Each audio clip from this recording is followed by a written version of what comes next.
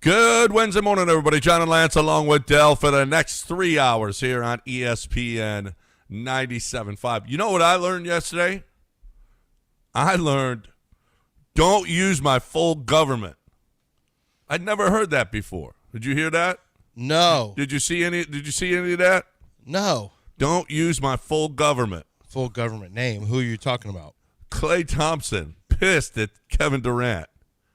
Oh, I did. Oh, that's what that was. That's where that came from. Yeah. Listen, it doesn't matter what we start the show with anyway, does it? Not Kevin Durant. really. Kevin Durant says, "Hey, the Sixers are better than the team. Everybody's all pissed off about me joining the Warriors, but this lineup that LeBron is joining is way better.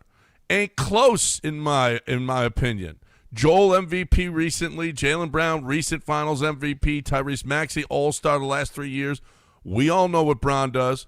Klay Thompson, never MVP candidate, nothing. 22 points a game. Draymond, 14 points, 7 rebounds, 6 assists. Steph, an MVP just like Joel was. I don't get how the Warriors team is better on paper. Man, Klay Thompson. Hey, man, you good? What you using my full government for? That's classic KD. Wait, but why is he saying stuff? Klay ain't never been an MVP at nothing. Because he's trying to deflect. Because he sees an opportunity to try to take some of the stink off of him going and joining the super team Warriors. And I was like, oh, look at him. Yeah. Well, what about LeBron? He's just pulling some Kevin Durant. What about it? What about LeBron? His team's even better. Boy, he's still sniping from his mom's basement. He is the most petty of all. Oh, my God. I mean, I swear to God, you would think that he'd be just. Bro, you're one of the all-time greats. Just let it go. Yeah, I saw a list of all-time greats, coaches and players all voted, and he was like 13th on the list. That's that's fine. Yeah. So, Kevin, why? I mean, and Klay Thompson ain't been MVP at nothing. What? Dude, just why do that? Why? I have no idea. He's just got to try to make himself look better by trying to diminish his team. Like, really, if you think about it, actually we really weren't even that good. Actually, the Warriors weren't even a good team. We just woke up Dream Shake, and this is not the way Dream Shake wanted his morning to start. Okay, sorry, Dream Shake. If you don't know your guy that's his favorite player. If you don't know your favorite player is one of the pettiest players ever to play in the league ever, I can't do anything with you at this point. It's just unnecessary. Okay? It really is unnecessary to take a shot at really, which was one of the great teams. Kevin Durant's doing the classic individual talent thing, and he's not taking a look as a team. They would rip your head off as a team. They were well put together. Yep. Bob Myers knew what he was doing. Steph was on Draymond's podcast, and he asked him. He said, "Would you, the 73-win season that we didn't win a championship, would you trade 2 of them for?" And he was like, "No, I'm not trading 2 for 1. What are you nuts? That 73-win season, we were great. Then you know what? We won 73 games. So what? We got 2. Those 2. I ain't trading 2 for 1. That's dumb. Anyway, the Astros aren't dumb. The Astros are good. The Astros with another win last night. It wasn't pretty again, but it was. You know what? They just getting the job done. 7-2. Wisniewski he was okay, and that was just fine. The Astros win at 7-2 and got a big 4-run 5th inning out of it. Yiner is hitting now, bro. Yiner is taking care of business offensively. Yiner's game all the way around has matured the second half of the season. He's been better. He's been better defensively. He's hitting better. He's been a factor. He's very quietly become a much better factor, and then having Vasquez as your as frankly your winning option, because if you look at the records between the two catchers, they just play better when Vasquez is in from a win-loss standpoint. But Yiner's done a nice job. You have Trammell was able to get the home run that he wasn't able to get the night before. He actually got this one. Actually launched one later, and he actually got this one. He actually got to run around the bases with a real home run, as opposed to the night before when he thought he had one. Touched home plate, dapped up his chest, pointed up to the sky to somebody who he loves, and took 3 steps and realized, hey, something feels off about this energy.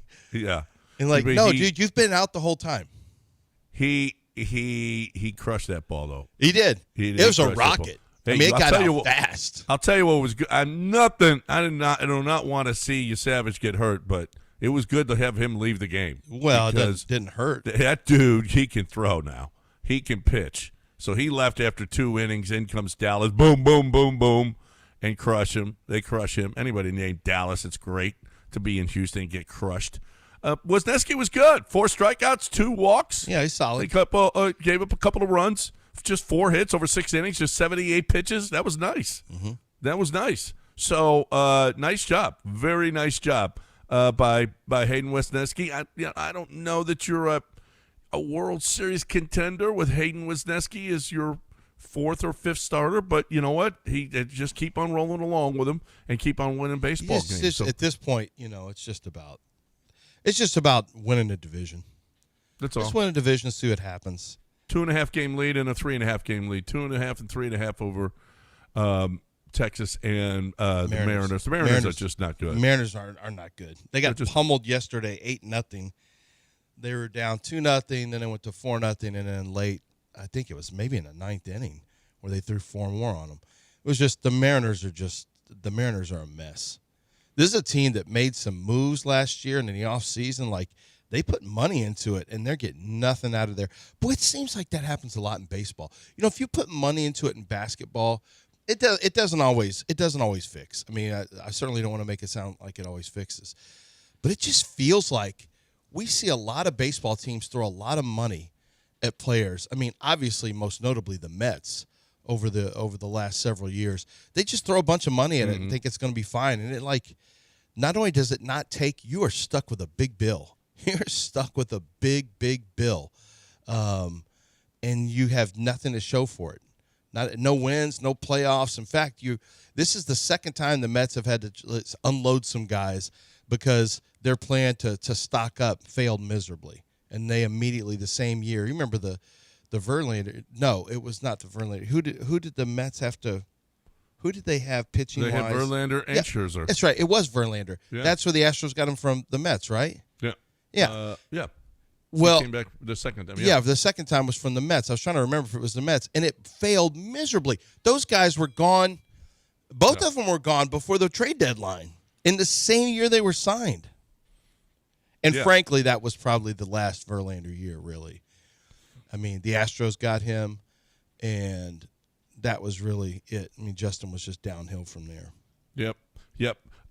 So 2.5 game lead, all nice. Astros win. They got a day game today.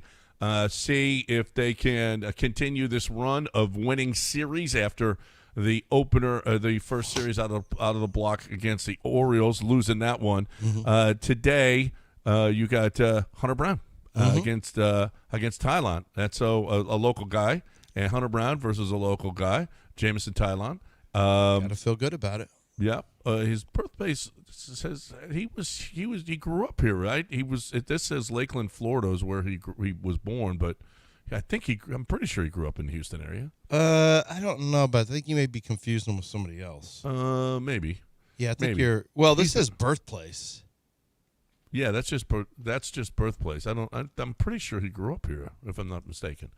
Anyway, he's been around quite a bit. Pittsburgh, New York, and now Chicago. Yeah, you're right, John. He was in the Woodlands. He was in the Woodlands. Okay. Well, it's kind of from here. It's the Woodlands. The Woodlands is here. It's like an hour and a half, 2 hours away. No. I play golf all the time in the Woodlands. Don't. It takes a long time to get there. Those are my peeps up there. It takes a long time to get there. The C-Dub. That's those people they're good people, good hardworking people. I didn't say they're not. They're not people. The Amish. You make them sound like they're churning butter and lifting up A-frame houses with horses. They love ox. their neighbors, okay, and they will go over with. Well, hello, neighbor. Yeah. Welcome to the Woodlands, where we have we have corn is abundant here. Yeah. And we've got our own You ever candles are made here. Our wives in their bonnets are making lunch for you right now. We just need to put the oxen away out in the out in the shed. Pasture. Out in the pasture. That's not right. how they are. That's how they are. The Woodlands and people they are chop down trees and they build each other They're cabins. not that. They're Yeah. not that. This isn't Barns, This isn't yeah. an hour and a half outside of Philadelphia. It's Okay. not where we are. These aren't Quakers. Hey, listen, there is those are good, hardworking people. Love those people. I got a beef with this show that we're doing right now. What is it? I've got beef with this show over the last 3 days. Have you noticed that Dell has just decided, I'm just gonna. Yeah, well, he doesn't. He started fussing? What's his deal? It takes him a while to wake up. No, this is not even it. The last several days, he's just been in there and he's been pouting because something happened at the Odyssey. Someone touched him inappropriately at the Odyssey or Spider-Man. or the Spidey movie. Something bad happened. Maybe a spider bit him. Something bad happened at Spider-Man. You think it's improper or proper to joke about molestation? You asked for it, now you got it. Did But for someone but with show you, us think it's where proper? someone but touched you? if it's on you, Excuse me, father of multiple children. yeah. Do you think it's proper to joke about molestation? If it's on you, it's Oh, that's okay. You think Yeah. a black man should be assaulted in a oh movie now theater? he's going to the black man to Oh, make my it God. worse. I know your moves, Dell. Do you Yeah. think I it's know your proper moves. There's to levels joke to about this. Took it right a to black man racism. being assaulted at a movie theater? Yeah, From kinda. Deer Park or wherever you're I'm from, not from Deer Park. It doesn't matter where I'm from. it matters. Those are good, hardworking people too. in Deer Park. I forgot. So they're the when you hard- start to use he's your from Lake words, like Jackson. they're Is glowing. that are they good hardworking people on Lake Jackson, where he's from? Oh, hey, we had a great suggestion yesterday. What? How about Jason? Jason said this at the listener appreciation party. We need to have a sexy hot dog eating contest, Oh, that's a terrible idea. but only women, no guys, because that was really, really, well, okay, that's not the worst idea I've heard. Dell's shaking his head no. But remember, it's kind of, well, if we put phones in a bag like Dave Chappelle at his concert, if we make Yeah. everyone put phones in a bag. and then you never know if the phones are It in the didn't bag. happen. Maybe we can play male golf or female golf or food. Yeah, nothing happened. yeah. Nothing happened at the thing. Like there's And no a proof. sexy hot dog eating contest. Yeah, I mean, if phones are away, yeah, for sure. We could do that. For those of you who didn't see it, there's a video of a guy eating a hot dog, and He's not intentionally trying to be sexy. He's eating a hot dog. He did Somebody's some stuff to sniping it him. that was, Somebody's sniping him with their camera from far away, and he's just it's not just, you know what, you know how he was you eat a getting hot it dog? ready. He was preparing You know it. you get in a hot dog. Yeah, there were too many steps in the finishing of the hot dog, of the eating of the hot dog. There's like preparing it is a good word for it. It's hard to, if you didn't see it, it's a little, you know how you eat a hot dog, you grab it, you put it in your mouth, It you was bite it, kind of you like chew it hot up, you dog swallow. eating foreplay. It's not foreplay of the hot dog, Dell. He's yelling out foreplay. You want to do that, do it on the air. That's what I'm talking about. Well, I did it. That was a I good didn't hear line. him, and I did it. You did what? Foreplay. I said it. Oh, you said it too? Yeah. Okay.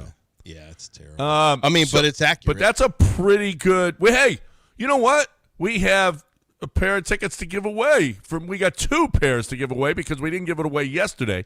And all day long, you can go to the app and get to the listener appreciation party. Just register for the contest. It'll be all day, from 7 till 6 p.m. And we're giving away tickets right now, as a matter of fact. It's 713-780-3776. You want to go to the listener appreciation party, caller number 4 is going to get in. 713-780-3776. So you can get in with us and get to the listener appreciation party. That's going to be fun. It's going to be at where is it? We're going to oh my God, the beer St. Arnold. St. Arnold. Yeah. St. Arnold's. We have our own special little room there. Yeah, we got it's great. It's a It's a great big party room too, so it's plenty of space. Yes, plenty of space. We're going to have fun. We had fun last year. Apparently, a sexy hot dog eating contest is going to Well, happen. that would be something, wouldn't it? Just a bunch of dudes eating hot dogs. No, I don't know. You're not going to do that. Oh. A sexy, no. If we're going to do a sexy hot dog, We eating better make contest, sure women are invited then. Well, bring your girl. Okay. Paul apparently heard the segment that we He did always the other day. hears it. He's going to hear you saying these things. I said stuff about the girl that he brought last year. I didn't Yeah. just I just didn't believe that she would be with him. That's all. Yeah. And he heard it, and he's not upset with me like Klay Thompson is. You see that? There's a way to do things. You did use Paul's full government also. I did. I You used said his Paul full Gallant. government. Yeah, well, because people wouldn't know if I just said Paul. Yeah. It was Paul Gallant, and he brought somebody that you would want to watch eat a sexy hot dog eating I contest. think he'd That's all. prefer people didn't know. Mm-hmm. That you're trying to talk about him like, she wasn't with him. She was paid for. She was a woman of the evening. I didn't say that. That's what you inferred. I didn't say that. You asked if he had to pay for her. Ask. That's implied, inferred. Well, it's but listen, that clearly doesn't mean that stated. you're a woman of the night. You just got a little cash that night. All right? Hey, will you go with me? Here's some money. Not do all the other stuff. Here's some money. Okay?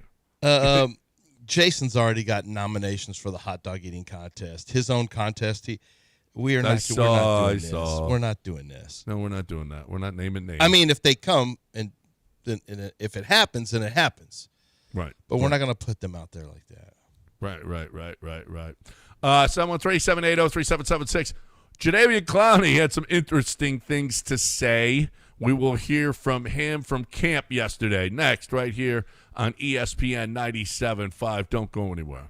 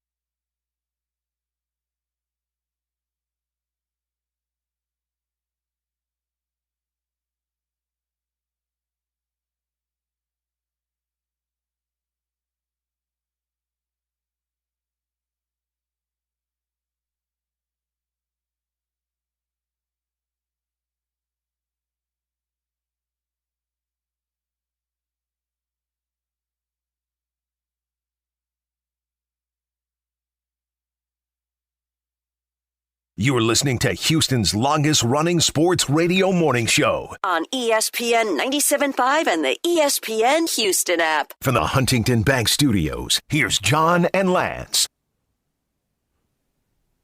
All right, welcome back here on ESPN 97.5. John and Lance along with Dell at 713-780-3776.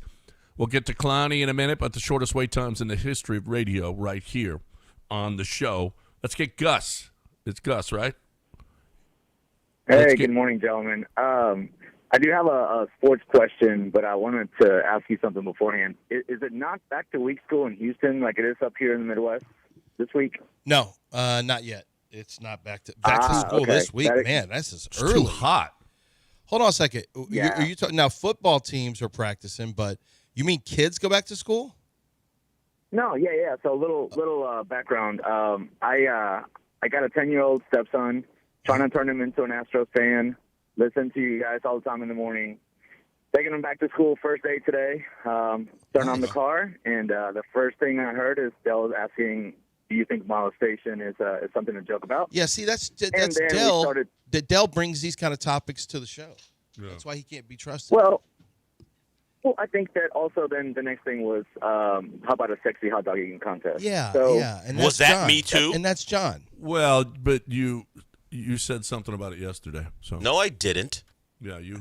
No, I didn't. And your 10-year-old is headed to school. Well, that's right because you weren't in on that. That's yeah, right. Yeah. Today's it's first day of school And today. First day of school. No, over where here. our kids they have all don't. kinds of- God, this is early. When do they get out? See, Yeah. HISD kids didn't even get out until June. It's stupid. Yeah, we did. Oh, see, wow. Here's Yeah. the problem, Gus. We didn't know what state are you in? I'm in Indianapolis. I've called a couple times before. Yeah. Gus got Yeah. the restaurant, John. Yeah, He's got a couple Yeah. restaurants. Yeah. Well, we didn't know that Indianapolis would This be is listening in early this to morning. be in school. Holy crap! No. Yeah. Do y'all have a I winter? actually- Do you I guys? applaud it. Gus, Is do you your- guys have a winter break where they not winter break? Do you have a fall break or whatever?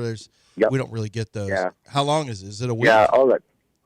We have no winter break is 2 weeks. I'm sorry, fall break is 2 weeks. Fall break is 2 weeks, and you got winter. Yeah. That's awesome. Yeah, that's probably what you're starting in August, That's awesome. early August. August Yeah. 5th. That is early. Those kids in when No, do they get off? I think the kids in Houston. I think they go back in the late, like August 18th or something at HISD at least.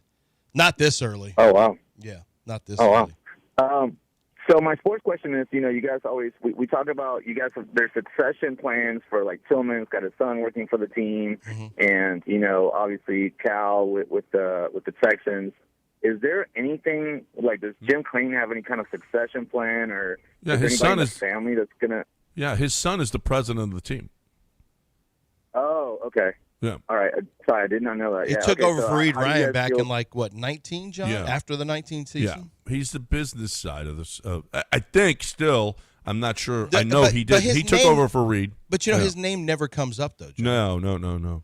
By the way, Well- Gus, school that's kinda starts my August point. 12th. August 12th here, so it's coming up in a week. A week. Yeah. Wow. Yeah. Actually, my daughter's a teacher at HISD, so I totally forgot about that. But she's back in school now with all the in-teacher stuff. So yeah, that makes sense. Well, this is actually. Well, you got I'm a sorry, daughter. this Your is- daughter is here. She's a teacher here. Nice. And you got a. Yeah. Oh, Yeah. you got your second life going on up there, huh? Well, John, little funny background. My first wife was we were listening to a show way back in the day when I was still in Houston, and then you went in on a Hawaii rant a couple years ago, and my ex-wife was of Hawaiian descent. And then that same day, you started talking about Puerto Ricans aren't really citizens, which obviously I'm Puerto Rican. Yeah, And so he's the got most the look offensive. from my got the look from my ex-wife, like, what are you doing listening to these guys? I'm like, I've been with these guys for a long time. And then today, as I was, Wait a minute. I'm looking to the my passenger seat's got my girlfriend looking at me right now. So I think you're on the way to ruin my second relationship there, John. I really appreciate that. So wait a minute. What did I say about Hawaii? I love Hawaii.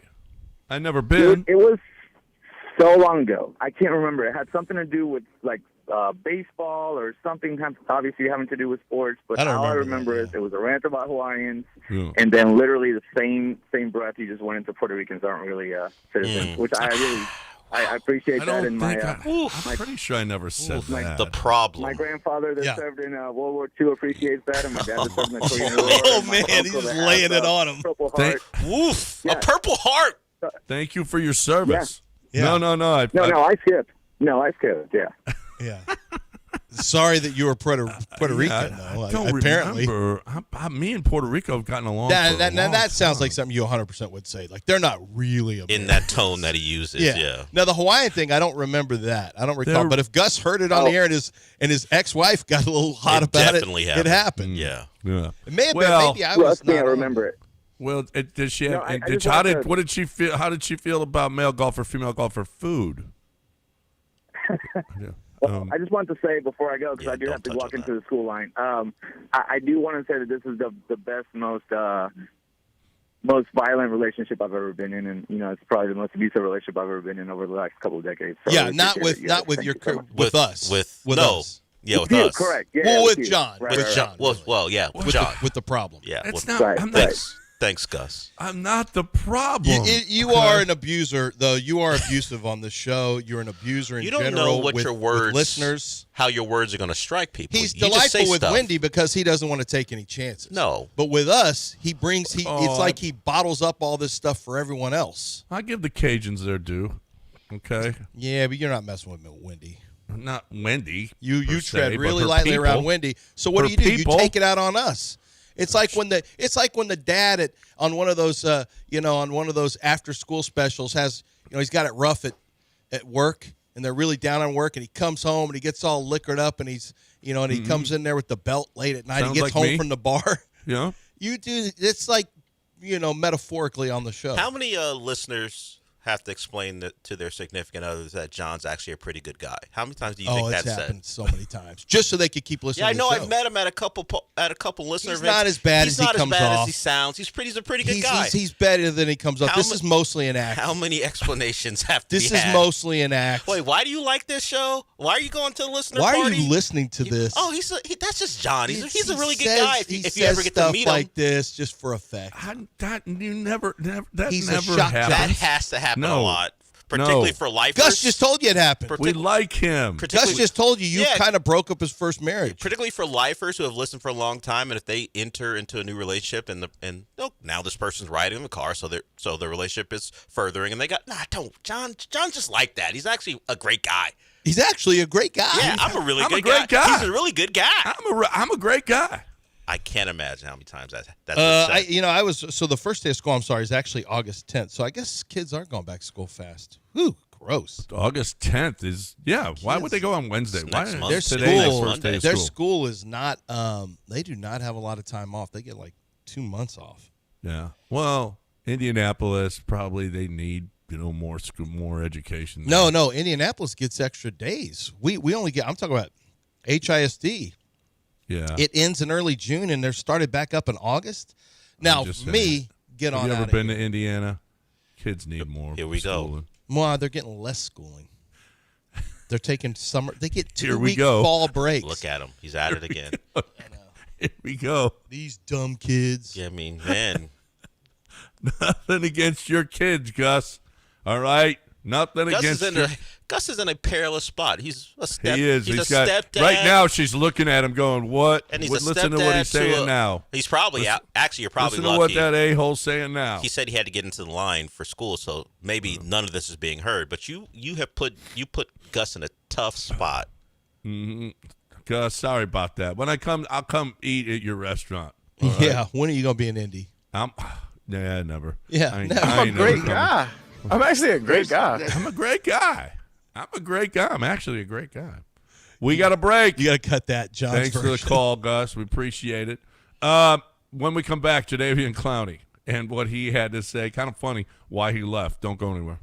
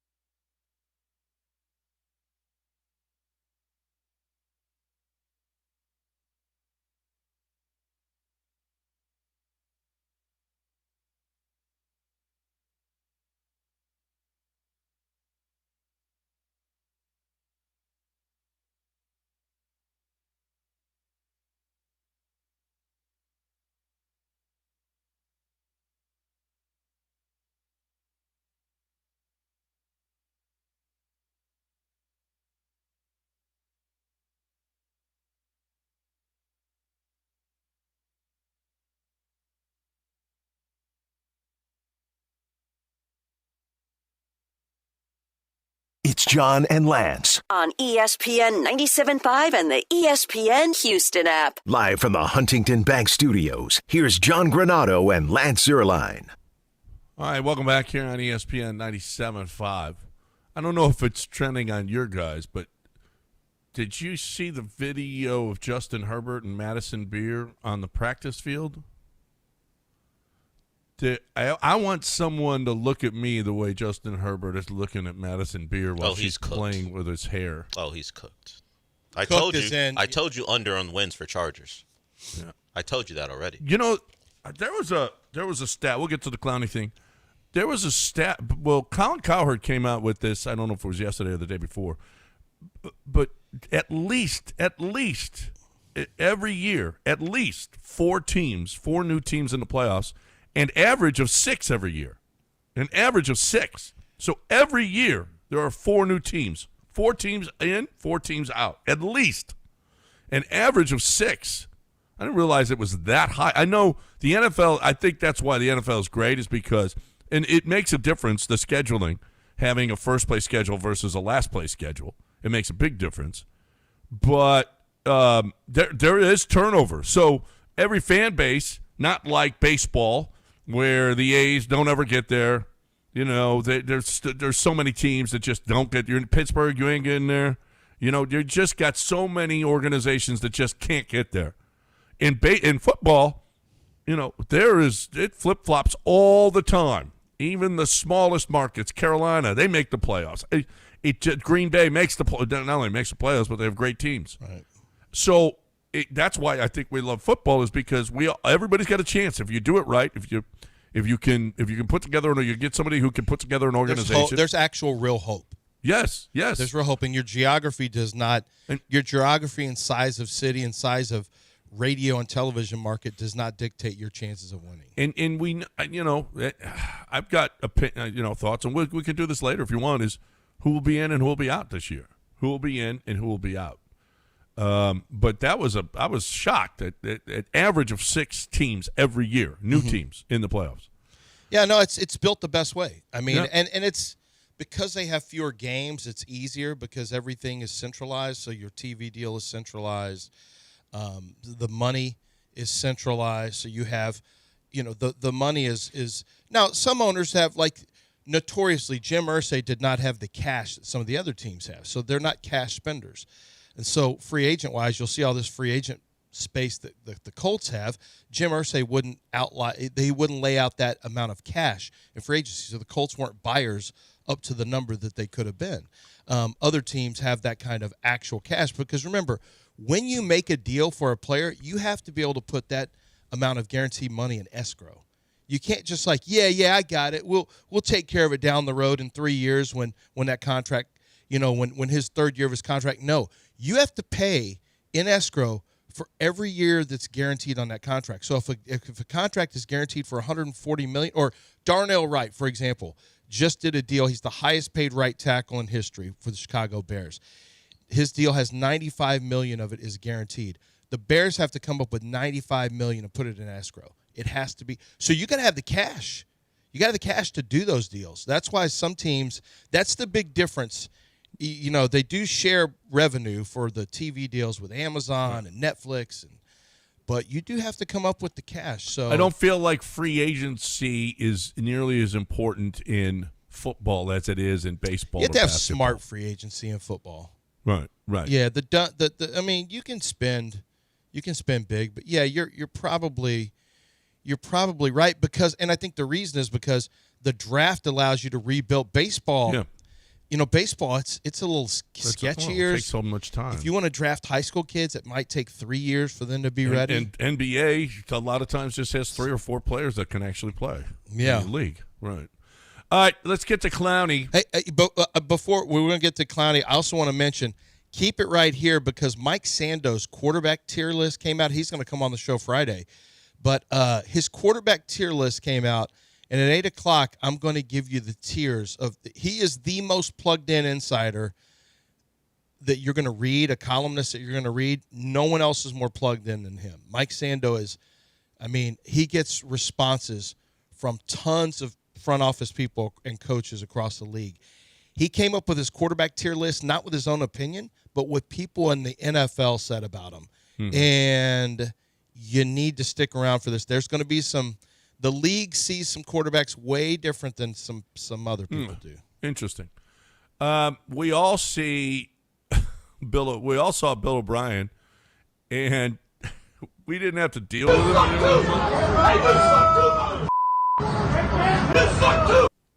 Listen to Jadeveon Clowney when asked about leaving the first time, why he had to leave, why he took off out of Houston.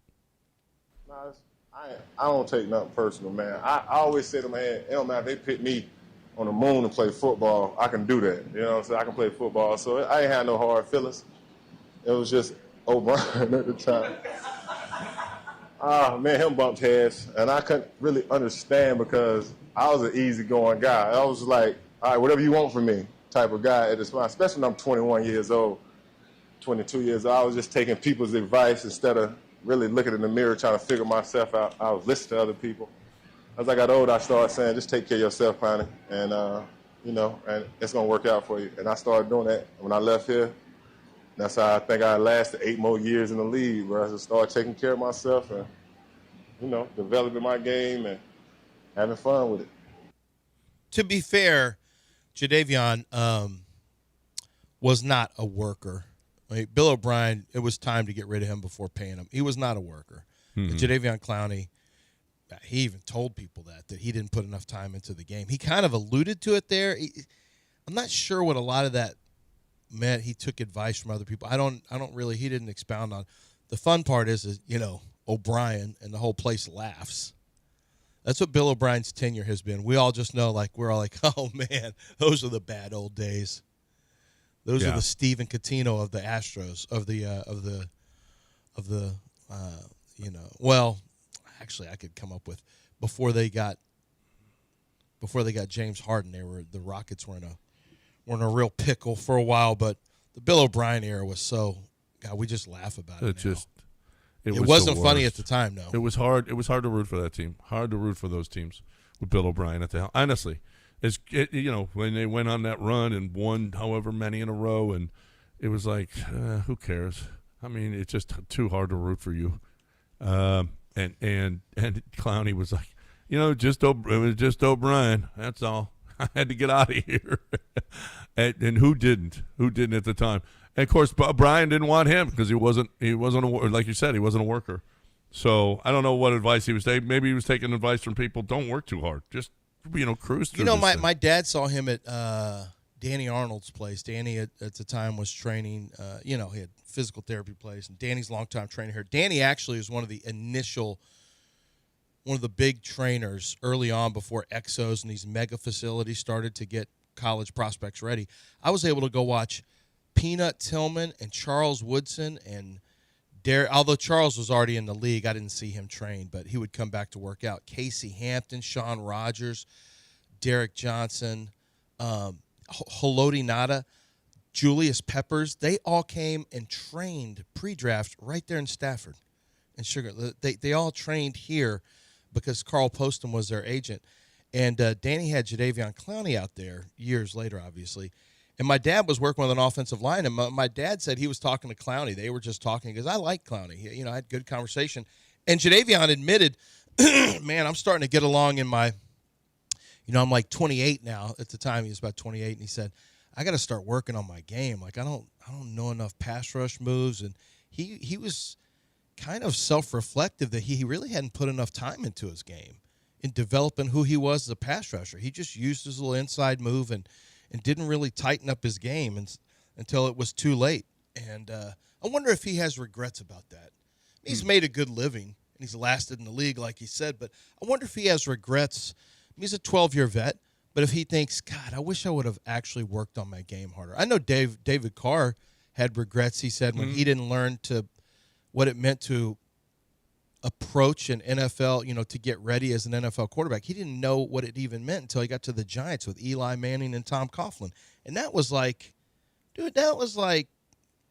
oh my gosh, 9 years into his tenure as an NFL quarterback? Yeah. And Clowney has to have some regret that he didn't put the time in to work on his skill. Yep, absolutely. He did also say why he was coming back. And, well, the difference in coaches, there's a huge difference in coaches. We also got a good Al-Shire bite on Rutledge. And good stuff, good stuff. We will get to that. And Clowney on why he came back. 713-780-3776. If I have insulted you in any way, shape, or form, you're more than welcome your to get loved in ones. And still ahead. Or your loved ones. Or your loved one. And still ahead, we've got that quarterback thing, Mike Sando quarterback thing at the top of the hour. And a reminder that tomorrow we are giving away 2 spots in our fantasy football league. So you got to keep on listening. Nice. Keep listening. Let's do a show trivia, Lance. So we got to think of a good question. Oh, okay. We can do it back in the day from 610 if we, You want to go that far back? Well, yeah. So people, you know what, old listeners might be able to get in. Okay. All right. Yeah. Let's include them that they can possibly. I got a couple get. right now that I could come up with. Absolutely. Absolutely. We will do that. Yeah. If you want to air out your grievances, this is a show of grievances against John. 713-780-3776. No, that's not what we're doing. That's not today. 713-780-3776. Air out your grievances as Gus did. How did I ruin your marriage?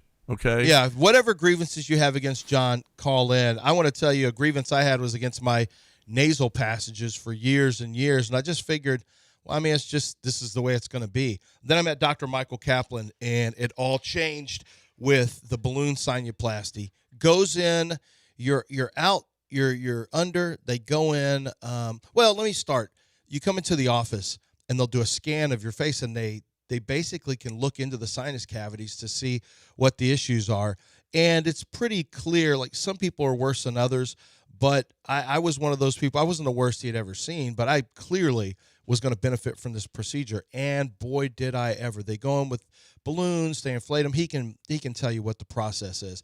I just know that I came out of there, had a recovery time. I was able to go to a World Cup match the next day, just to give you an idea. And I did not miss any work. I had it done on a Friday.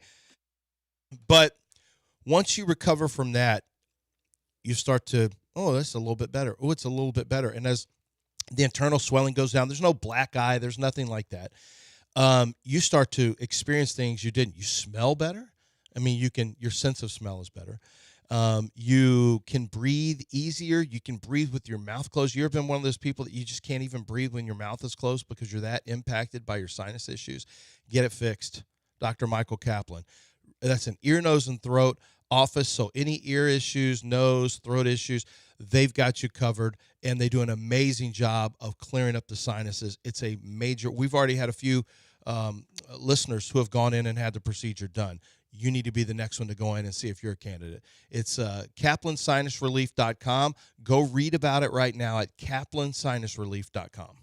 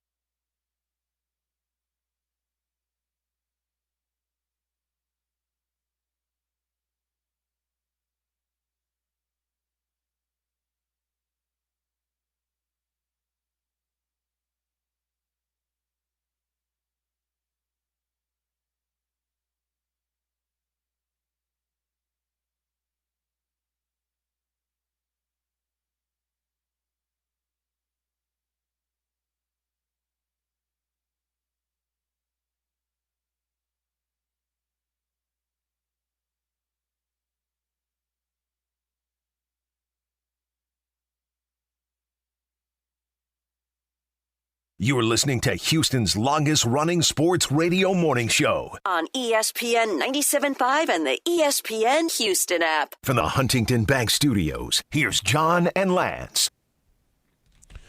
All right, welcome back here on ESPN 97.5, 713-780-3776 is the number. We got, who's on the line, Stafford? Let's get Stafford in here. Hey, Stafford, what's going on? Good morning. Good morning. John, I don't have a grievance with you, brother. See? You keep it real. No grievance with me. That's most I people. may have had a grievance. Yeah, I may have had a grievance with Dale. Sometimes Dale just talk about my team, and it may be constructional criticism, but I could be sensitive about my squad. No, actually, Dell pisses everybody off. Dell pisses everybody off. So yeah, especially Twitch. The smart people on Twitch.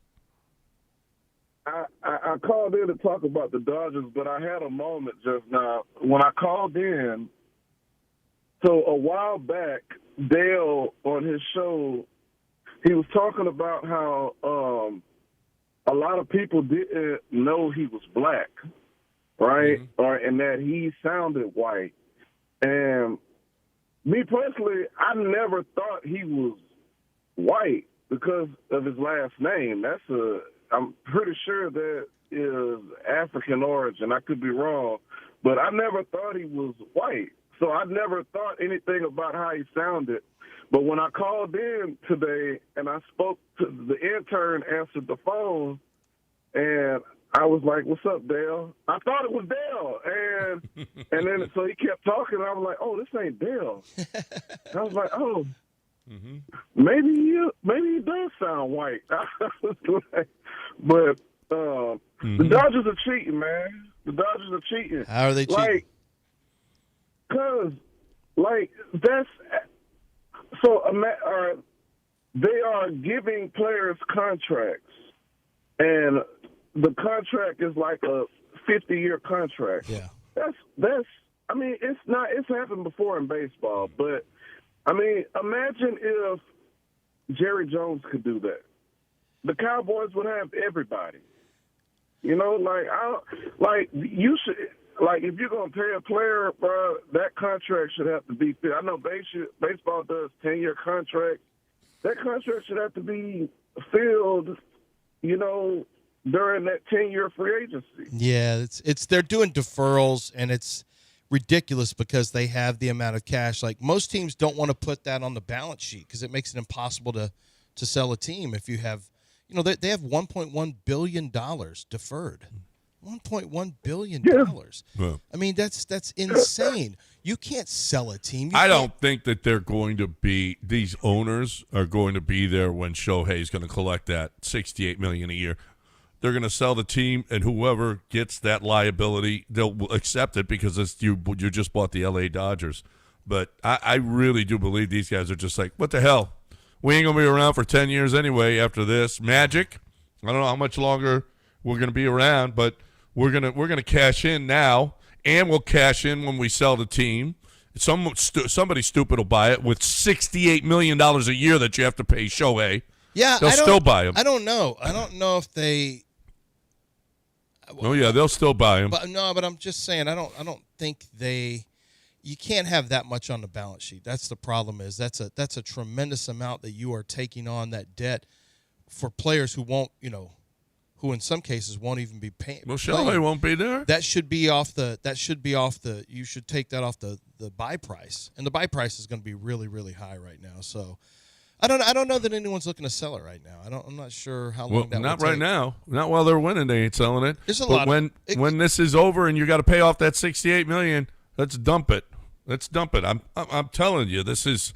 And they don't care. They just don't care. They'll put as much, like you said, over $1 billion. They'll defer over $1 billion, well over $1 billion. What? That's not going to last. They're going to close that loophole. Yeah. The owners we'll see this offseason. This offseason. A big tax where the other owners get the money for that, something like that. The Dodgers have ruined baseball. The Dodgers have just ruined baseball. They function under a. And they got Scooble for way less than market value on minor league should have been. Yep. Because Because no one could pay Scooble. Everyone's like, well, if Scooble's not going to stay here, why Right. should we even be in the bidding? We can't afford to gut our minor league system to rent Scooble. He started last night. He said, it was like I was making my major league debut. I was so nervous. He ended up getting a loss. It's 6 innings, 2 runs. That's just a typical Peter Lambert. They didn't start, score. really. It's the 5th straight loss for the Dodgers. Yay. Yes. Keep on losing, That's all we can a-holes. cheer for. That's all. All right. College football coaches poll. Preseason coaches poll came out. Mm-hmm. How do you have it? Dell, you got any issue with the college football coaches poll from yesterday? Well, you have to say who Tell the top people 10 are. in the top 10. Who's number one, John? Who's the Well, number you one know team who in the number one country? is. Ohio State. That's right. Saying back at quarterback, Jeremiah Smith, the quarterback. They've got a Bo Jackson, a different one, but the running back is back. Their season ended with a whimper. If you remember how that game played out in the Cotton Bowl, you want to put Ohio State there. You want to put Texas there. There are no real complaints from me. Georgia you could throw in there too. I'm just listing some of the teams in the top 5. I am interested to see what you guys think. Indiana won the title, one of the more remarkable runs over the last couple seasons in college football history, not just modern history, just history overall. They are ranked, I believe, 6, is it, John? 6. 6. Okay, no number 1 overall pick, so Josh Hoover steps in. You lose, I think, your top 2 backs now. They've done well enough in the transfer portal. They lose their top 2 receivers as well. I know it's the Signetti effect. I get it. But are they at the point where they can lose that much NFL talent and we just write them in at 6 now? Is that how people feel about them? Apparently the coaches do. I mean, it is college football. If you win and you win big, you're going to continue to win big. Except right? Florida State, who was winning, who looked like they were really good and then became really terrible overnight. Right. But they trouble. don't. Yeah, but they didn't have Kirk Signetti. I think the So Signetti weird to say factor that. is real. Yeah. I mean, anybody that did what he did, turned that program around, and goes back-to-back playoffs and wins the championship. Think about it, though. They lost the first pick of the draft, both running backs, 2 of their top 3 wide receivers, their starting tight end, 3 of their starting offensive linemen, both They defensive lost Pons, ends, the DB. their linebacker, who's a Texan They now. lost their starting safety, The Lewis starting Moore. safety, right? Lewis Moore, And Pons. Moore, yeah. Like, they lost a ton. when you think about it. Now, my guess is they portaled up. They did portal. While I'm not surprised, it is interesting that Indiana could lose that many players of that caliber. And the portal, Josh Hoover's a step down from Fernando Mendoza. Now, we didn't know Fernando Mendoza would become what he became, so maybe Josh Hoover's next. And pencil them in as the number 6 team in the country. Yep. It's interesting how that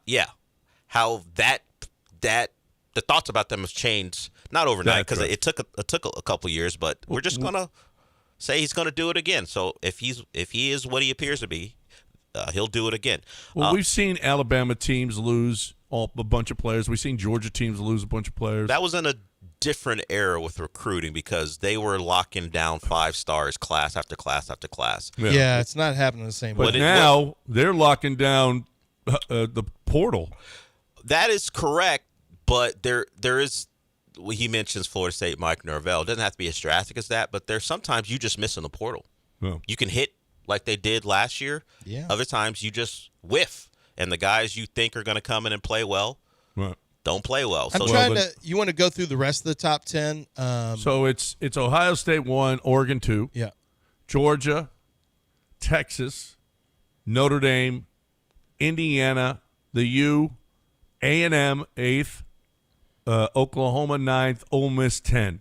I give Texas a real shot to win a national championship this year. Yeah. It's funny because Notre Dame, the odds that I saw, Notre Dame is number 1. They have the best odds to win the They're a championship. lock to get to the playoffs. And C.J. Carr is the favorite with Heisman, which I don't think he's going to win the Heisman, but that's fine. Notre Dame quarterbacks don't do enough statistically to win it, in my opinion. Well, guys come out of nowhere now to win the Heisman. So They do that. Yeah, exactly. That's why C.J. Right. Carr probably wouldn't win it.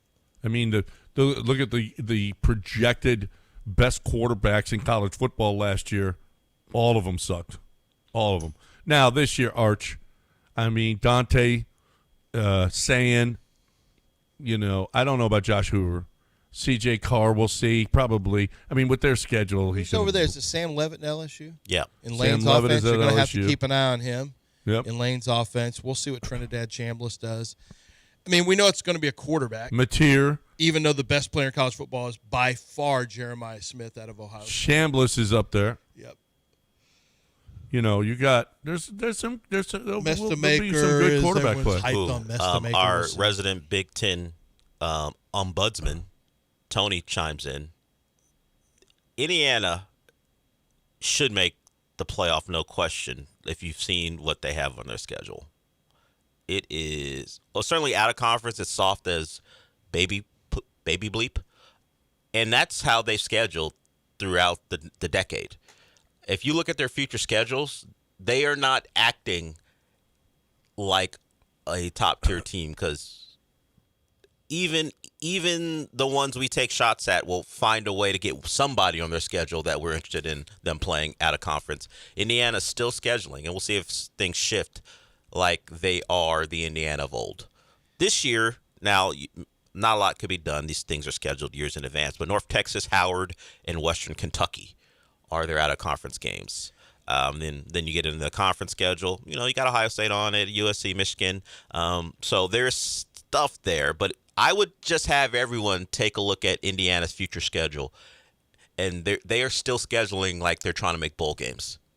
Like, we need our 3 that we know we're going to win. And then we'll find 3 in the conference, and then we're in a bowl. I wonder if Cignetti, who is kind of has an approval rating of a perfect one, I think, if he will start to catch it if this continues. Because it turns pretty quickly. People get tired of winners, particularly if those winners never get tested on a national stage. Oh yeah, they'll treat you different after you win a national title. Yeah. Right. More is So expected. basically, he's got Ohio State. Going to Nebraska might be tough. He's got Ohio State. He's got at Michigan. He's got USC Home at to home. USC. He's got a very favorable. Yeah. He's at Washington. That's a good That's football a- team. The he's Big got Ten a is very you're gonna favorable find schedule. you're gonna find your games in the Big Ten, but those Big Ten teams you laid out will go play out of conference games. Indiana, at least right now, has no interest in doing that, and I think it will be something people take a look at. Maybe not this year. The Cignetti stuff is still on a high, but if they don't switch it up, it'll turn on them. But that's just how people are. Well, we hate winners. Yeah.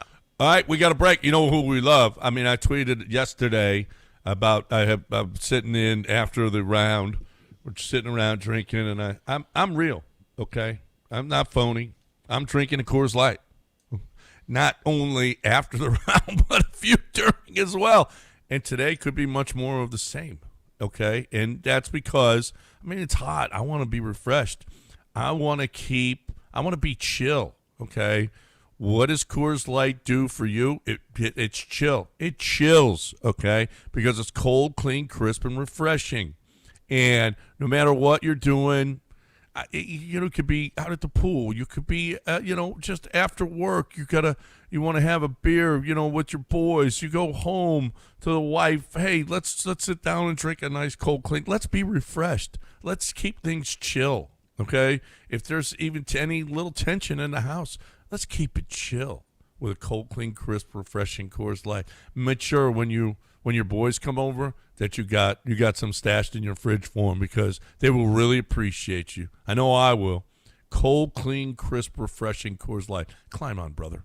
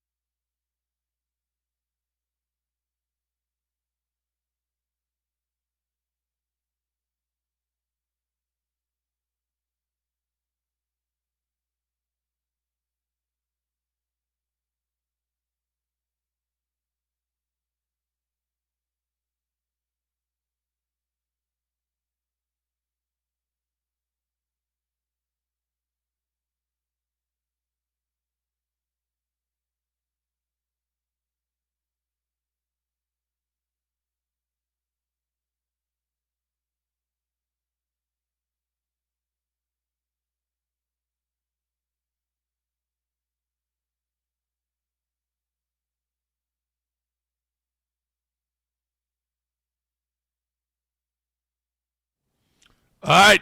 Astros won 7-2, 2.5 game lead over the Rangers.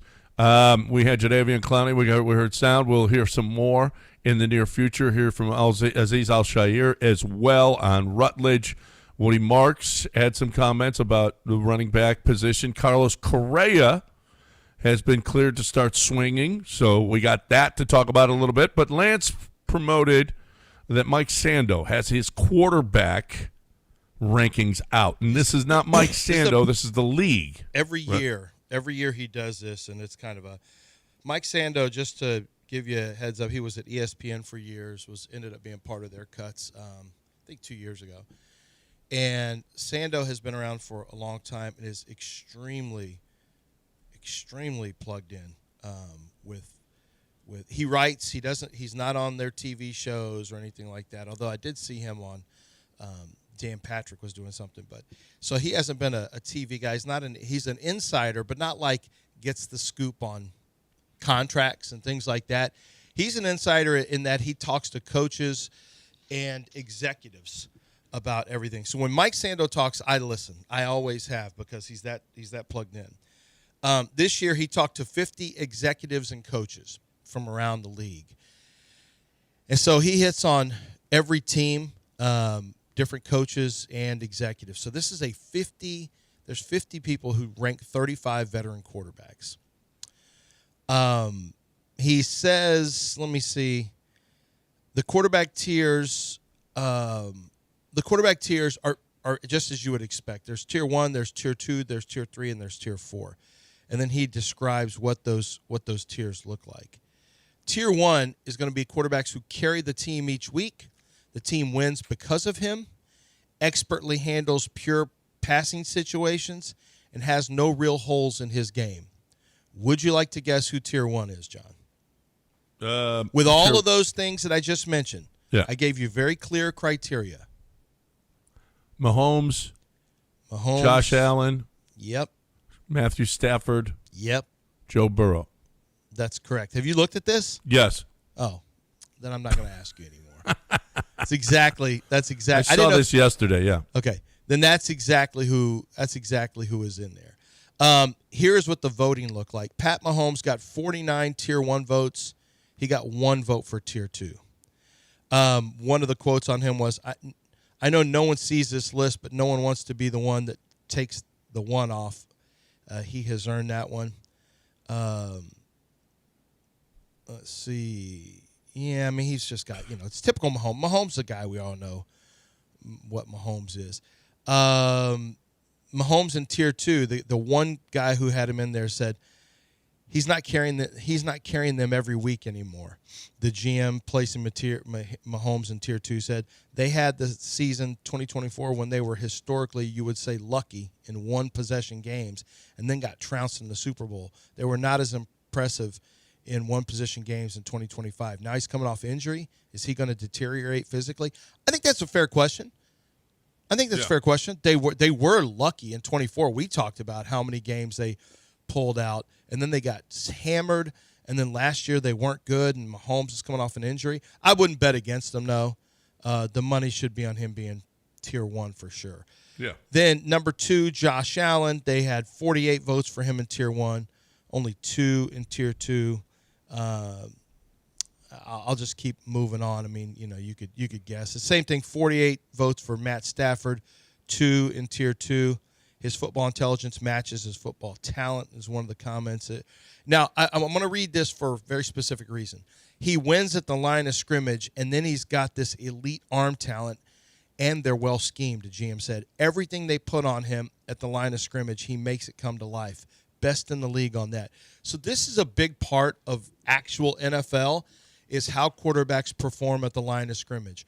Recognition of pressure, getting to certain protections, recognition of coverages, how to occasionally bait coverages into showing you what they're going to do. Peyton Manning was great at that with his dummy calls, making defenses move after this, expecting the snap, and they'd already start their movement, and he'd get an idea of what was happening. If you know what's coming at the line of scrimmage, if you have a pre-snap plan, then your post-snap execution is going to be much quicker. Joe Burrow, They've got 46 votes for him in Tier 1 and 4 in Tier 2. The Tier 2 quarterbacks carries his team sometimes. We're done with Tier 1. Carries his team sometimes, handles pure pressure passing situations in doses, or has other dimensions that elevate him above Tier 3, has a hole or two in his game. Number 5 is Lamar Jackson. If he doesn't play well, they don't win games, was one of the quotes. I'm not sure how much he wants to run and take his hits anymore, an opposing coach said. He can't be special without the threat of a run, which I would agree with that. I think he needs special, right? If you're talking about special, what makes him special is his ability to run is such a – you can't really game plan against it. I think he needs to be more active when he does run. It used to be he would go and outrun you. Now he kind of goes, but he is not always moving with purpose. But he's in Tier 2, having gone against him a lot when they changed coordinators to Todd Monken from Greg Roman. He became a quarterback who is going to run it a little bit, not a lot. Next up at number 6, they have Justin Herbert. He should have had more accolades at this point, says one defense coordinator. I'd agree with that. By the way, Lamar Jackson's tier votes were 22 in Tier 1, 28 in Tier 2. Justin Herbert's votes were 19 in Tier 1, 28 in Tier 2, 3 in Tier 3. Next up was Dak Prescott. He had 12 Tier 1 votes, 36 Tier 2 votes. Drake May was tied for 8th and pretty firmly in the Tier 2 with 37 votes there. He was tied with Jared Goff, who has 39 votes in Tier 2, but 7 votes in Tier 3, which he only had 4 votes for Tier 1. Where's CJ going to be? Well, we're still in Tier 2. Here's Jordan Love, has 37 votes in Tier 2. He's always getting away with it, so at some point I just have to tip my cap, says an offensive coach. He's good. I was surprised an opposing defense coordinators had really solid mobile, threw with better accuracy than I thought. I'd give him a Tier 2. Brock Purdy is tied at 11th. He's got 34 Tier 2 votes, 15 Tier 3. He's one of those that I'm kind of probably borderline Tier 2. He's tied with Tier 2's Caleb Williams, who had no Tier 1 votes, 36 Tier 2 votes. I've got all these cut-ups on him, and I'm going, this guy's special. He makes unbelievable throws, and he's fearless, said one head coach. Another one said Chicago probably holds the ball longer than most teams just with the stuff they do. Then you add on Caleb's escapability. He gets out of so many that he should get sacks for 90% of the league. Number 13, Jaden Daniels, 32 votes in Tier 2, 17 in Tier 3. He was out for much of the year. I was a little surprised about this one, John. We're still in Tier 2. Baker Mayfield. One offense coordinator called him the streakiest player of all time. Sounds about right. He is pretty firmly in Tier 2, but he's tied with Sam Darnold, who had 32 Tier 2 votes, 18 Tier 3 votes. So they're both tied at 14. We still have not gotten to C.J. Stroud. Tier 2, Trevor Lawrence. He'll flash for windows where you go, oh, I think he's becoming the guy, an offense coordinator said. But another one said, man, if there's anybody that's between a 2 and a 3, I would say it's him right now, a former head coach said. If he does it again this year, I could see putting him in standing at Tier 2. Do you agree with Lamar Jackson moving down a tier? I do.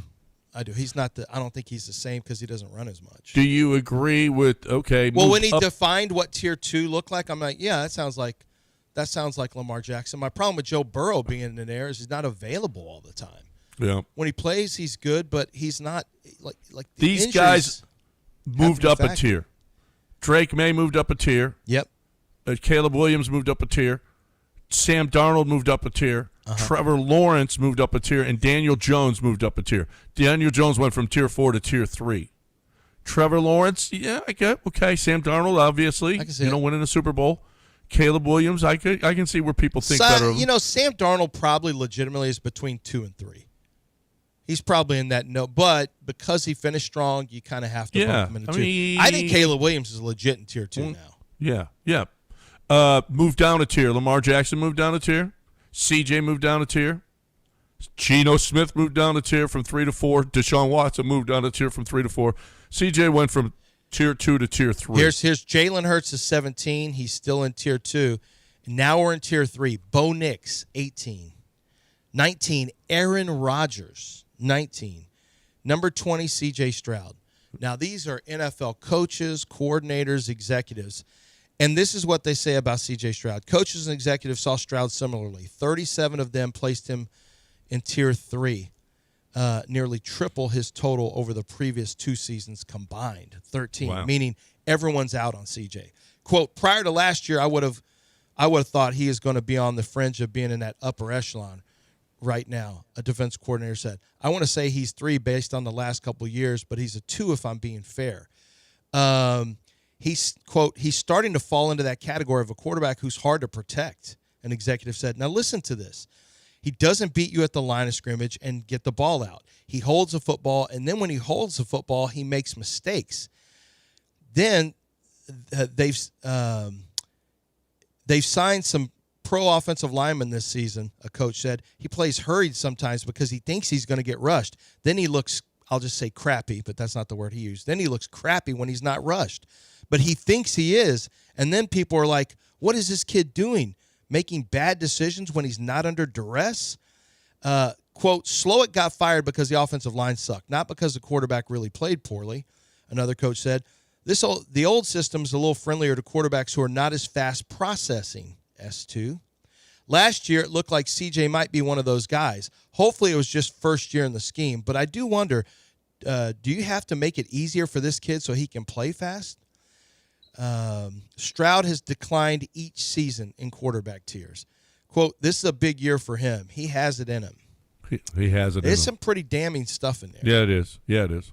And I think 3 is exactly where you the one word, and I think it's just his pouty face, but they said ambivalent. Ambivalence was a theme with Stroud. Yeah. Well, there's no one who I don't really think thinks he's I don't know that thinks of him CJ's anymore? face tells a story that you want to in your quarterback. Well, yeah. I mean, ambivalent, having mixed, opposing, or conflicting feelings about a person, object, or idea. No. Well, with CJ, that's pretty. Oh, yeah. Okay, so they were ambivalent They were towards him, ambivalent towards not him. CJ's ambivalent. Yeah, no, not him. But they were Okay. ambivalent towards him, I which gotcha. which makes sense. Yeah. I mean, what do you? There's nothing to really. Almost. You're almost kind of dismissive of him. Like, yeah, you put him in tier 3. It was not really somebody. There's no heat on CJ, so it is a big year for him. Yep. The processing thing concerns me a little bit because if he can't play fast, it's a problem, and he hasn't proven he can play fast over the last couple of years. So, if it means making the reads more simplified, although Slowick's offense or that type of offense typically is one of the most quarterback friendly you can have. Yeah. I mean, look at Clint Kubiak, who helped Sam Darnold. I mean, that comes from the Gary Kubiak, Mike Shanahan, Kyle Shanahan. They make it easy on quarterbacks. But that offense is not what he's running now. It'll be interesting. Well, there's a lot more. There's a lot more here, and who can move up and who will move down, and who moved in as well. So there's a lot of good stuff here. Deshaun moved down to 31st, and I don't even know that he's that good. If you want to know the truth, he looks terrible. He's right ahead of Michael Penix. Jacoby Brissett's 33rd, and I think that's unfair. I put him ahead of Deshaun. I put him ahead of Deshaun too. All right, we got a break. But we're behind, but we can continue this and other stuff. We got a lot of stuff to do still. We got to talk a little Golden Nugget right now is what we got to talk. I want to talk about the Golden Nugget Lake Charles. I want to talk about your fantasy league. You still got time. You still have time to go to goldennugget.com/Lake Charles. Make your reservations the weekend before the season starts, okay? How great would that be? You got your 12 guys in your league. You all go to the Golden Nugget. You can get a golf thing going on. You can get a poker thing going on. You can get poolside. You can get, cabana there at the pool. Or you can just, everybody goes and like, you can bring the wives and kids because it is kid-friendly. You got 12 restaurants. It's just a great time. They've got packages available, including beer and pizza, wings, food, credits, and more. All kinds of great stuff for you to get your fantasy draft going. And if you don't want to do your fantasy draft there, okay, that's fine. But to watch football, This football season with the DraftKings Sportsbook, there's no better place to go get your football on. Make a reservation. Get there for the weekend. Watch all your football. Have a big time this football season. I just love it. GoldenNugget.com/Lake Charles. GoldenNugget.com/Lake Charles.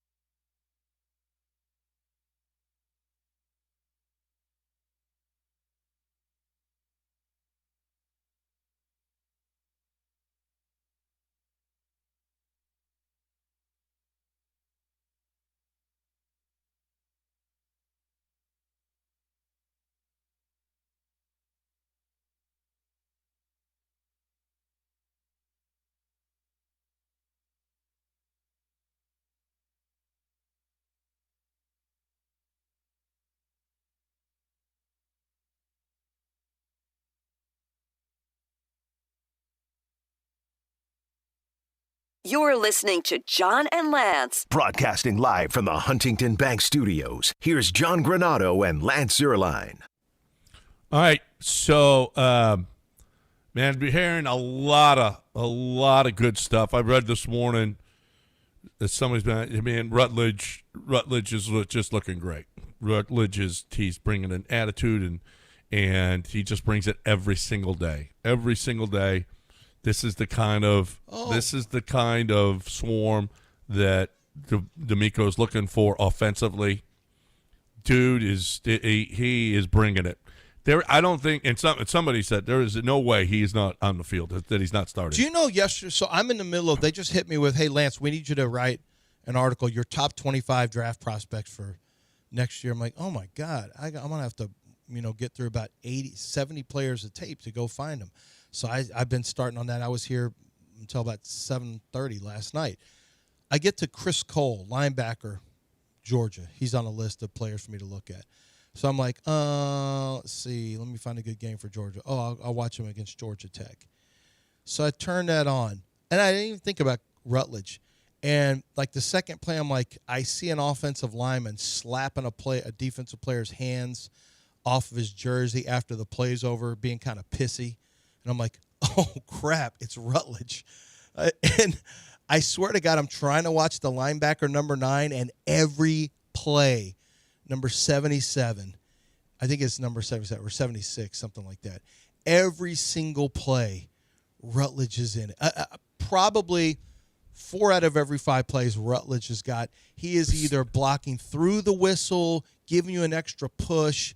It's just so nasty with him. He's such a dirt dog.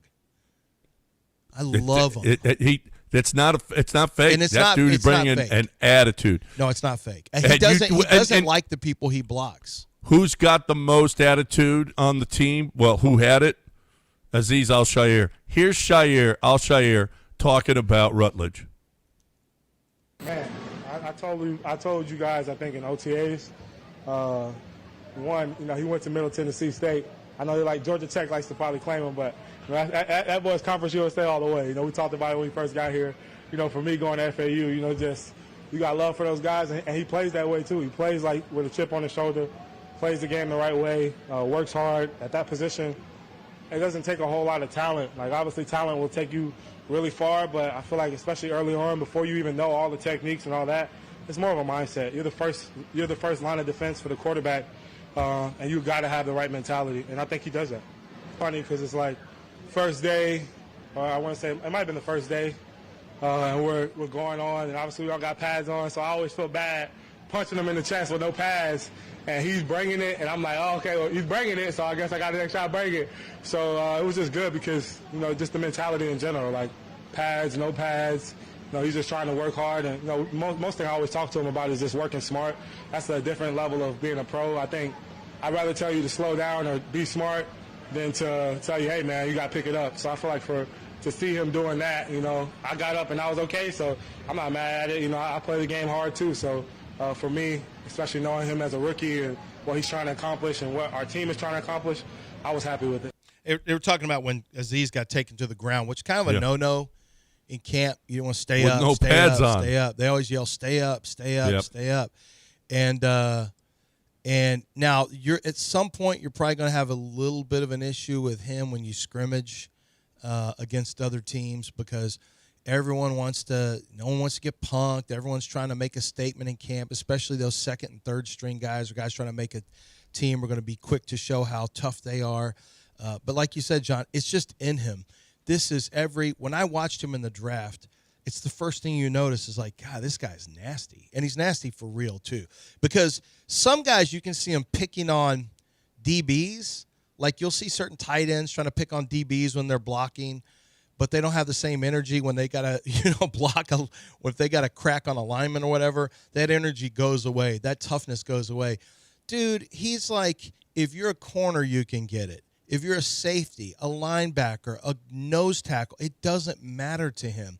It's the same thing every single play. Now, you still have to execute and get guys blocked. I mean, there's still all that. He had a really horrible wreck where he almost lost his foot. I think it was a foot that he almost lost. And recovered from that, like Azeez said. I forgot he went to MTSU and then transferred to Georgia Tech.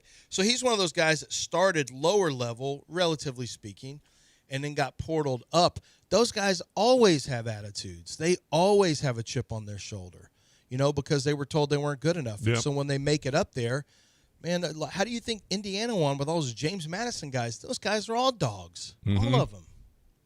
They thought they go in there thinking, oh, you didn't think I was good enough. Okay, I see how it is. Mm-hmm. Absolutely. It's the same way. It's the same way Peter Lambert. How did he last Peter till the Lambert's second? a dog. Peter Lambert could have portaled into Indiana. Like, oh, you thought I wasn't good. You tried to cut me before the season. Okay, okay. Yeah. You played at Conference USA, Colorado Rockies. Yeah, keep that same energy, Dana. Watch this. Yep. Now, you stand over there, Dana.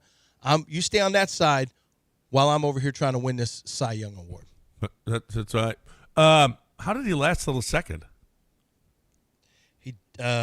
He didn't. He got drafted in the first, remember? Rutledge, yeah. No. I was thinking McDonald. Late in the first. Yeah, Rutledge was late first, yeah. Well, and people thought he was drafted too early. Remember, there were people who said he shouldn't have gone in the first, but the problem was he was going to go. I want to say as the Giants were going to draft him. There was somebody who was ahead of the Texans who would have drafted him. So I knew that I already had that intel. He's exactly what this team needs. Exactly what D'Amico wants. Yep. Exactly. For the first time. An offensive lineman with Swarm. Yeah, you haven't seen that. Like, Prada is not Swarm.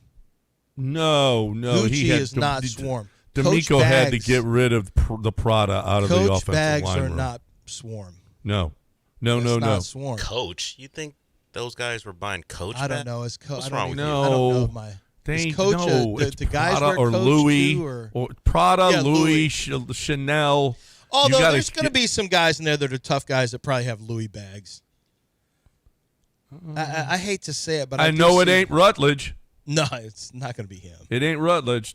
Okay. It's the famous quote that somebody had on Twitter. I don't remember who it was. Like, I want my wide receivers to be fast, and I want my offensive linemen to have questionable politics. Yep. Like, I want them to wear boots and have questionable politics or something. I knew exactly what they were getting at. You just want tough guys on the offensive line. That's it. I mean, and the Texans just got too much into what their fits were headed into the locker room. Like, make sure it felt like the Rockets when it was vibes with Kevin Porter Jr. and young Jalen Green. Like, what are we doing? This shouldn't be about fit checks and vibes. This has got to be about busting people's ass. Yeah. All right, we got a break. 713-780-3776. If you want to get in here, anything that we talked about yet, we still got a lot more to do. But I got to talk about HR&P. I got to talk about my people over there. I love what HR&P does for us. They are partnering with us. They will partner with you. They will make sure that you're getting everything the way you need to get it, so that you do not fail. As a matter of fact, you're probably like, well, we're doing okay as a business. We're a lot of sales out there. And then you look at the bottom line and you go, it's not great. It's not great. Well, the bottom line is the bottom line, and you need it to be great. You need to do all of these things, the HR, the payroll, the taxes. This is all crap that you have to do, okay? The 401ks, all this crap around your business you have to do. That's not what you do. You sell your widgets, whatever your widgets are. You're successful at doing that.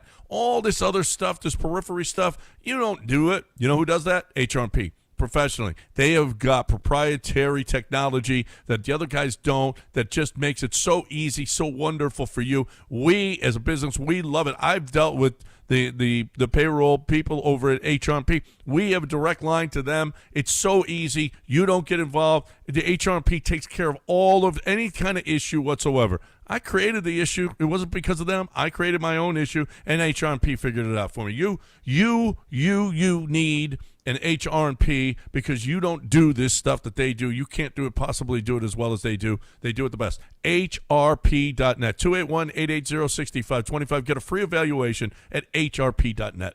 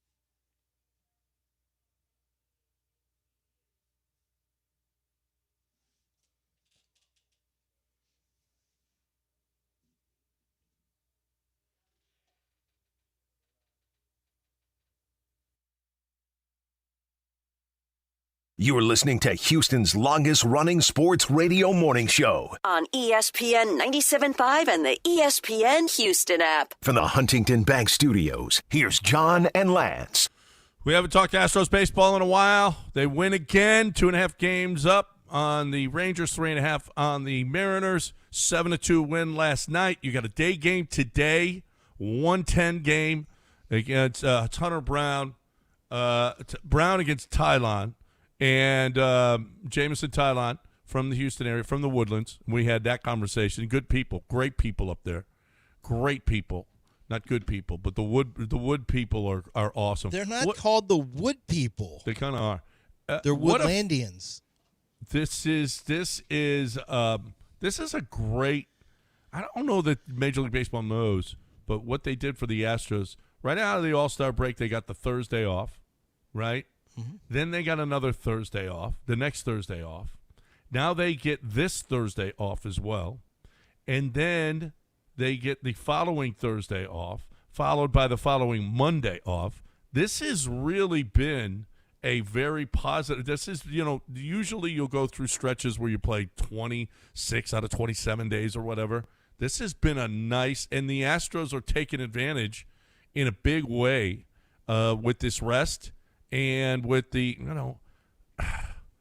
they're not all that talented, especially in the outfield. Still, with the addition was okay. It was okay, but they're playing really, really good baseball. Really good baseball right now, and they need to win this one today with Hunter Brown on the mound. Continue to pitch the way that he has shown. If he can get back to Hunter Brown, ace. A guy who can carry a team as the number one starter, then you know what? This team has got a shot to maybe win a series, maybe do something in the postseason, maybe do a little something in the postseason. But after this, they go to San Diego and San Francisco. Both teams are not – San Diego's okay. San Francisco's terrible. And then Seattle at home, the Angels at home, yep. The Athletics, they got a nice long homestand after that. This is time to make hay, to show that you are one of the better teams. You get your rotation going. You got a decent start out of Javier. You got a good start out of Wesneski as well. And you got Cy Lambert, who's been pitching great. Hunter Brown getting back to being Hunter Brown. Ronel Blanco, we'll see if he can continue to be decent. This is a good time. This is a fun. I like this team a lot. I like this team. I love what Jordan is doing, what Pena's doing. Altuve with a 3-hit effort last night. He's been not really Altuve, but he's been good. Christian Walker has improved greatly this year. Paredes has had himself a nice couple of months here. I like this team a lot. I do, and I think it's fun. The bullpen is rounded out. We got Abreu pitching the way that he, we remember him as opposed to what he started at. Okert pitches every day. It feels like, and so this is a good. I really do. I'm enjoying this baseball season. I can't wait for Astros baseball today. It's a 1:00 game, so let's go. It's been enjoyable the last 2 weeks.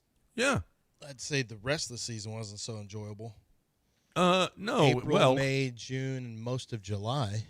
No, but I liked watching them. Especially with the way that Jordan. I mean, even if nothing else, Jordan's fun to watch. You're watching Jordan every day in and day out, and he's incredible. He hasn't come through in this series like he had in the past. You sound like a real estate agent trying to sell me a house, like with your flowery language of this team. It's only recently they started winning.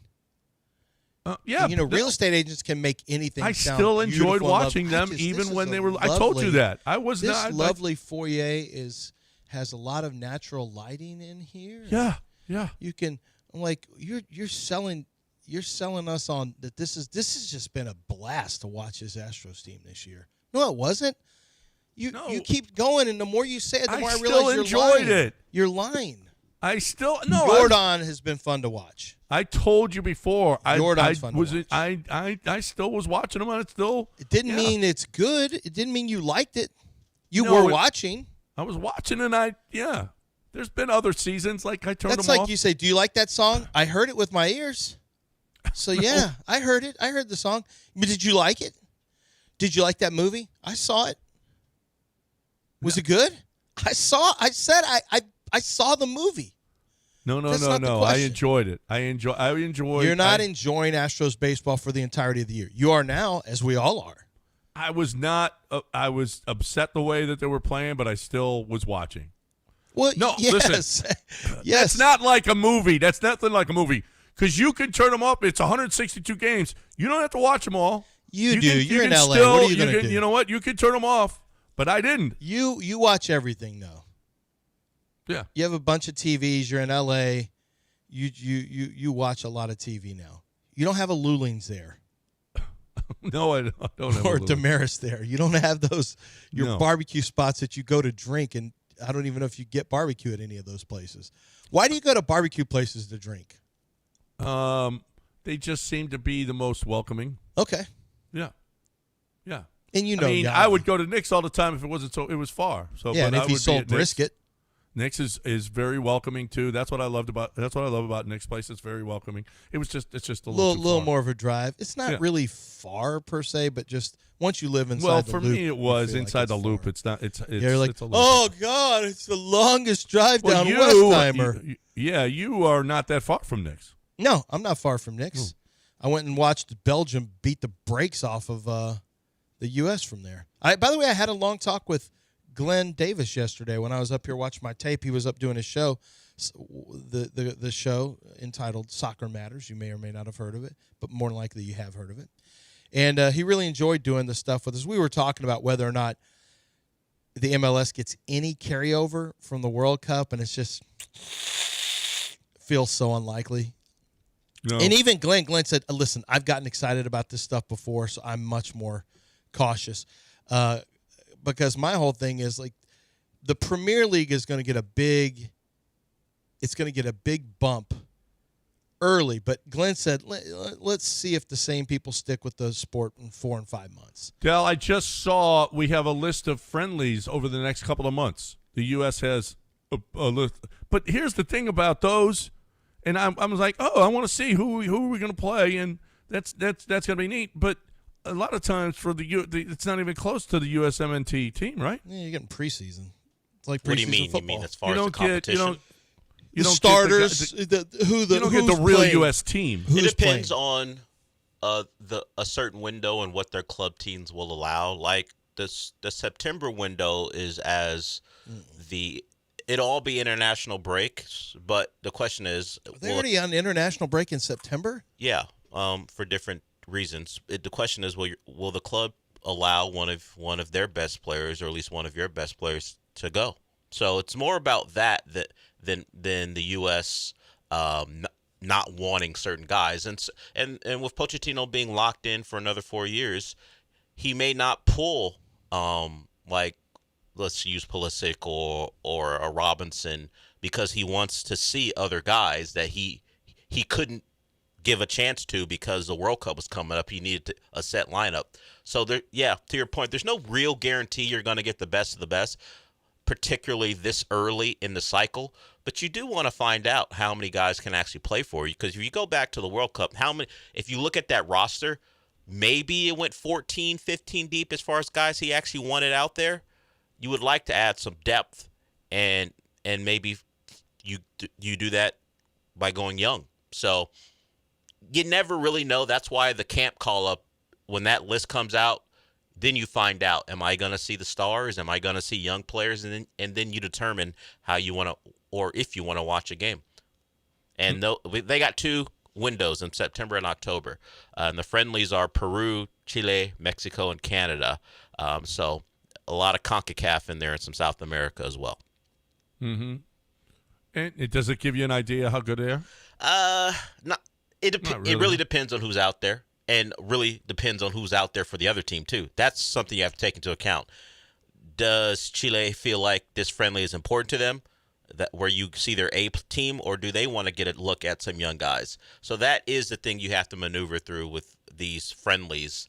You have to look at the call-up, the camp, and look at the guys in the camp, and then decide, Do I have interest in a couple players to see if they got a real shot, or is this really a B or C team who have no real chance of being guys who play important matches for us? So if you're not locked into the squad, it's hard to know.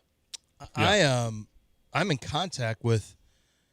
Well, the how media- many? Okay, wait. Yeah. How many guys that played for this team this year will be in 30?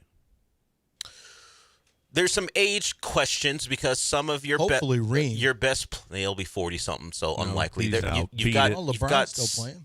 different. I'm not getting not into this. LeBron. Don't distract me. You tried. The problem is some of these guys are in their upper 20s, and if you were a guy who was 28 years old on this team and weren't particularly great, why would the coach want you around at 32? Shows that you don't have a very good roster. There's some guys that are in the mix, like Anthony Robinson's, I think, mid to late 20s. He's got a shot to play. Of course, Pulisic, if he continues to want to play international soccer, he'll have an opportunity. Weston McKennie, Malik Tillman. There are several. Yeah. But there are also guys who were likely playing in their last World Cup, and for our sake, we need to move on. Maybe but I think it'll 7 be a or 8. positive. I think it'll be a positive if we've got to see a lot of the guys like that. Those are recognizable guys from this year that we will be able to look to in 30 and go, you know what, we like these guys. Yeah, but I'd rather find guys who are good for the at soccer. for the fan. But those guys are good. For the fan who's looking and only watches the World Cup, and is only familiar with the team because of the World Cup, yes, you would like for that fan to carry over. First, you want them to be watching all the games in between. A lot of them carried over from 22, though. They were already there. No, at I'm not 22. talking about the players. I'm talking about the fans who got locked in. But the players John's talking about, they were here in 22. They're getting older now. Well, this is why, depending on the quality of the player, you either want them around or not. But for the fans, yes, you like carryover. Oh, I remember Malik Tillman. Oh yeah, in 2030 when it pops up again, you're gonna know. Oh, Balogun, those guys. Mm-hmm. But what U.S. Soccer would like is for you to be locked in going forward, not in 2030. So if certain members of the team that you're familiar with aren't around, you have grown to know the guys who will replace them because they'll get their shots. That's the challenge for U.S. Soccer. Can the fan base that grew because of the tournament continue to watch this team progress because they got Copa America? That's an important tournament. They got Nations League. They got Gold Cup. Those are all things you watch all that, don't you, Dale? It depends on the roster, but most of the time I do. See, as long as I know when it's going to be on, because that's part of the battle. I'm actually more interested in watching all of that now. They got to promote it better. Well, they have matches on HBO Max. They do have dedicated. I mean, who knows that go catch a U.S. team on HBO Max? How do you know when the Rockets are on? Well, because do you go through the Rockets account? Well, they promote it good. They're on the same channels. You know the Rockets are on because the Rockets promote it, or because it's on the ESPN schedule. They're established. Yeah, but what do you want U.S. Soccer? How do you want them to promote their games? Well, I mean, you got a soccer match on HBO. I never knew that. I never even heard of that. They have a deal with TNT / I bet HBO you're on Max. one channel called Space Soccer City. That's not Matters. A whole network that you have to pay $20 a month for. Soccer City Matters. Yeah. If you want to watch, you can find it. If you look at the top of ESPN, there's can you just US tell us soccer. when they're going to play? No, because I'm not you your tell just us. not Tell your me and assistant. John. No, You got to promote the league. it's not the league. It's the country. It's not the league. We're not talking about MLS. We're talking about U.S. soccer. I don't want to have to I go don't have to look. You look. don't Just care. tell us where to watch and when to watch it. You watch. Send us a you group watch text. the Astros from Los Angeles because you care. If you don't care, you don't care. I don't know what He's you want got me to do Kirby. about it. Just tell me. I'm not telling you anything. I don't tell you when the Astros are on. You care. That's why you know. If you don't care about U.S. soccer, nothing I do or they do is going to matter. You have to actually care. And if 2026 wasn't enough, then they're bleep out of luck when it comes to you. This is, I mean, you're so babies. Just tell me when the game is on.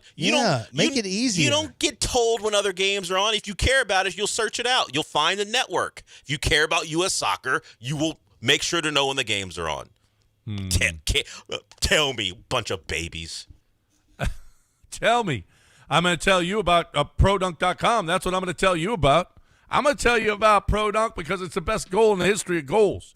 It's got the best, the tempered glass backboard, okay.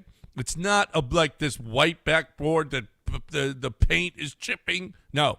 It's got the breakaway rim. It's not one of those that you can't bend it. The kids can hang on it all day long. And I don't know why they call it breakaway because it doesn't break. I mean, that's silly to me. Here's the deal. It's just the best goal. It's the best looking goal, the best installation, the best the technology with the goal that will raise and lower to 5 feet to 10 and with the push of a button. Zzz, and that's it. It's so easy. We used to have, back in the day, we used to have to crank it and to get it up and down. But you don't have to anymore because it's the push of a button because the technology is second to none. Best goal ever. You will love it. The kids will love it. They'll actually be outside playing. Even in this heat and rain, they'll still want to be out there. ProDunk.com. You want the best goal? There's only one. ProDunk.com, ProDunk.com.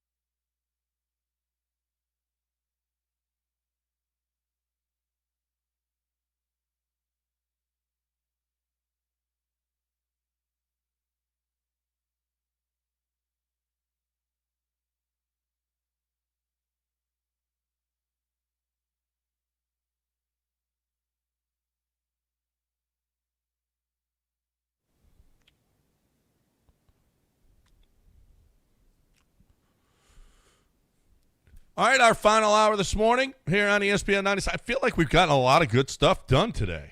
Yeah, we got a lot college of stuff football. We talked quarterbacks. We talked Astros. We talked Texans. People had some grievances with you and got them kind of settled. Nobody had a grievance with One me. person, rightfully so. That's it. But we also he- need to do one more thing. He's from Indiana. We Well, got to he's give from- away one more yeah. spot, right? He's from here, but now lives in Indiana. But yes, we do have to give away one more pair of tickets to the listener appreciation. Are we giving party. away to the apps as Joe was talking about? Well, no, that's a different giveaway. Okay. That So, we should mention again as well. All right, let's get Julian in here, and then we'll give it away. So hold off, everybody. Don't call in yet.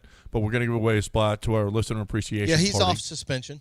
It's a different This is a different Julian. Oh, it is? Okay. There's I didn't know. There's Julian Sayin, there's San Francisco Julian, and there's this Julian. And Julian Assange, too. It's not. Yeah, it's a different Julian. I'm not the 49ers Julian. Good. Yeah, so the Carlos Correa news kind of intrigued me that when I found out he might be coming back, and just kind of pondering it in my head, I was wondering how that would look. I heard, I don't know if Chandler Rome or somebody mentioned like Altuve going back to the outfield. I thought that was ridiculous. But I was kind of curious. I want to know what you guys thought. Like, Bryce Harper moved to the outfield. Would it be crazy if Correa moved to, say, like right field to keep the wear and tear off his ankle and all that? And, I mean, we can't always have him DH, put Jordan at left, more often, kind of frees up the lineup. Do you think that's a possibility, like putting him in right field? I mean, he does have a gun. He's pretty quick. I think he'd make a pretty good one. And maybe, I don't know what you do with Cam Smith, but honestly, I don't really care if it comes between him and Correa. Well, But, it's right field. And right field as opposed to third base would be a lot more on his ankle. Yeah. Listen, if anybody, I still don't understand why Paredes didn't take 1,000 fly balls a day to play left field for him. But that's another story. It is. I didn't really think about it, but that is a little bit of a pickle. How do you handle that? Well, I think Jeremy he probably DHs and Jordan goes to left. Yeah, that's the only option. And Carlos plays third. Paredes can DH. Paredes goes to first. Walker can DH. Were we done with Jose Altuve in the outfield, right? Yeah. I mean, we were on that last year. It was the dumbest thing in the world. They wouldn't listen to us. How about they put in Nick Allen to play second base defensively late, and then he misses that ball the other night? Mm-hmm. Yeah, that was like, Nick, if you don't hit, at least. I mean, that's like a point guard, a little white point guard that can't shoot free throws. Dude, you got to hit your free throws. Jose with a good game yesterday, had 3 hits. Only hitting 241 for the year, OPS just over 700. It's not an OTP. It's a little bit of a concerning year because he's at an age and he's got a time frame of how long he's been in the league where you got to start wondering, is this going to be, the downturn? There really is only one option. Paredes has to stay in the lineup, so you are going to have to DH him. Christian Walker is going to keep playing. You're going to DH him and play Jordan there because the only other option is not playing Jose Altuve, sitting him out for a game, having Paredes playing. I mean, I guess you could move Paredes over, but then you have a weak defense. Well, you have a weak outfield. Obviously. I mean, you don't have a good outfield anyway. I guess you might have Varsho, Cam Smith. Well, defensively, you got to get – Cam Smith is really, really good defensively. Well, no, he is. And so is Varsho. So. He is. Both of those guys. Yeah. You'd have – And Trammell has been playing a really nice outfield, too. Maybe throw Trammell in left field, have Jordan DHing if that's the case, and then you don't play Jose Altuve. Yeah. But realistically – you should start to be locking in on an every day. If Carlos makes it back, and what's the time frame on that, John? It's going to be a while. He's just starting to hit. I would imagine it's at least. I don't think he comes back before September. Yeah. So even if it's September, but once it gets there, this would be kind of. He's got to make sure that he doesn't have any setbacks. Right, which is not a given. But you think about it, you're pretty much set. Walker, Altuve, Pena, Correa. We're saying if Correa's back and healthy, Jordan left. Varsho and Smith is what it looks like, and then Yainer Diaz. So you have you're pretty much locked into a lineup. Like there's not going to be a lot of mixing and matching anymore. And then Paredes is the DH. I didn't mention Paredes, but Paredes would DH. Or Altuve would DH and Paredes would be in the is field. a good defensive player. Yeah.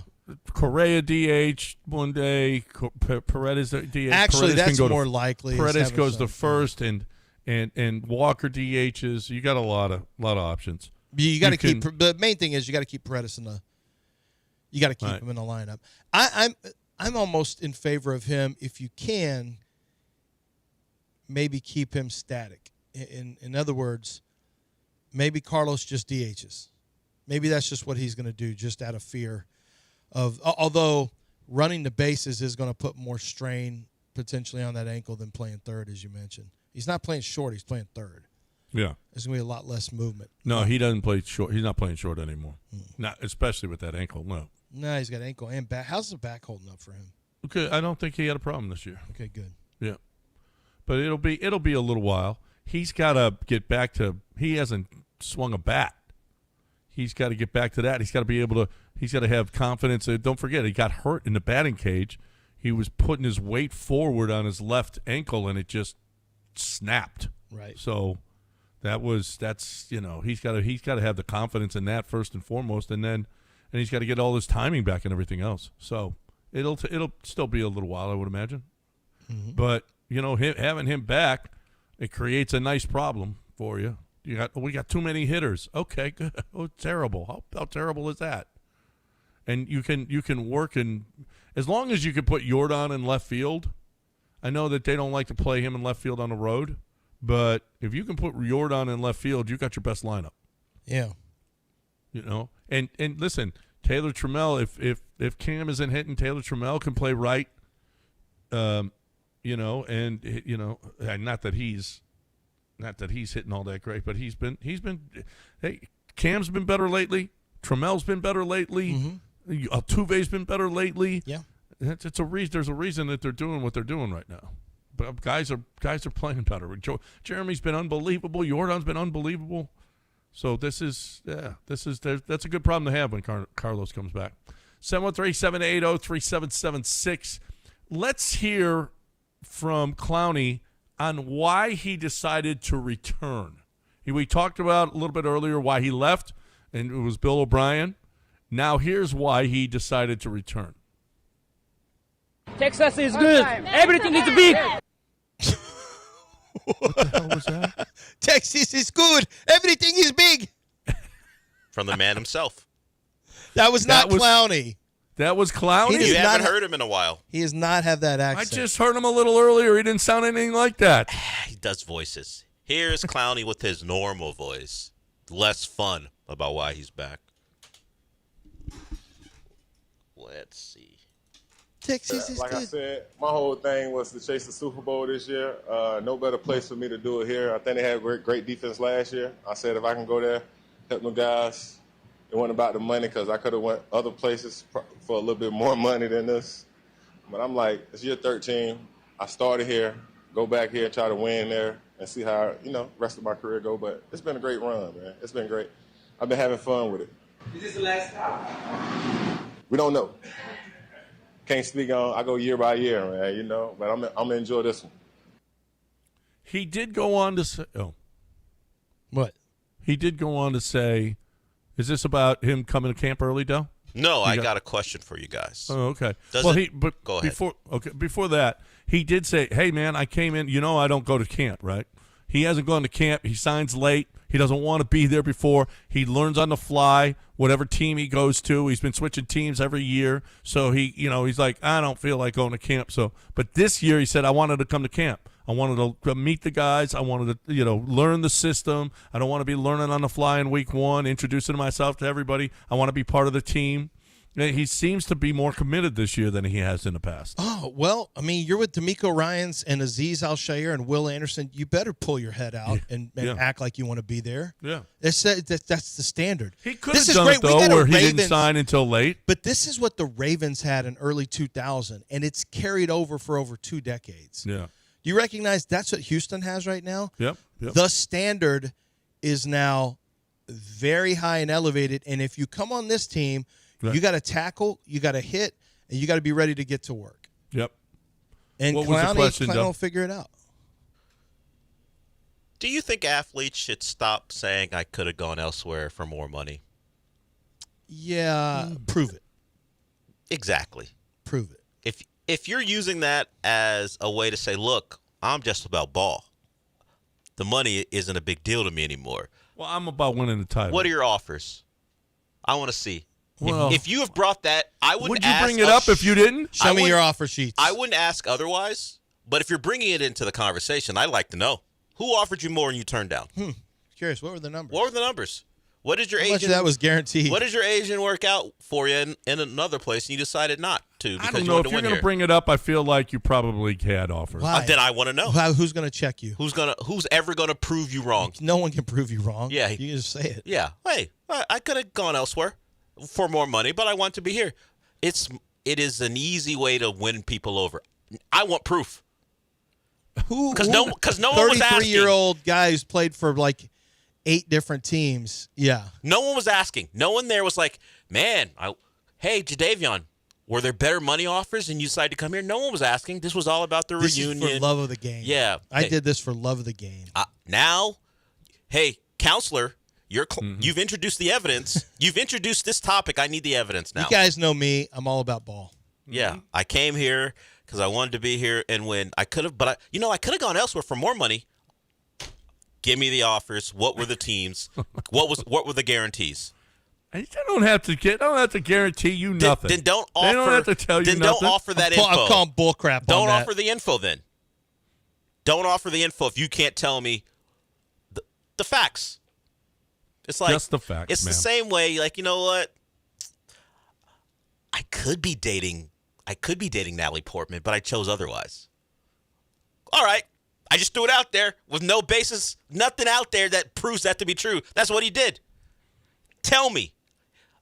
Prove it. Prove it. That's you all. You can't just say this anymore. Yeah. It's nonsense. Because then in 15 years or less, 5 years or so, he'll be on a podcast talk about how quickly the money goes. Look, I know you see all the money I got, but you got to pay your agent, your manager, buy a house for my mom, and so on and so forth.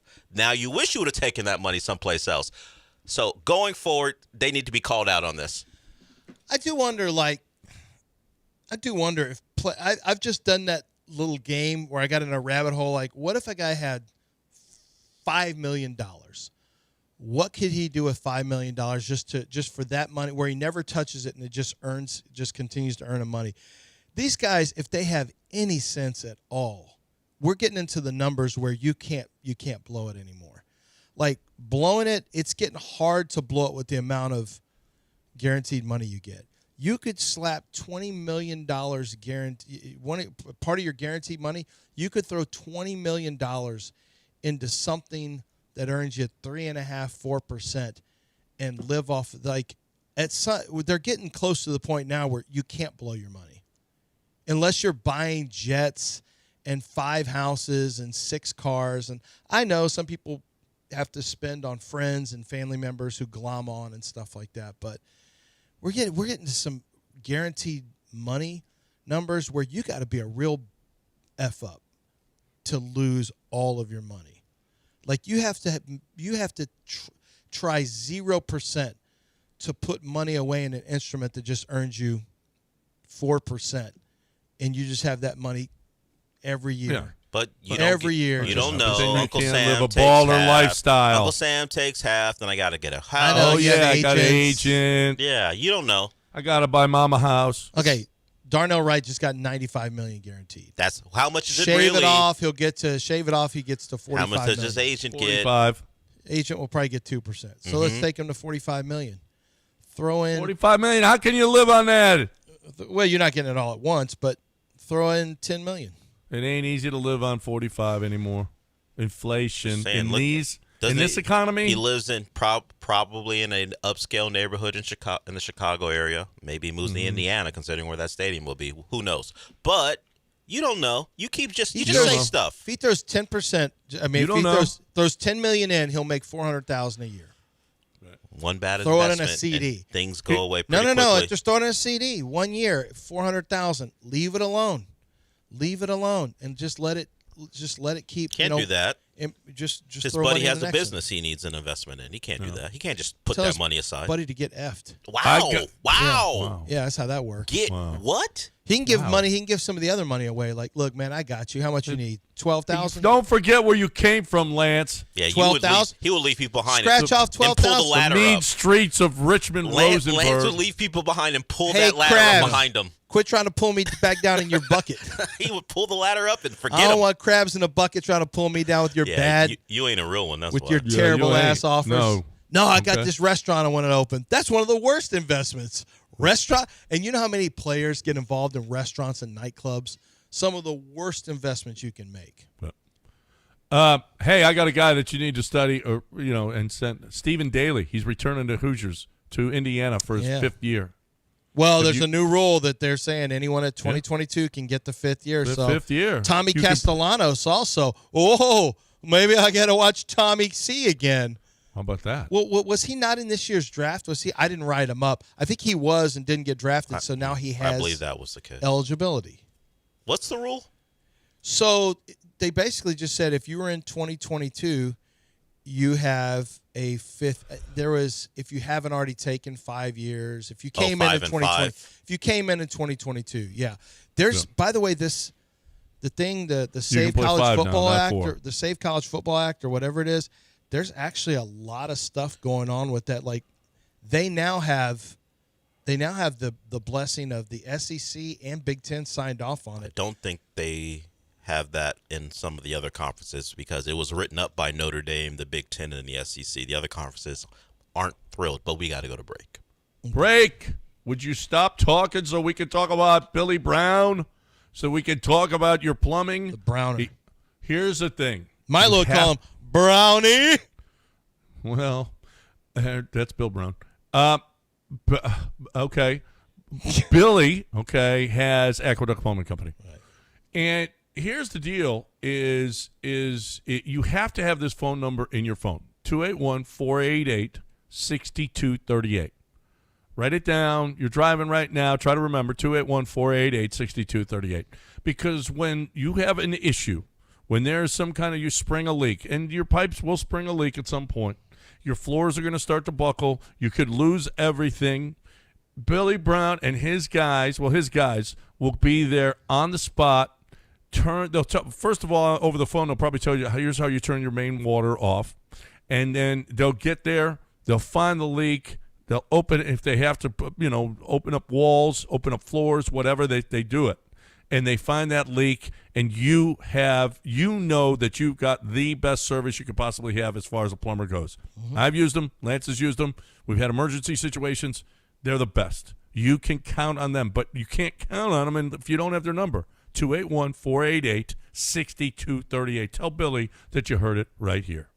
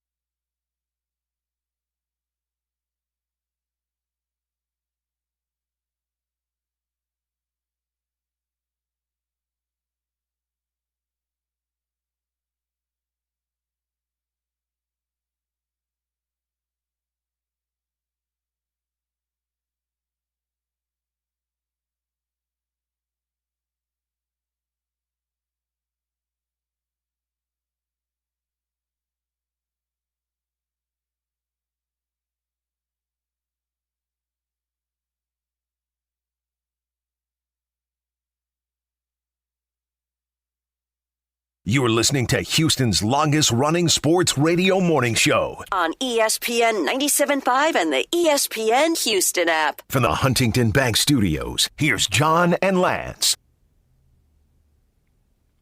All right, welcome back here, ESPN 97.5. Let's hear from Woody Marks. This is interesting because we've talked about this before, how the Texans don't use their running backs in the passing game. They just don't.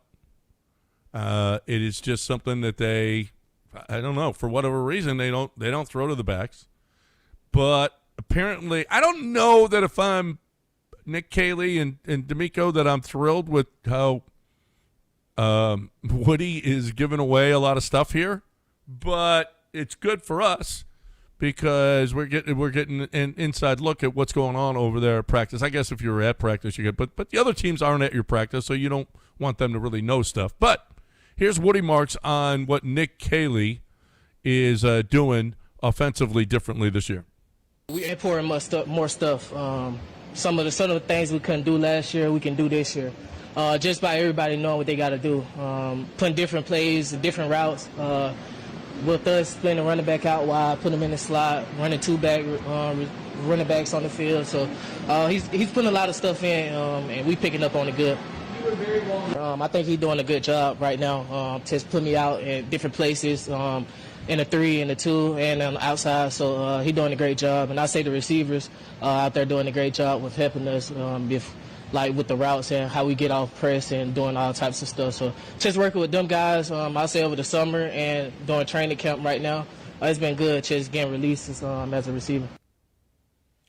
There's a lot. They've got, 4 legitimate tight ends. They've got, at least 2, maybe 3 running backs that will be, and there'll be 2 running backs in the game. They've got, all the wide receivers. There's a lot of stuff. What do you expect to see them in? What it will be their base? 12 personnel? No, I don't think it'll be. That's tough. I guess it would be Stover. I guess Stover would be there along with Klein. Dalton. No, Dalton. Yeah, but Klein will be on the field some. They'll get him in eventually. I think he'll be in some. Yeah. Brevin Jordan's the one who's going to have a hard time, but I think ultimately because Marlon Klein is going to be out there, but Klein's still very much a developmental player. Like he still is learning football. He came to the States. I want to say his junior or senior year to high school in Georgia, so he's still a little bit behind. He's still growing into his bodies. He'll play, but I think it's going to be. I don't think it's going to be a ton. Yeah, they really could go 12 as a base. They'll mix it up between 11 and 12. I think you're going to see him mix it up. Well, do you got the return of Tank? 11 is 3 wide receiver, 12 is Tank going to be on the field? That's a question. You got a lot of different formations, and you got a lot of different options now. When they go big, like a lot of times they'll go 12 personnel, meaning 1 running back, 2 tight ends, but they could put Dalton Schultz in the slot. So it'll look like a 3 wide, it looks like a standard 3 wide receiver set. Although you can have Dalton in the slot and have Stover as a blocker there, so you can do that. You really do have a roster where you can kind of mix and match some personnel groupings, which I like. Tank would be the 3rd wide receiver, but they're not afraid to go Xavier Hutchinson in those 3 wide receiver sets. You have a big group of wide receivers when you do that. Not exactly dynamic in terms of short area quickness and route running from the slot, but you can get real big on people with Xavier, Jaden Higgins, and Nico Collins. So they'll do some of that, but I think they'll run when they run. Yeah, you're right. When they run, I don't want Tank Dell on the field. That's a dead. Well, Tank, I'd want him split out. I'd want him out wide if I'm going to run. And then I'd want one of my bigs. I got to see how Jaden Higgins blocks. I can't remember how he is as a blocker, but you could, because you want to be able to run out of any formation. That's the thing. Any formation, any personnel grouping, you want to be able to run the football. I'm curious. I think you're going to see some Cade Stover's a fullback, you'll probably see some of that, or you'll see, Stover being the lead blocker. I think you'll see Stover as a fullback some, so that you can have 2 tight ends on the field, but the alignment looks more like 2 running backs, like an old school fullback alignment. You'll probably see some of that. I don't know if you were referencing that when you talked about it, but the Texans, looks like they instituted a new policy where they don't want fans. I think that's what you were alluding to. They don't want fans recording full practice anymore. Right. Don't put anything out anymore. Put the pictures away, the phones away. They're asking them not to do it. At some point, they could snatch up phones, but I don't see them doing that. But it's always been weird. Like, they've been hardcore since Bill O'Brien came in. You can't, no videos, they'll let you take them, and then they go, okay, guys, cameras down. And so you can't take any pictures. You can't have your cameras out for the TV stations. They tell you once they go to teams, the media relations will say, okay, cameras down, you're done until after. And they know the deal. It's not the way it's supposed to be. I guess they put something out there where they didn't want any media members talking about the rotations of the offensive lines, things like that. And I get it. They've never had anything. It was always weird because fans could do whatever they wanted to. We in the media, you have very strict rules. Fans just, whatever. You get tapes, you get film of whatever. Hell, they've got better view. Media has to stand in one small little section, and we can't see a lot of what the fan base, the stands runs the length of the practice field from end zone to end zone. So depending on where you're sitting, you can see the whole thing. You got much better seats as a fan than the media does. Way better, a way better vantage point. But it's only a matter of time before Nick Caserio and that organization tried to start shutting down some of the fan access as it pertains to taping things and posting online. They don't want to do that. And they're trying to tell you, don't give anyone an unfair advantage, an unnecessary advantage. Mm-hmm. That's why they're doing it. That's why they don't want you to do it. And I'm fine with it. I'm cool with that. We'll see if they can enforce it on the fans. Yeah, right. Well, I was referring to, when a player's saying, hey, we're splitting out wide, we're splitting back. I mean, Woody's, not. Yeah, you don't want people knowing that either. No, you don't want anybody. You don't want the other teams knowing anything that you're doing in practice. Did you see that Jalen Petrie is the first ever Guardian Cap signature athlete? Good for him. Yeah. Good for him, because he's talked about the fact that, people get kind of clowned for wearing that stuff, and he's making you it get cool. Clown for your brain injuries and CTE. Yeah, he's making it cool. Yeah, I'm glad. Petrie says, I don't care about y'all. What, are y'all going to laugh at me because I don't want to get a stat concussions and CTE? Mm-hmm. Take your old CTE ass on then. I'm wearing these Guardian caps and getting paid. That's what it sounds like. He's getting paid if he's an official, I would imagine. Yep. But seriously, good for him. That's something that's going to keep you safer, keep you limiting the percentages of you suffering a brain injury and concussion. I mean, okay, y'all can say whatever you want to, but I'm going to wear this and I'm going to be safer. That's that dumb. You wearing a seatbelt, loser. Why would you wear a seatbelt? I remember when they told people they had to wear seatbelts back in the day. Like, what? Well, my mom used to do not put a seatbelt on. You'll get trapped in the car. Yeah, you'll burn alive in this car. Yeah. You don't want to burn alive, do you? Don't put a seatbelt on. Don't put a seatbelt on. Yeah. And then and now it's just normal. It's it's really normal. My car fly won't around stop the back beeping. seat. It was awesome. My car won't stop beeping at me until I put seatbelt on. Did you turn your radio off finally? Yeah, I got something. How about reset. you can't even turn your radio off? Well, it just doesn't turn off. It didn't turn off, so my battery like died. Tripping over a curb again. And I had to. It's not. I don't turn it off. The infotainment doesn't turn off when you stop the car.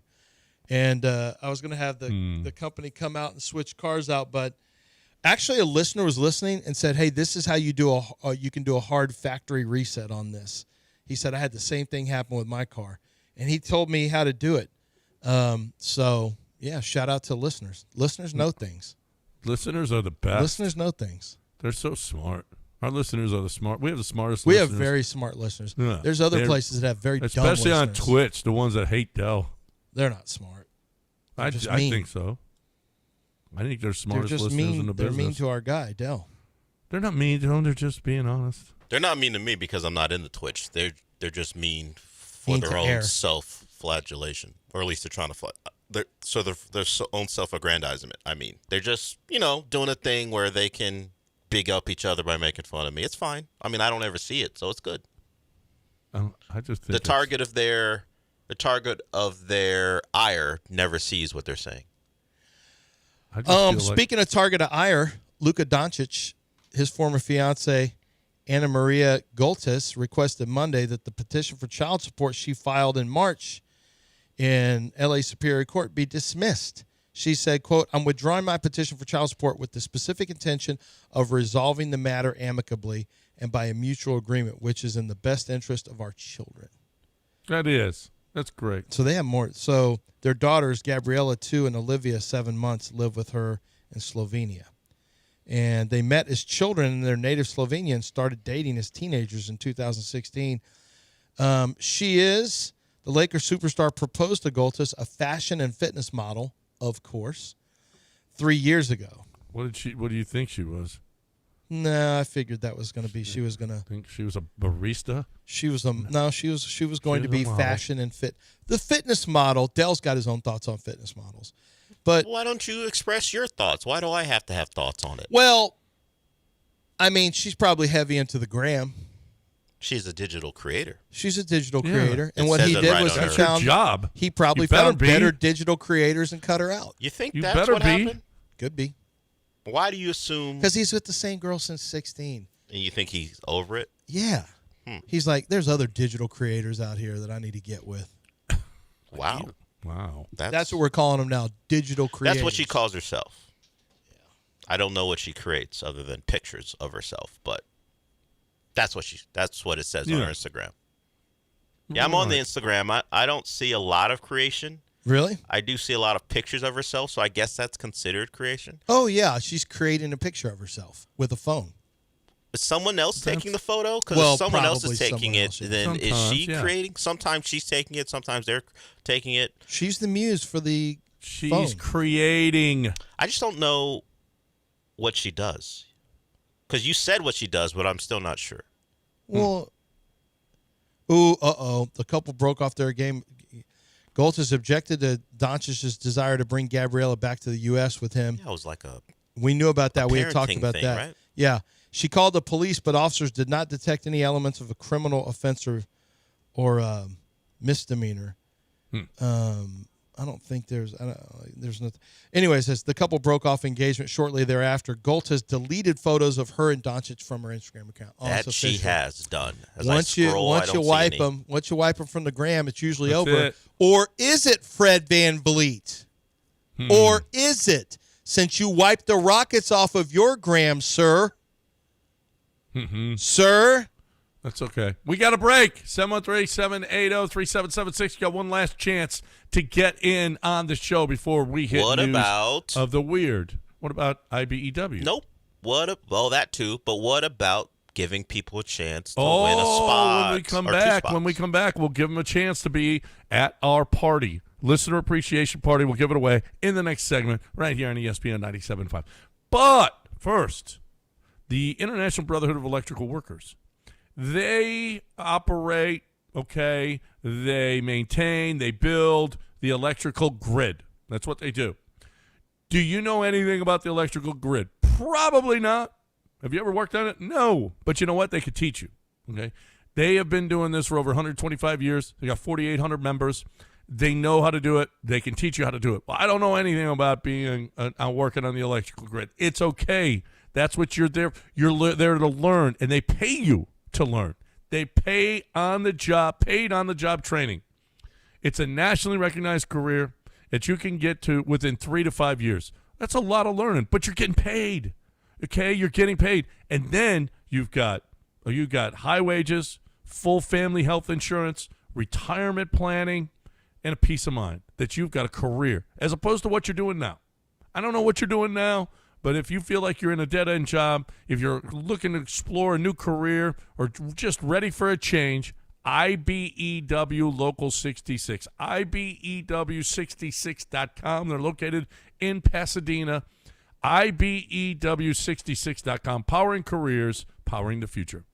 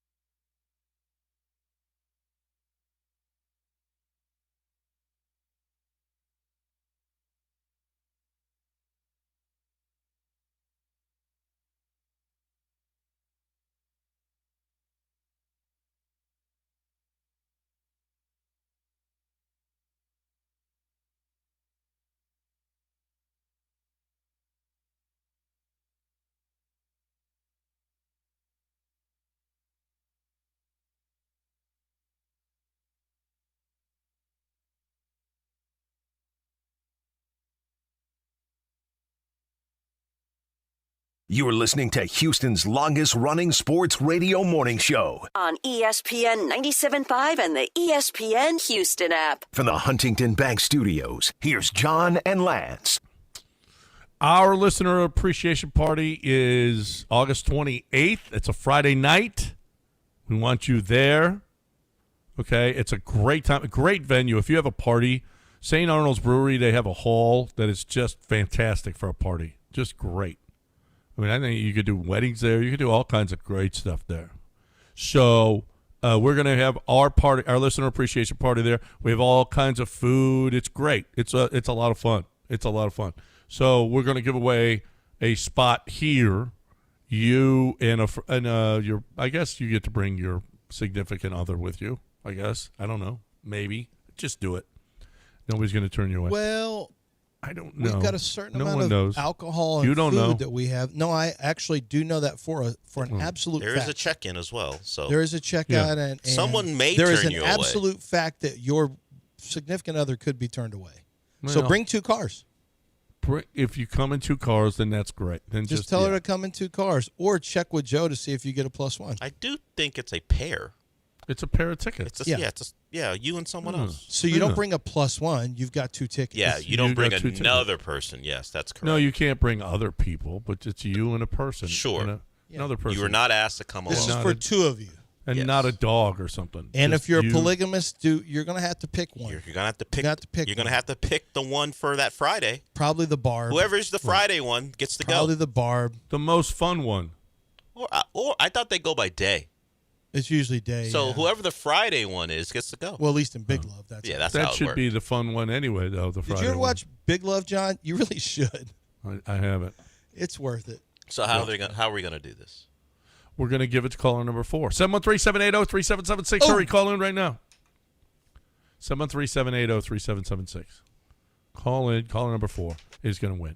Is going to come to the listener appreciation party. So we got that going on.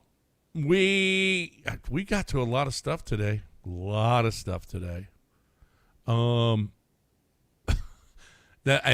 not getting political here, but I just want y'all to know.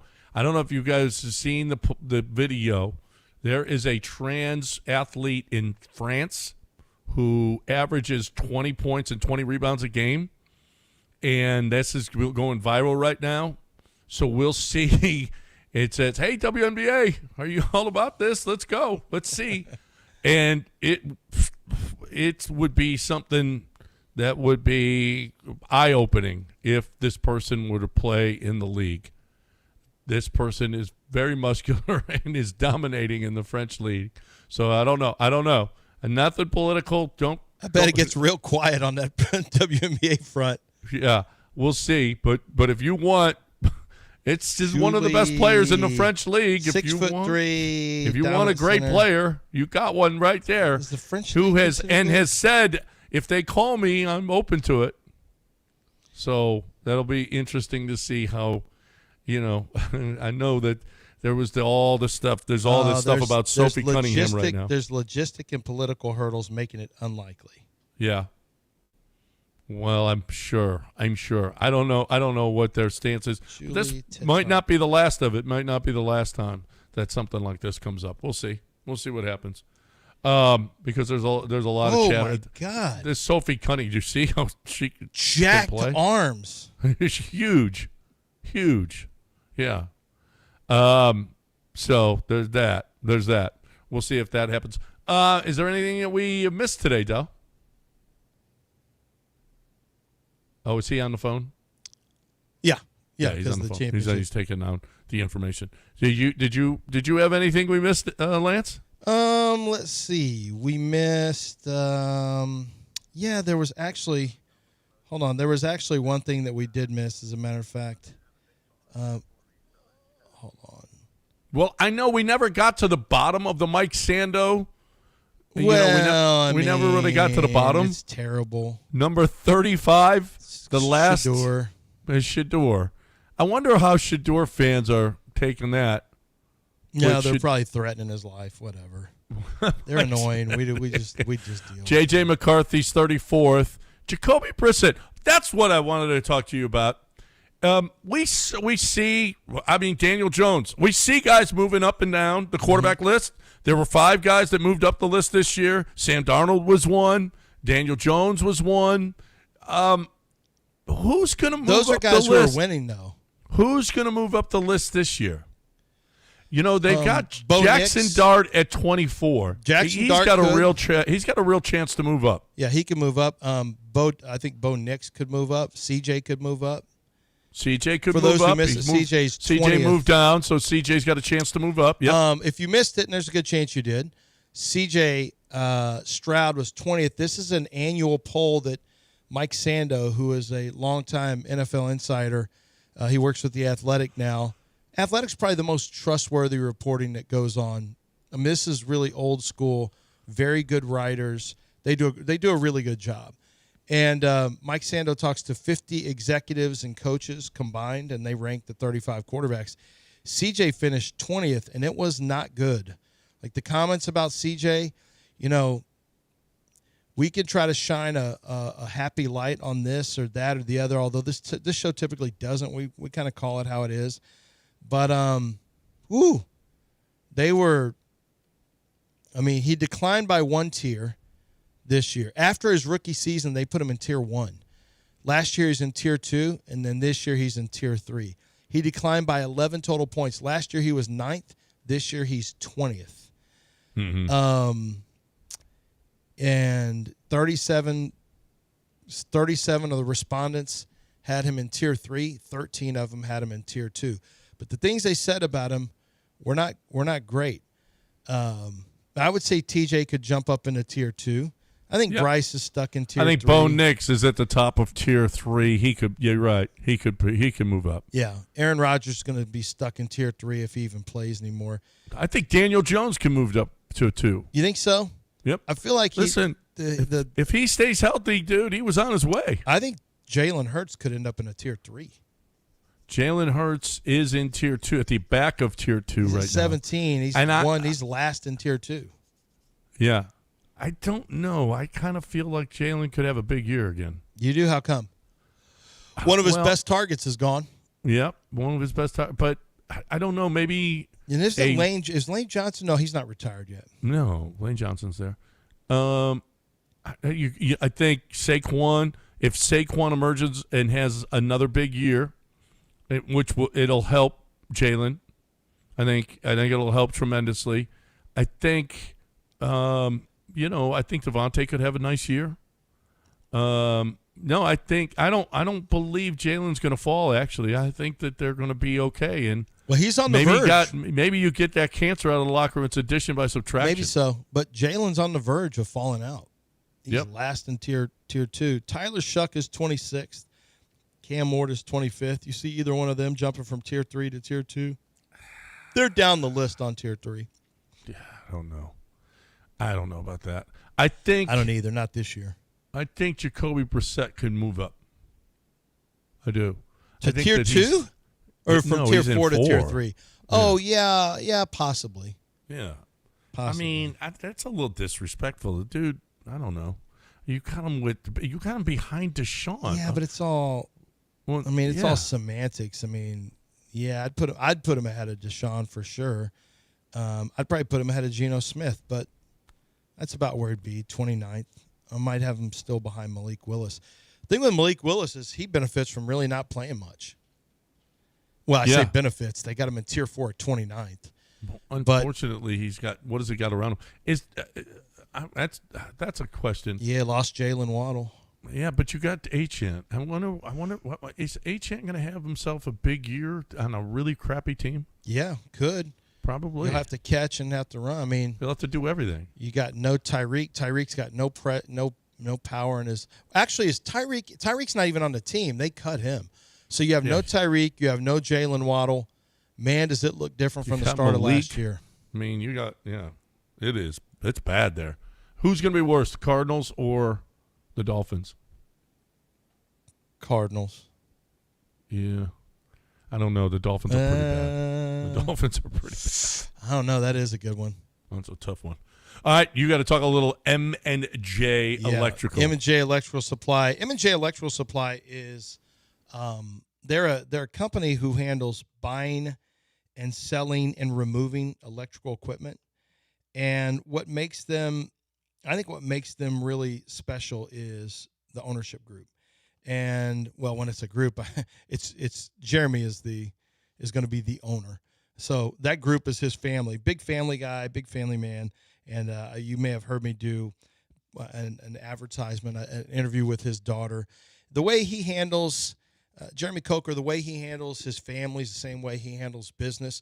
Everything's about love, accountability, responsibility, doing things the right way, being transparent. It's the same thing across the board. I know this. I had a good long talk with him. M&J Electrical Supply, when you need parts, they're going to be the ones you can count on. For brand new parts, for refurbished parts, they're going to have you covered. They're available 365 days a year, 24/7. When you need parts, sometimes it's an emergency, they're going to be there for you. They can ship parts all over the country. And they cut down on that lead time. For a lot of you engineers and project managers and electrical contractors, general contractors, you get stuck because you're waiting on back order for a part, not an M&J Electrical Supply. That's not going to be the case. They're right here in the city of Houston. They also buy electrical, so they can come actually remove any of your old electrical stuff from projects that you're at. They'll offer you good money for it, not scrapyard prices, and they can professionally remove it for you as well. They're located at Stubner Airline near I-45 North and West Little York. Give them a call today. 713-699-5055. This needs to be your home. It's been in business for over 3 decades. This should be your home for new and refurbished parts. It's 713-699-5055, M&J Electrical Supply.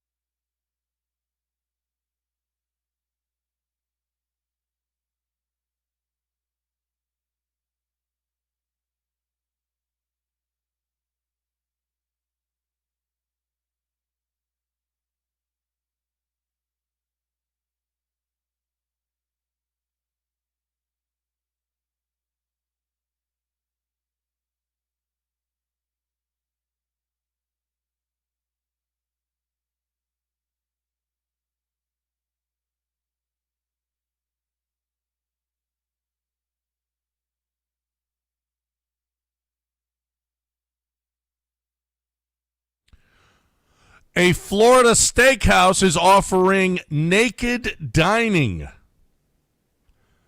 but it'll cost men more. Unclad eaters will have to dish out $250 if you're a man, $150 if you're a woman, or $300 if you're a couple. Do you want to go and eat steaks at this Hollywood, Florida steakhouse? This is already being done the right way. They're called strip clubs where you pay to go in and you can eat a steak while you're there. That's really where it should end. This has already been done. Quit trying to reinvent the wheel. The strippers don't want you to take your clothes off. Either do the other people who are in that club. This sounds like one of the worst ideas I've ever heard of. What is this? This has got to be at a nude. They actually had a nudist. Yeah, it's a nudist. They colony, had right? nudists come in and they ate, and they thought, why don't we just offer this up to the public? And they feel like this is going to actually make them money. A lot of money. Remember how we talked about NFL players go broke doing in their investments? I found one. I found an investment for you. An Arizona man who allegedly rode naked atop a moving locomotive.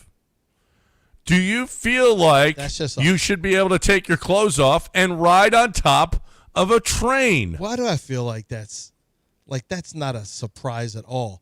Some guy who's riding a train didn't have clothes on? Big deal anyway. Who rides trains? On top of a train. Yeah, well, I mean, he was skateboarding. He was skateboarding the train. Skateboarding a stationary train? No, it was moving. He was on top of it. Yeah, that guy's not right. I mean, you have to be nuts anyway. I think just doing it naked I don't know that it added anything, quite frankly. Yeah, he's not right. If you're going to ride the top of a train standing up, I don't feel like the nude thing is the lead. You don't think so? You're a nut job. You're a nut job anyway. Yeah. Yeah. So he's not. That's not probably somebody. A couple was caught in an intimate act on an IKEA showroom bed. We've got a theme. In front of stunned shoppers. I don't know. I think they might have just lost control. No. I'll bet you frisky. somebody was recording. I bet you it was for clicks. You think so? Yeah, that sounds Yeah, like they do have a clicks. video of it. Of course they do. Yeah. There is a video. That sounds like it's for Do you want to see it? Nope. You don't want to see IKEA shoppers going at it? Yeah, before they go stuff? have some Swedish meatballs and end up spending 7 hours trying to put together some type of cabinet? No, I don't want to see that. You don't want I'd to rather see... put together a cabinet. It happened actually in Taiwan.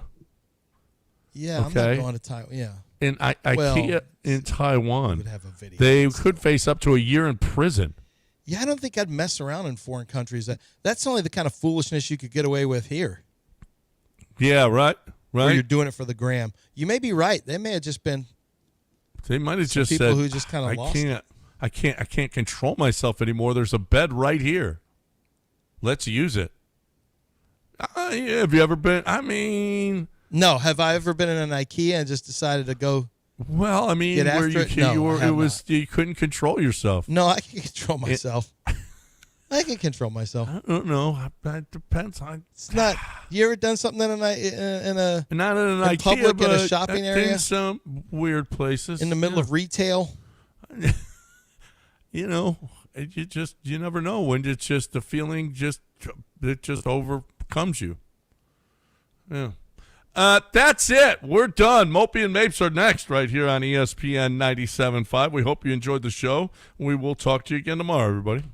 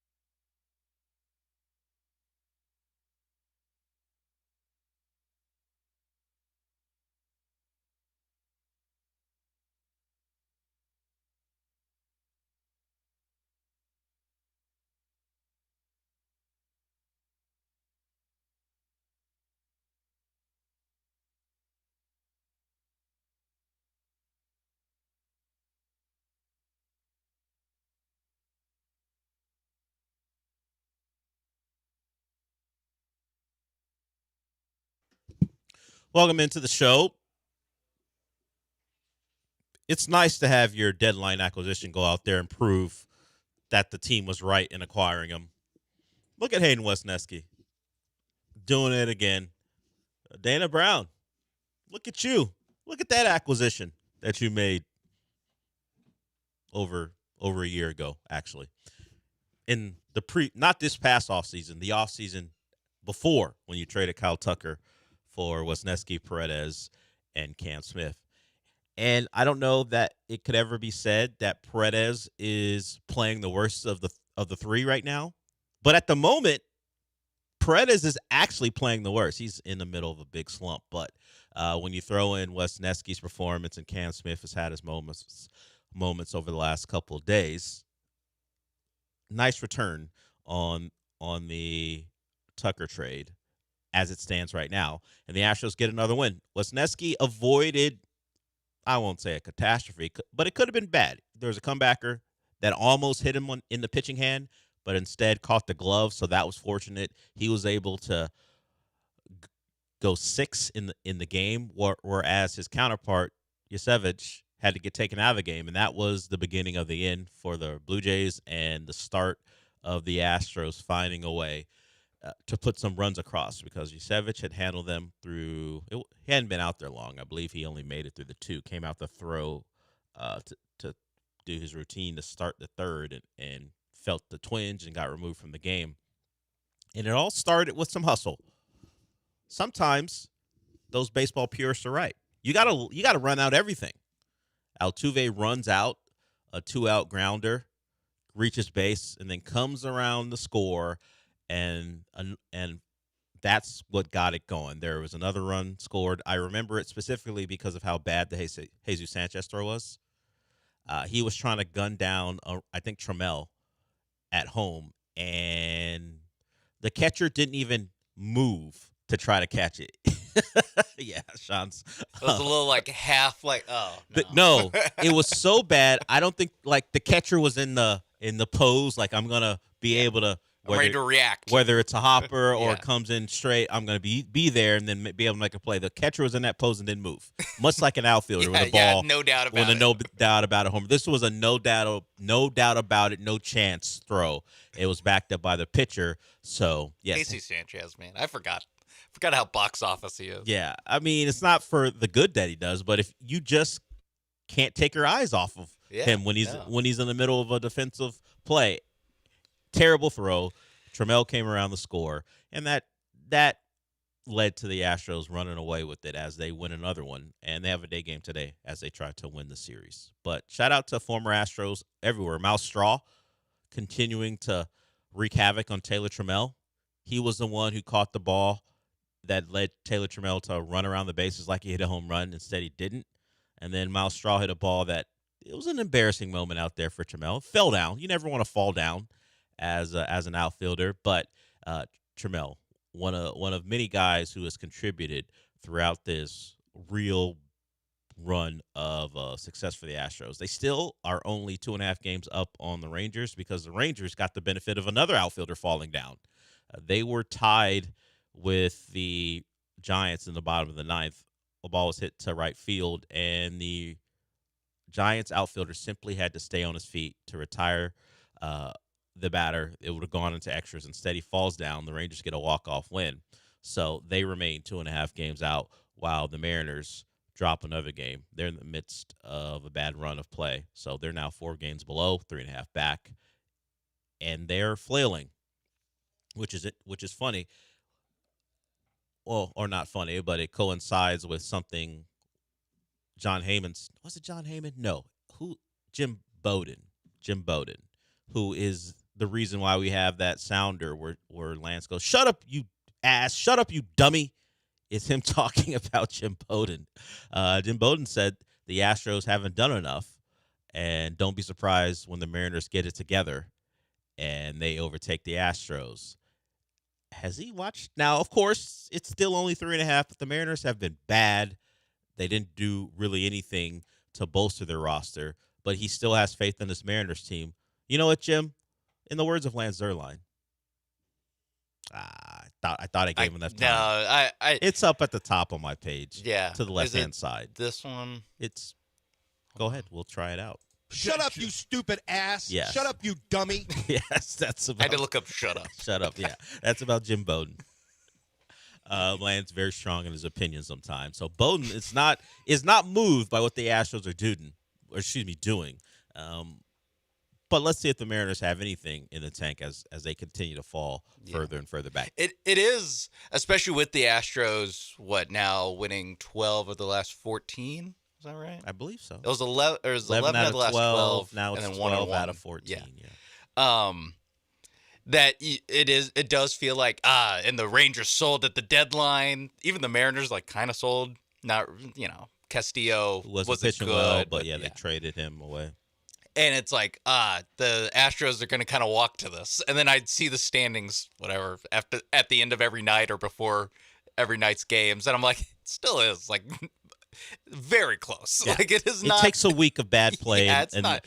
We talked about this division. We talked about this division all year in this way. So despite how well they've played, you may expect maybe not a return to the form of earlier in the year, but maybe a slow week where if they just play 500 ball. And the teams that are chasing them have a run where they rip off 6 in a row. Yeah. Then all of a sudden we got a really tight race. So it's part of the what you pay for, your punishment when you play so poorly to start the year, and you don't rip off a really good streak of play until late July and August. You're going to be in these moments where you've played great baseball, you've won a lot of games, and yet you're not extending the lead to a point where it's out of view of the teams chasing you. Yeah, you can can just Jim hope Bowden out there. Jim Bowden out here talking about the Mariners will get it together.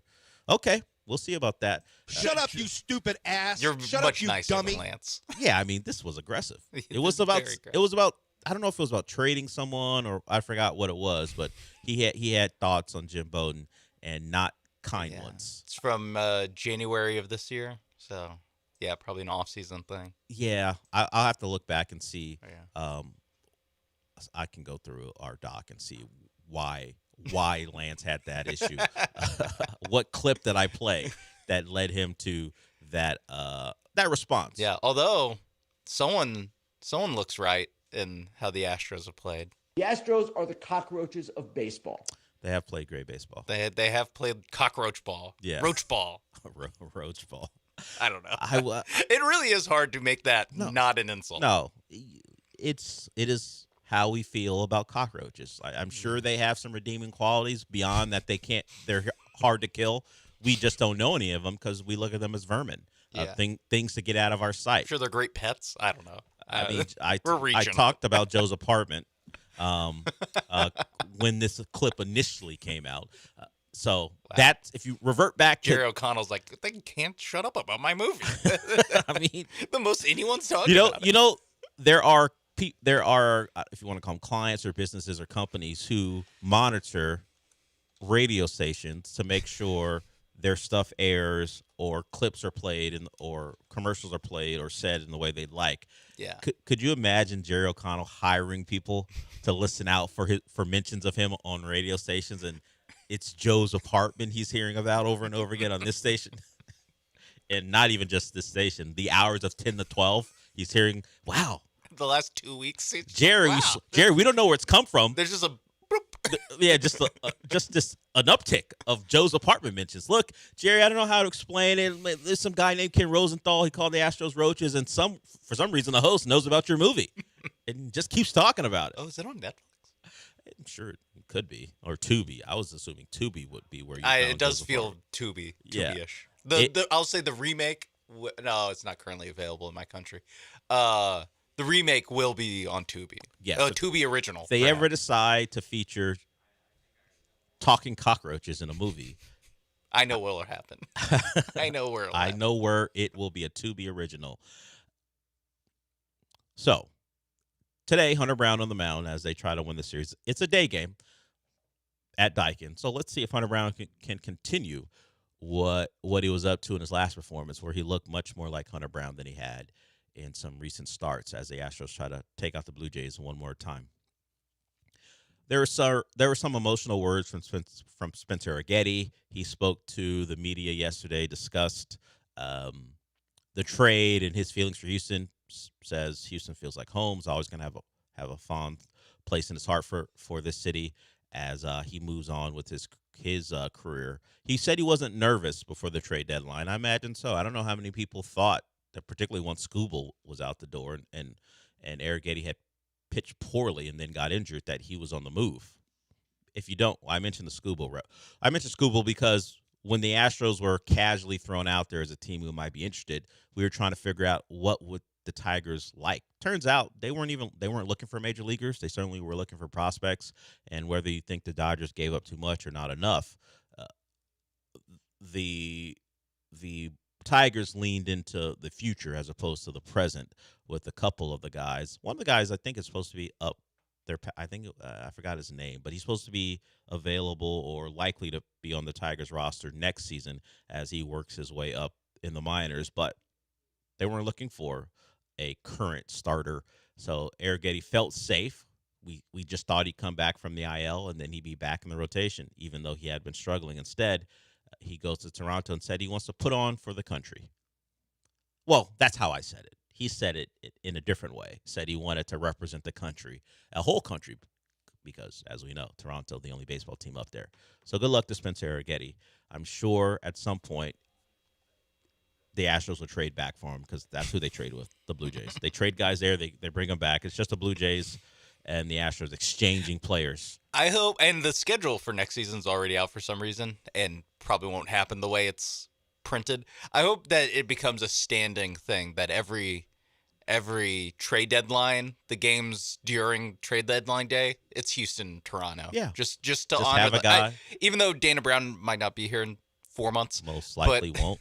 But I do hope that it's a tradition that gets honored of hey, these two teams might make a trade. It's easier just to have them walk across the dugout. We know they're gonna talk. We know they're friendly with each other. Yeah. It's less travel for the players. Just make the trade, even if it's How not much around you're saving on an airplane. Even if it's not around the deadline. Just make sure if you have any consideration of making a trade, let the Toronto-Houston series be the impetus to get the deal done. Yeah. Just so these guys don't have to deal with taking a cross-country flight, or in some cases, actual cross-country flight. Yeah. To get to their new spot. You mentioned it being the annual thing. Well, college football has their annual games, and ESPN has the games they're most looking forward to. Some games that happen every year, some games that happen every 6-7 years or so, depending on how schedules work out. So we'll get to that. There's some news out of Texans camp. News that was forthcoming. We found, or at least we figured this was going to happen, but there's a player wearing pads and a helmet and actually out there practicing somewhat. So we'll get to that as the Texans continue getting ready for the upcoming season. We also have a giveaway to do. We'll continue throughout the week to give away places at the listener appreciation party. So we'll do that. I think we found the way we'll do it. It just shows that you listen to the show. So it gives the people who listen, whether it be day to day or occasionally, a chance to watch, or excuse me, a chance to win and go to the party. What we did yesterday, we'll do again today. You have to know one of our end of show sounders, and if you successfully enough for Sean's liking, recite it to him, you get tickets at a certain time. I'll give you the time a little bit later. It'll be in the second hour of the show this time around. So you got to lock in and stay with us, and we'll give you another opportunity to listen and win and go to the listener appreciation party. All right, we'll get to some Texan stuff when we come back.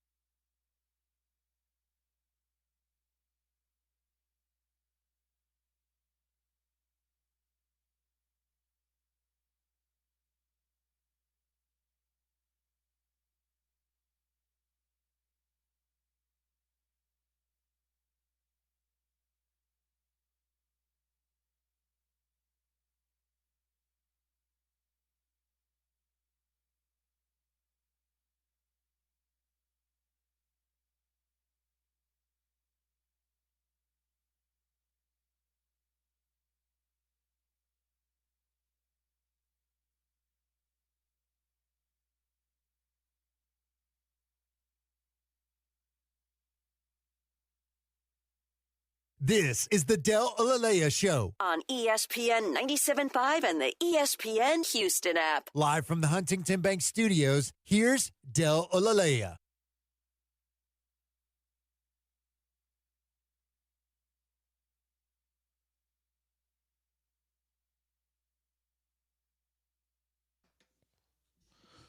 So, news out at Texans camp is Tank Dell is practicing in a helmet and shoulder pads. He did some indie drills, but then he's now off to the side when it comes to teamwork. And I know this only because it was tweeted about, not because there's video of it, because you're not allowed to do that anymore. We talked about it yesterday. You cannot film or take pictures of team drills. That's like 11 on 11 stuff. I don't know if 7 on the 7. I was trying to figure out if 7 on 7 is part of that, but maybe not. Either way, Tank Dell out there practicing. So yesterday's conversation about them banning video and pictures led me to think and gave me this would you rather scenario for Sean. And this is narrowcasting. It's to a specific group of people. In that group are people who have been weekend board ops at a radio station. So here it is, Sean. Okay. So would you, very relatable yes, content. Would you rather be a weekend board op for football season, okay, which means you will be, let's say you don't do both days. You do a Saturday or a Sunday, whatever. You're the board op for whatever game the station has. By the way, we will have college football games. The Aggies are back with us. And also, we'll do some NFL stuff. So you either do that job or, and you know that's for the Aggies, it's at most, well, the playoffs could happen, but let's say 12 games a year. 12 Saturdays a year you do that. Yeah. Or you're the person who has to tell people not to film Texans practice for however many open practice dates they have. It might be around 12. I'm not sure. So it's not every practice. No.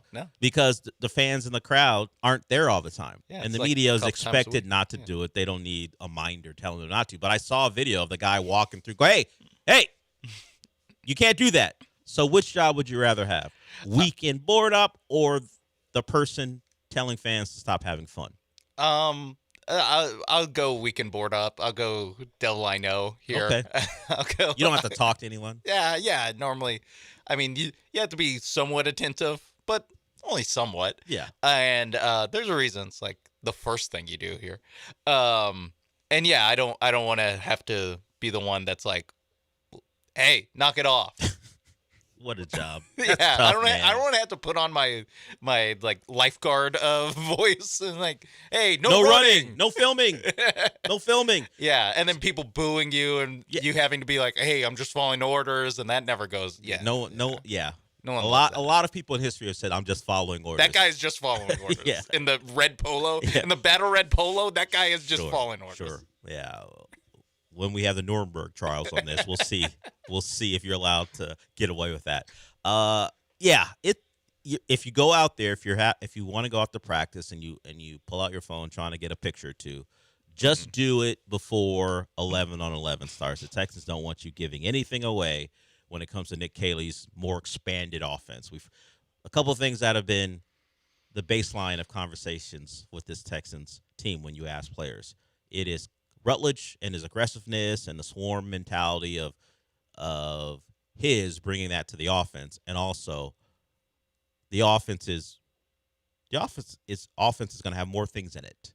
They're going to do more. They're going to use their backs more. And in fact, Woody Marks talked about it. Let's hear from Woody Marks on that. Woody Marks, who is now sharing a backfield with David Montgomery, talks about how the offense will be more expansive. We importing more stuff. Some of the things we couldn't do last year, we can do this year. Just by everybody knowing what they got to do. Putting different plays, different routes. With us splitting the running back out wide, putting him in the slot, running two-back running backs on the field. So he's putting a lot of stuff in, and we picking up on it good. I think he's doing a good job right now. Just put me out in different places. in the 3 and the 2 and on the outside. So he doing a great job. And I say the receivers out there doing a great job with helping us with the routes and how we get off press and doing all types of stuff. So just working with them guys, I say over the summer and doing training camp right now. It's been good just getting releases as a receiver. Maybe they need to hire someone to tell Woody Marks not to tell all the secrets. Like that same guy. Hey, knock it off. Hey, knock it off, Woody. Stop telling people specifically where we're putting you. Yeah, he was getting, for football people, the 3 and the 2. He's talking about how you are signified or designated as a receiver when you're lined up out wide. So, Woody, hey, knock it off. So the Texans expect a similar offense because they're not discarding their principles, but the hope is in year 2 it'll be something that's a little bit more dynamic, a little bit more difficult to prepare for. And if David Montgomery and Woody Marks are going to be on the field at the same time, Woody Marks seems like the right choice to be someone they use out of the backfield, whether it be lined up wide or just a pass catcher from the running back spot. So that's kind of the gist of it. The Jadeveon Clowney open to the media portion of the pressers happened yesterday too, and he's excited to be back, wants to win a Super Bowl. We don't have to play the sound, Sean, but I posed this question to the guys this morning. In the middle of his sound, he goes, I could have played someplace else for more money, without anyone asking about the deals that were on the table. I am of the opinion that any athlete that does that now has to prove that he had other offers. Because when you tell us that, that's supposed to be you telling us, hey, I really love it here. I really want to be here. Trust me, this is a place I want to be. I'm going to need to know. And because it's hard, if it's not in writing to get like proof, I'll just settle for name the team. Name the if team you were willing spurned. to if you were willing to name the team that offered you more, you took less to be a Texan. Yeah, if he was like, I could have gone to the Broncos for more money, Yeah. but I went to the Texans. Like that would actually, that would actually hit home because the Broncos are a title contender themselves. yeah. If the Cardinals were willing to offer you more money, okay, you don't want to be a Cardinal, cool, understood. Yeah, I need that. I need. If you're gonna tell me that there were plenty more lucrative deals on the table, at least give me one. Yeah. Give me something that lets me know you're telling the truth. I'm down with it in all sport. When a veteran in the NBA like signs to ring chase to be on a minimum, like, all right, tell me, what'd you turn down? What'd you turn down? I don't know, whoever, random DeMar DeRozan. Who'd you turn down? Because right now it's much like dudes who say they had a camp girlfriend. Yeah. There's no proof of it. You can say it. I'm just looking at him a little skeptical. Yeah. Not that Jadeveon Clowney didn't have I'm sure better he had opportunities. A lot of No, well, maybe, I don't know. He may have been a one-woman man I don't throughout know. high school and college. I don't know. I never. You don't know, but I'm going to say I didn't need it. I didn't need. You're here. That's all that matters. I didn't need the whole. Guys, I really, really wanted to be here. Trust me. But Jadeveon Clowney, part of our DN rotation, which should be one of the best in football. And as far as what you actually need from him, like I'm pretty confident that Clowney can provide that. Even at this point of his career, is kind of what he's been doing the last 4 years of it. It's just bouncing around team to team, being a probably third edge rusher, maybe on some teams a little more hungry for that pressure on the edge. Maybe he's the second guy, but yeah, I think he can do that. Maybe bump inside on some NASCAR packages type deal on third and longs, and to do all that, and it's like, oh, and it's also a reunion. Although he's not he was a good Texan, but I think most fans were a little disappointed in just the raw production he had as a Texan his first time around. But I think now with the expectations in a lower place, I think he can provide that, and again, basically be the Texans' Carlos Correa of coming back to the first team. And speaking of Correa, cleared to start hitting, so He did go to that doctor yesterday, and the doctor cleared him, so Craig can start the process of working his way back, and it begins in earnest now that he can hit. As far as Clowney, I hope the Texans designate the number 90 as their official alleged generational pass rusher number, because they've had a couple guys who are supposed to be that. I won't even say no doubt about it, but this is our number 1 overall pick. Our dude, defensive end. He is the one. Yeah. The number, I won't say the number has been cursed. I would just say the number and the player wearing it has not lived up to the expectation. Yeah. Mario Williams wasn't who people thought he would be. He was a fine player. But that's the thing. They're both good players, but not. We're glad they've taken him number 1. Yeah, Jadeveon Clowney. I mean, the thing is always he's never had a double-digit sack season. He had a 9.5 and a 9 for the Texans, so he got as close as you can get to doing it. But yeah, I mean, with what he was built to be, it's one of those things where there's just a little bit of, felt like there's a little bit more there. Same thing with Mario Williams, who I'm pretty sure was a little bit more productive pass rush-wise, but the same thing, especially in that draft and like how controversial it was to pick him at that time. Mario Williams. He grew. He had a 14 sack season, a 12 sacks season. Was an All-Pro, Defensive Player of the Year candidate. So early on in his career, he was more productive, but just on teams of no consequence. Yeah. They just weren't any good. Never made the play. And by the time they got good, he was gone. Yeah. Actually, he was on that 11 team, but he got hurt, so he never played in the playoffs with the Texans. He only played the 5 games. He got hurt early in the season, and did have some moments with Buffalo where he was pretty good, but only made 1 playoff appearance his entire career. That is crazy. Can you guess what team? So I know he went to the Bills, but they probably didn't make the playoffs with him. No. Just given that time frame of that franchise. God, it's only 1 game because this team never wins playoff games. So it is just me just guessing a team. I'll give it to you. It's another AFC East team. It was the Matt Moore led 2016 Dolphins. I didn't know he joined them. Oh no, wait! I kind of roughly remember. It was his final year as a pro.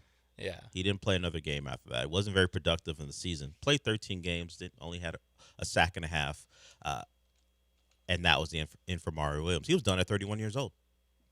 Wow, that is crazy. Which He's is only crazy 41 for, right for now. pass rushers right now. Pass rushers can hang on a lot longer. Von than Miller's 31. still doing it. Yeah, Daniil Hunter's not as old, but you mentioned Jadeveon Clowney's 33 years old.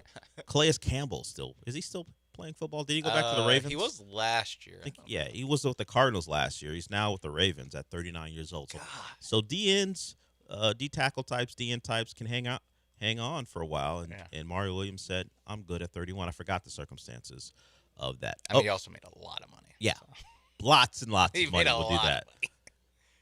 He never had to say, "I could have gotten more money elsewhere." Yeah, because he was before rookie contracts or rookie scale contracts, so he got to negotiate his first deal with the Texans. So I'm not sure what it was. I'm sure by today's NFL standards, it's like all right, whatever.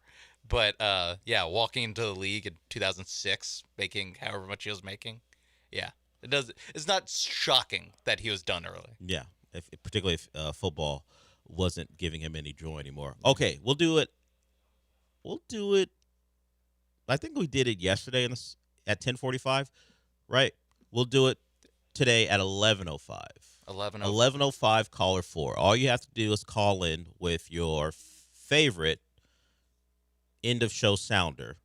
Give it to Sean. He'll reveal it after you give it to him. But you call in with that, caller 4, and I'll remind you again. But it will be at 11:05. If you get in and give him that sounder, you have 2 tickets to the Listener Appreciation Party, which will be August 28th. And I do want to remind you, tomorrow, not only will John and Lance be giving away more spots to the Listener Appreciation Party, they also will be giving you the chance in the 9 o'clock hour to be a part of our fantasy football draft. It'll take place at the Golden Nugget from August 27th to the 28th. Not only are you part of the draft, you get a $200 food and beverage credit and dinner at the DraftKings Sportsbook during the fantasy draft. You can tune in tomorrow for your chance to win. It's not the last time we'll do it, But we've already given away a couple spots. We're giving away a couple more tomorrow. So if you're interested and you can be available to be at the draft that night, August 27th, this is your opportunity. Tomorrow, it looks like during the 9 o'clock hour. Okay, we'll go to break. We'll get into a couple more things involving the NFL, and then we'll get to some college football at some point. We will be back.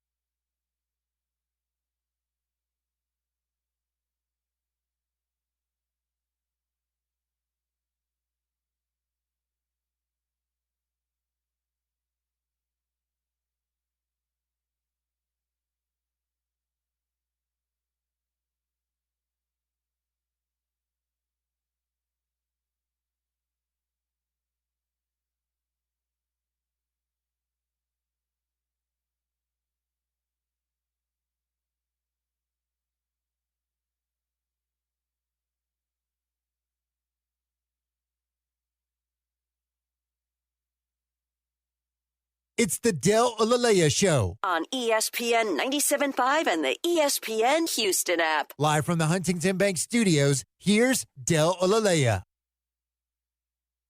We'll see if this comes to Texans camp, if it starts a new trend. But yesterday at Cowboys camp, CeeDee Lamb was practicing catching footballs, not on the jugs machine, which is what a lot of guys do before and after practice. This was at some point, as he had some time, he's got someone, maybe it is a jugs machine, I can't see, it's out of frame, but he's having a footballs fired at him, and considering how quickly they're getting there, it's probably a jugs machine. He's in a helmet and pads, and also he's got a net over his head. So the net over the helmet as he tries to catch footballs, catches them all. It is CeeDee Lamb.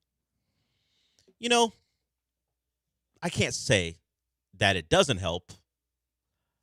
I also don't know that it does.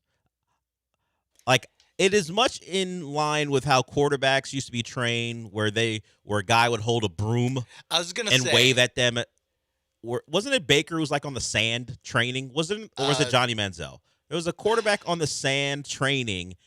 Yeah, I think there's been a few because that was the old like where Jordan Palmer would take guys to. Cause he's like a personal quarterback coach. Yeah, and like it was always like guys in the sand doing like high step on the beach like dropbacks. Yeah. And also what it reminded me of is Jameis Winston, who also has a bunch of clips of him doing just I would say borderline absolutely bizarre workouts where like I can kind of see how this is applicable to NFL football, but not really. And either way, you're going to throw 20 interceptions the next season. I don't know why we're I don't know why we're going through all the trouble of like, bouncing a tire at them or whatever, but okay, sure. So if CeeDee Lamb, the problem is CeeDee Lamb is already a great player. So I'm not going to attribute anything he's doing to the net over his head. Someone's going to do it. It'll be. I guarantee you by Labor Day, there'll be either a pro or college receiver definitely that picks up on this. It definitely gets to high school.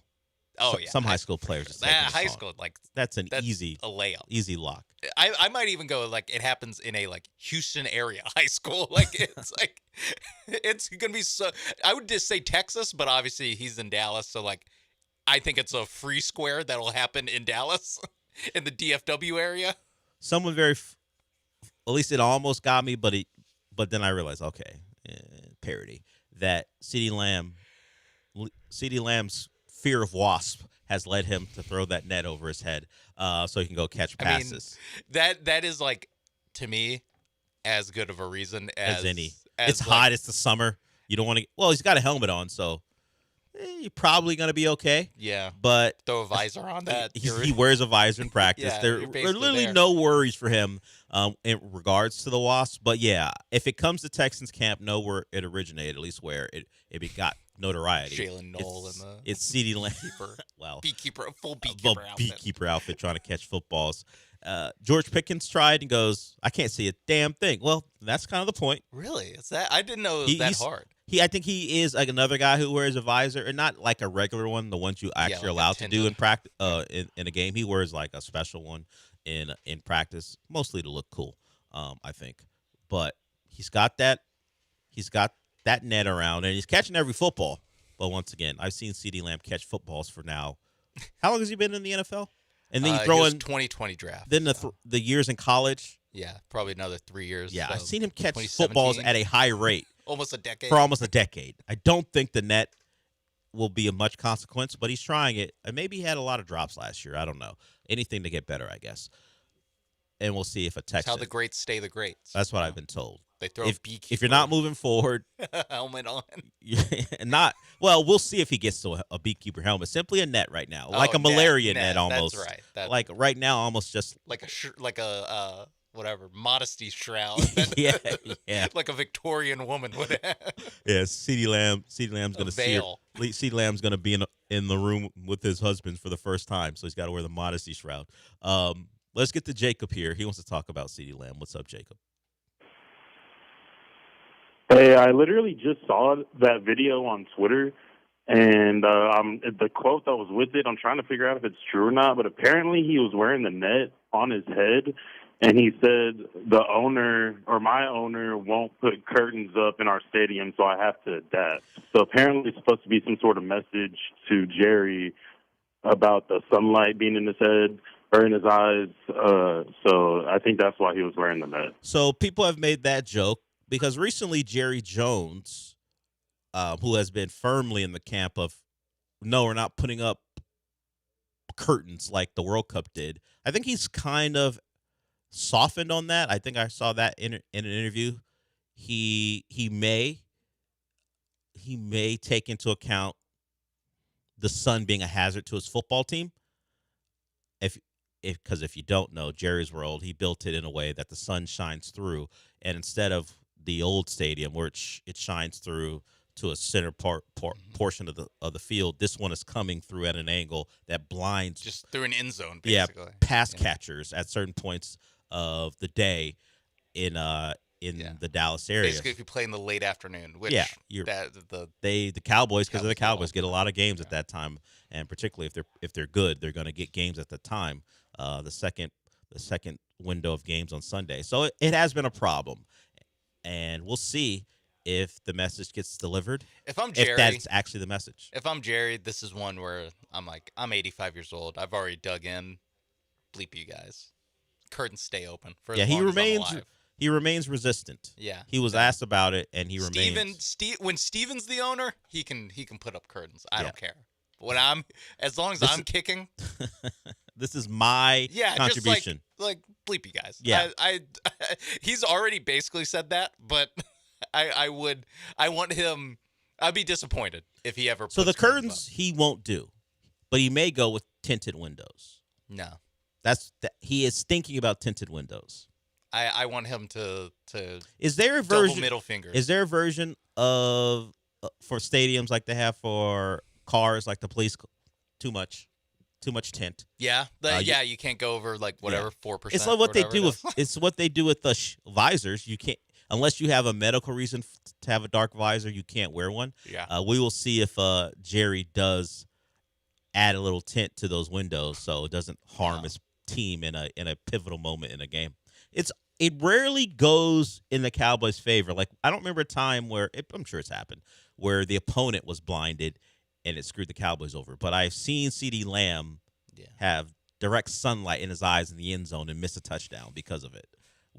Jerry's like, get over it. Put a net over your head in practice and figure it out. Adjust. Yeah.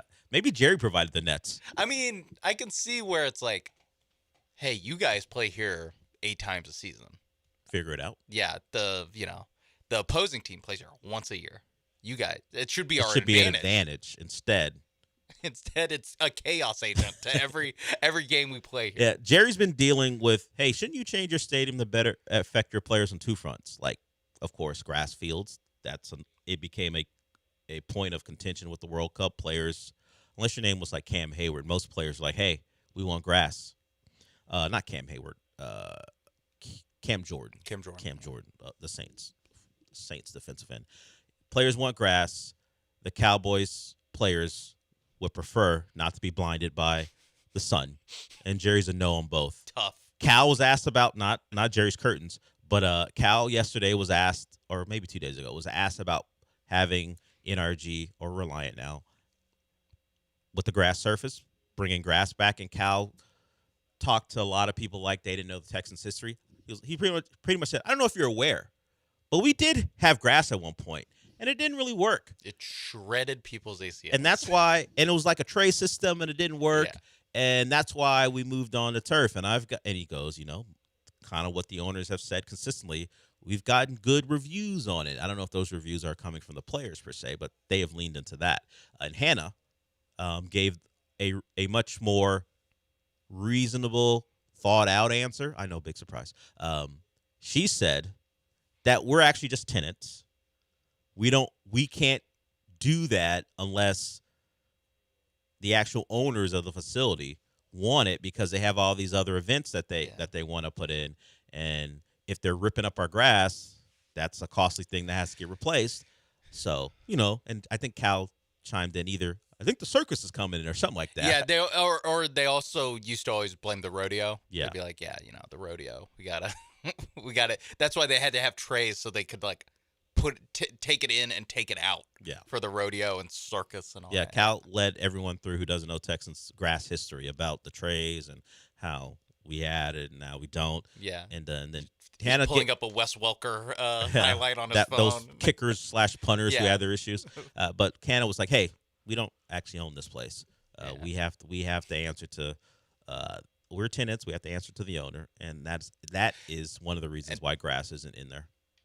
We'll see. I don't know if that's true. Yeah, I mean, it's at least the reason they give. Yeah, because we saw how it worked during the World Cup. It wasn't trays. FIFA wouldn't allow it, and gross systems were built for the grass. But of course, it was just a summer of soccer. There were no other events in there, and that's why that could get off without a hitch. And that's why we need a new stadium in Houston. That's why you guys got to pay for it.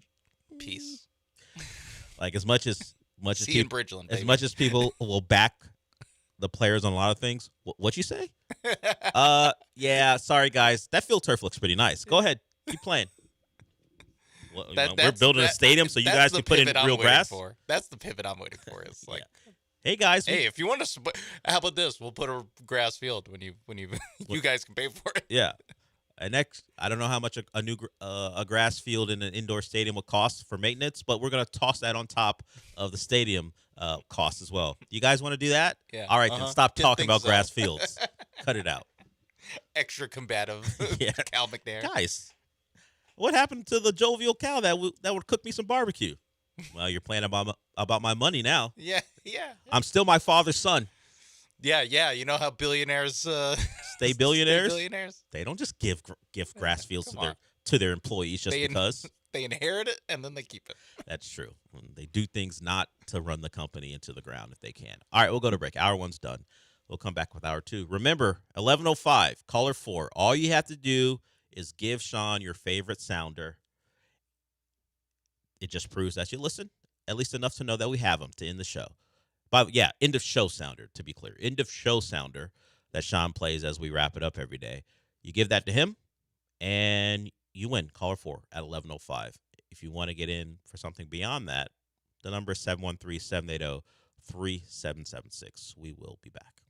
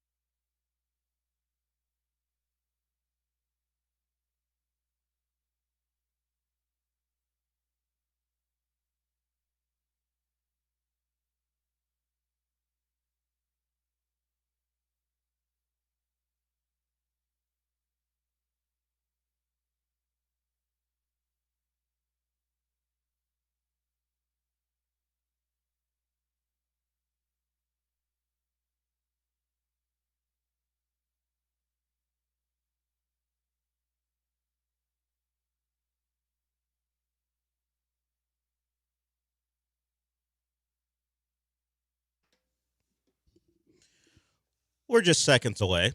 11:05 is when you call in for your chance to win. Caller 4 at 11:05. Recite or just tell Sean your favorite end of show sounder, and you win a pair of tickets to the listener appreciation party if you're caller 4. So we'll get to that here in a couple in seconds. Actually, 10 seconds. We're pretty close. So be ready. Get in.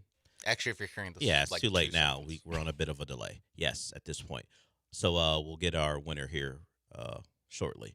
Okay, as far as what else there is to focus on, the Astros play today. An hour after this show is over, it'll be the end or the final game of the Blue Jays series. The Astros trying to win another series. They got not their best pitcher, at least as far as this season has gone, but overall, most talent, most accomplishments. Hunter Brown, their best pitcher, is out there today against the Blue Jays team who took game one to end the Astros losing streak, but winning streak, but the Astros bounced back thanks to Hayden Wesneski, and a scrappy third inning where they're down to the last out of the inning, and Altuve beat out a grounder, and that started the rally. We can thank Jesus Sanchez for that awful throw that led to Taylor Trammell scoring. Taylor Trammell actually got his home run this time, so that's nice. After what was an embarrassing moment 2 nights ago, he does get a home run, and that led to the 7-2 win. 2.5 games up on the Rangers.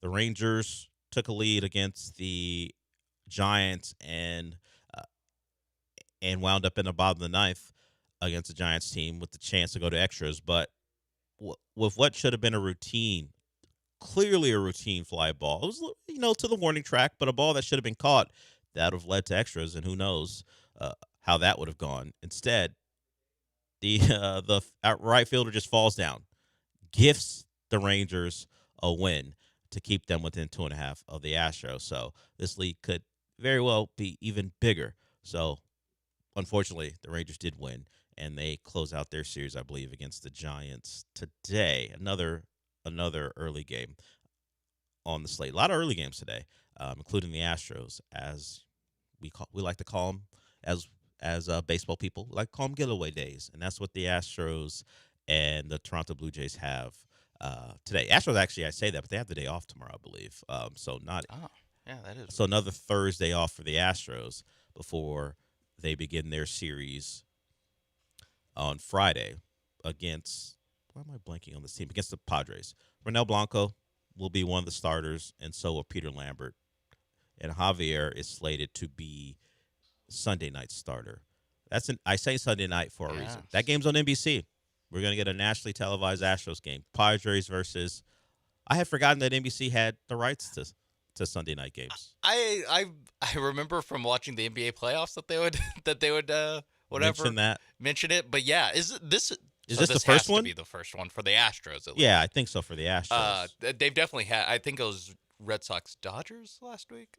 I want to say, but yeah, that'll be interesting. That'll be interesting for sure.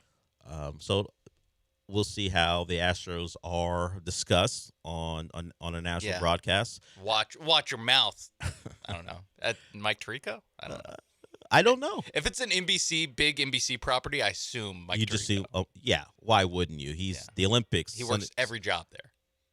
He is the Al Michaels of NBC. Al Michaels used to be that guy for ABC. Now Al Michaels is on Amazon. So as I look at Sunday Night Baseball, the NBC schedule, they've had a couple NBC games, one in April and then one in May, and after that, it has been a consistent thing for NBC to have Sunday Night Baseball.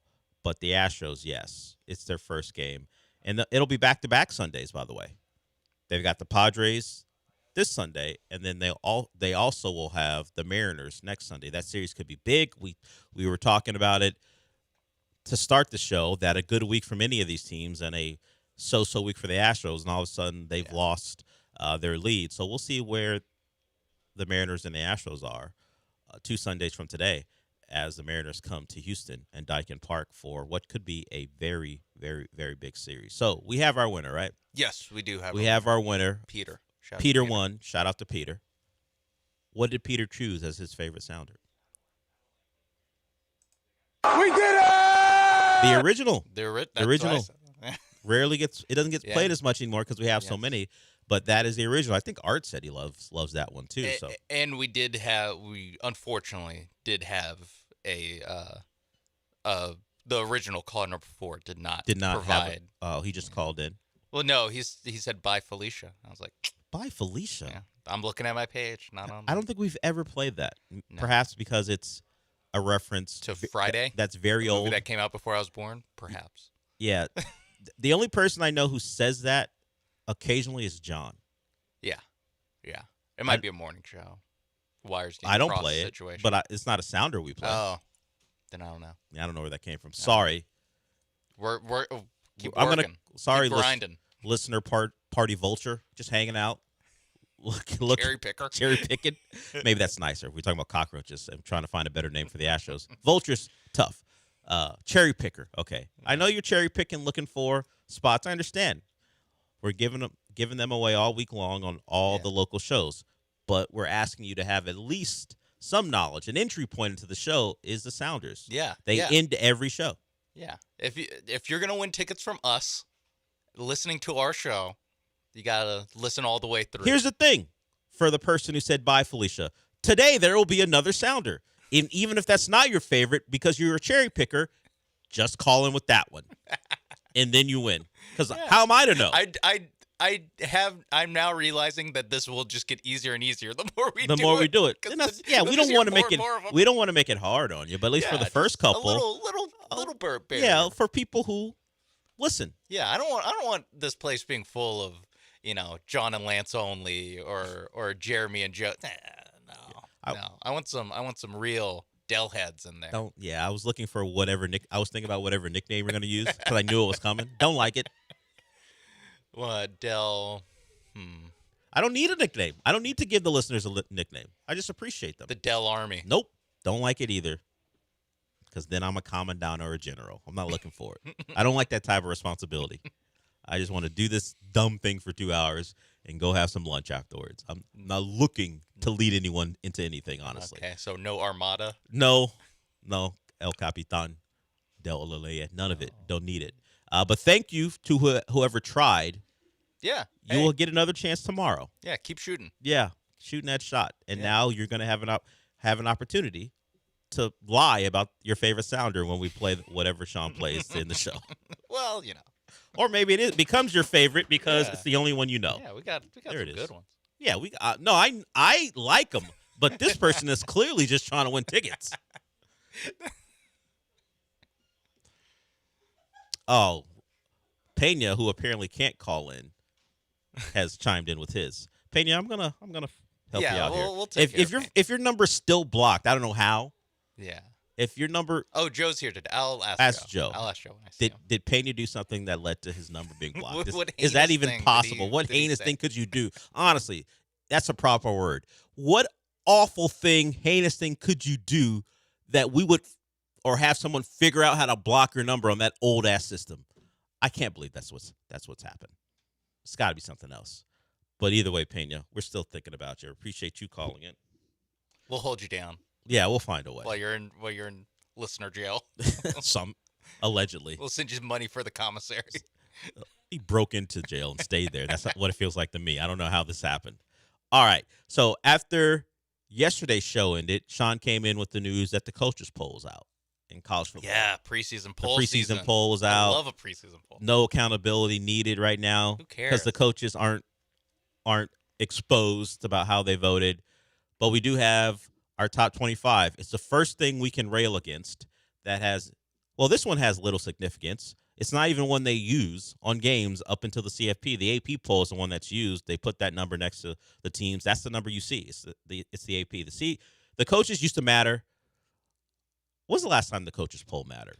BCS? The BCS era? Yeah, when they're like 1/3 of when they're BCS poll. Yeah. Now, it's just a talking point, and we see how coaches feel about the teams. And right now, the coaches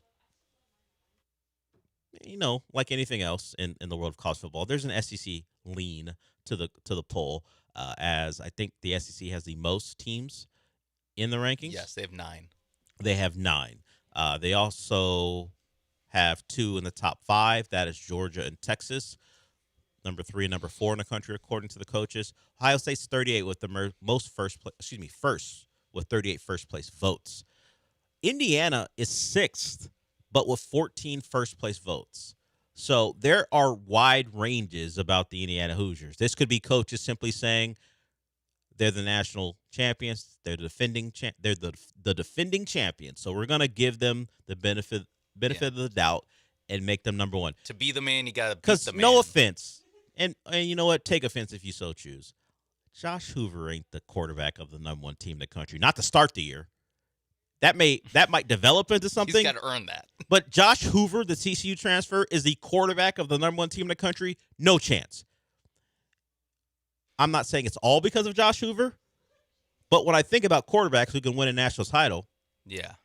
I don't have Josh Hoover in my tier. We did this Mike Sando thing earlier today on this show. On the morning show. We talked about it yesterday because it came out during our show, or at least right around there. Yeah. We did the tiers. Josh Hoover ain't on a tier of win because of national title. Well, it's also like how they did go undefeated.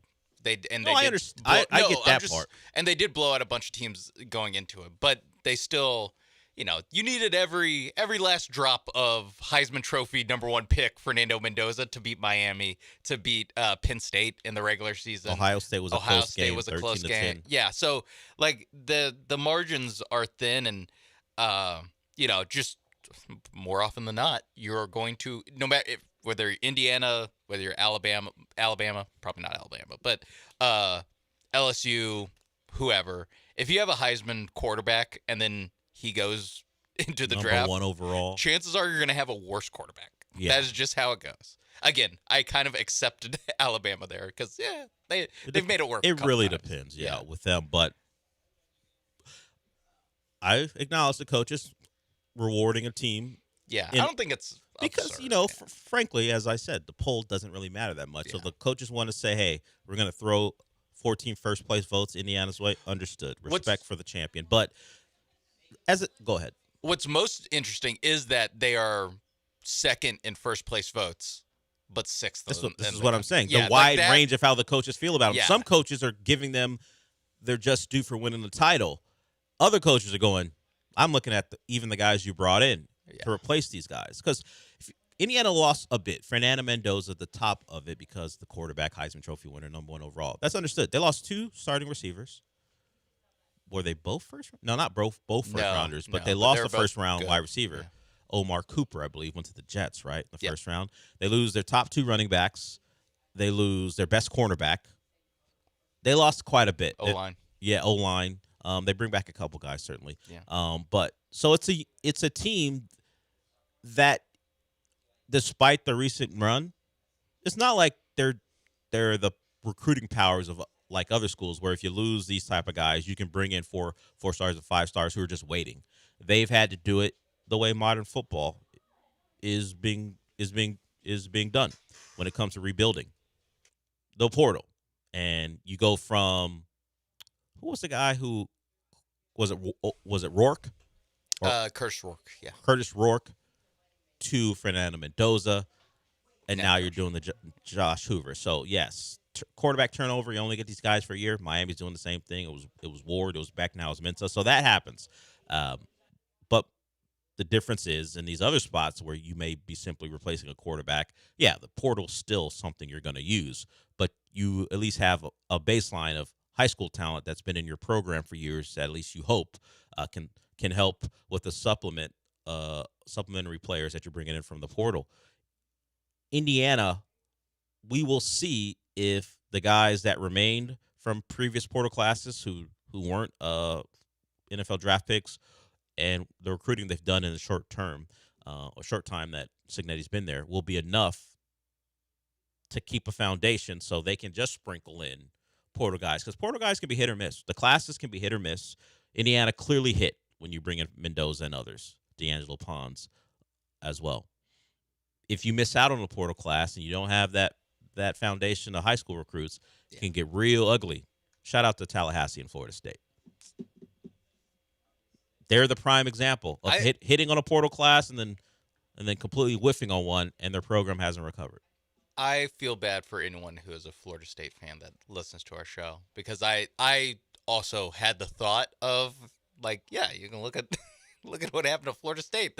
They're transfer U, and they went 13-0 and missed out and got demolished in the Orange Bowl against Georgia, and they've been transfer U since then to worse results, terrible results. And I think Cignetti's, there is a baseline there. Yes, it's Cignetti, which certainly gives you more confidence than Mike Norvell. Yeah, but also I just imagine some guy in Houston being like, I'm a Florida State fan. Some guy is Keith.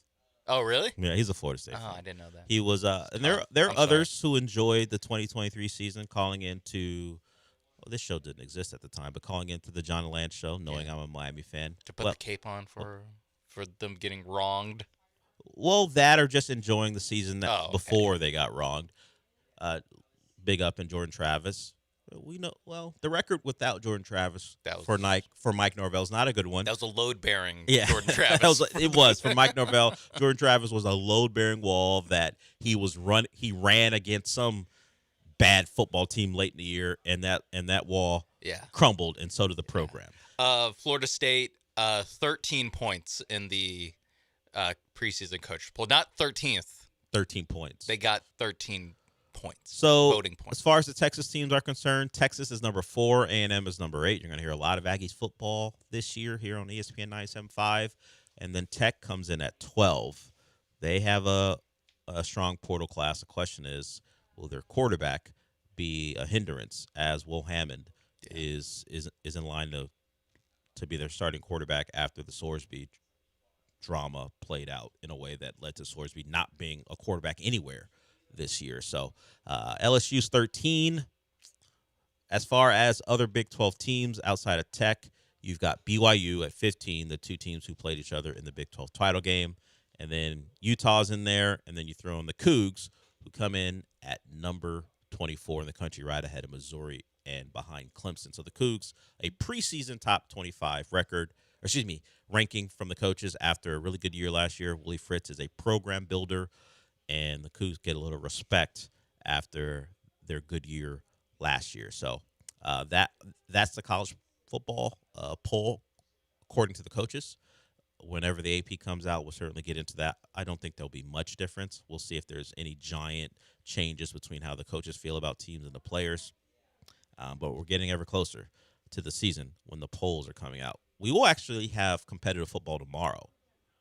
Oh, yes. Preseason football, as Carson Beck and the Arizona Cardinals take on whoever the hell the Panthers want to roll out there. It's Kenny Pickett. Kenny Pickett. Shame on me for knowing that off what's the top wrong of my with head. you?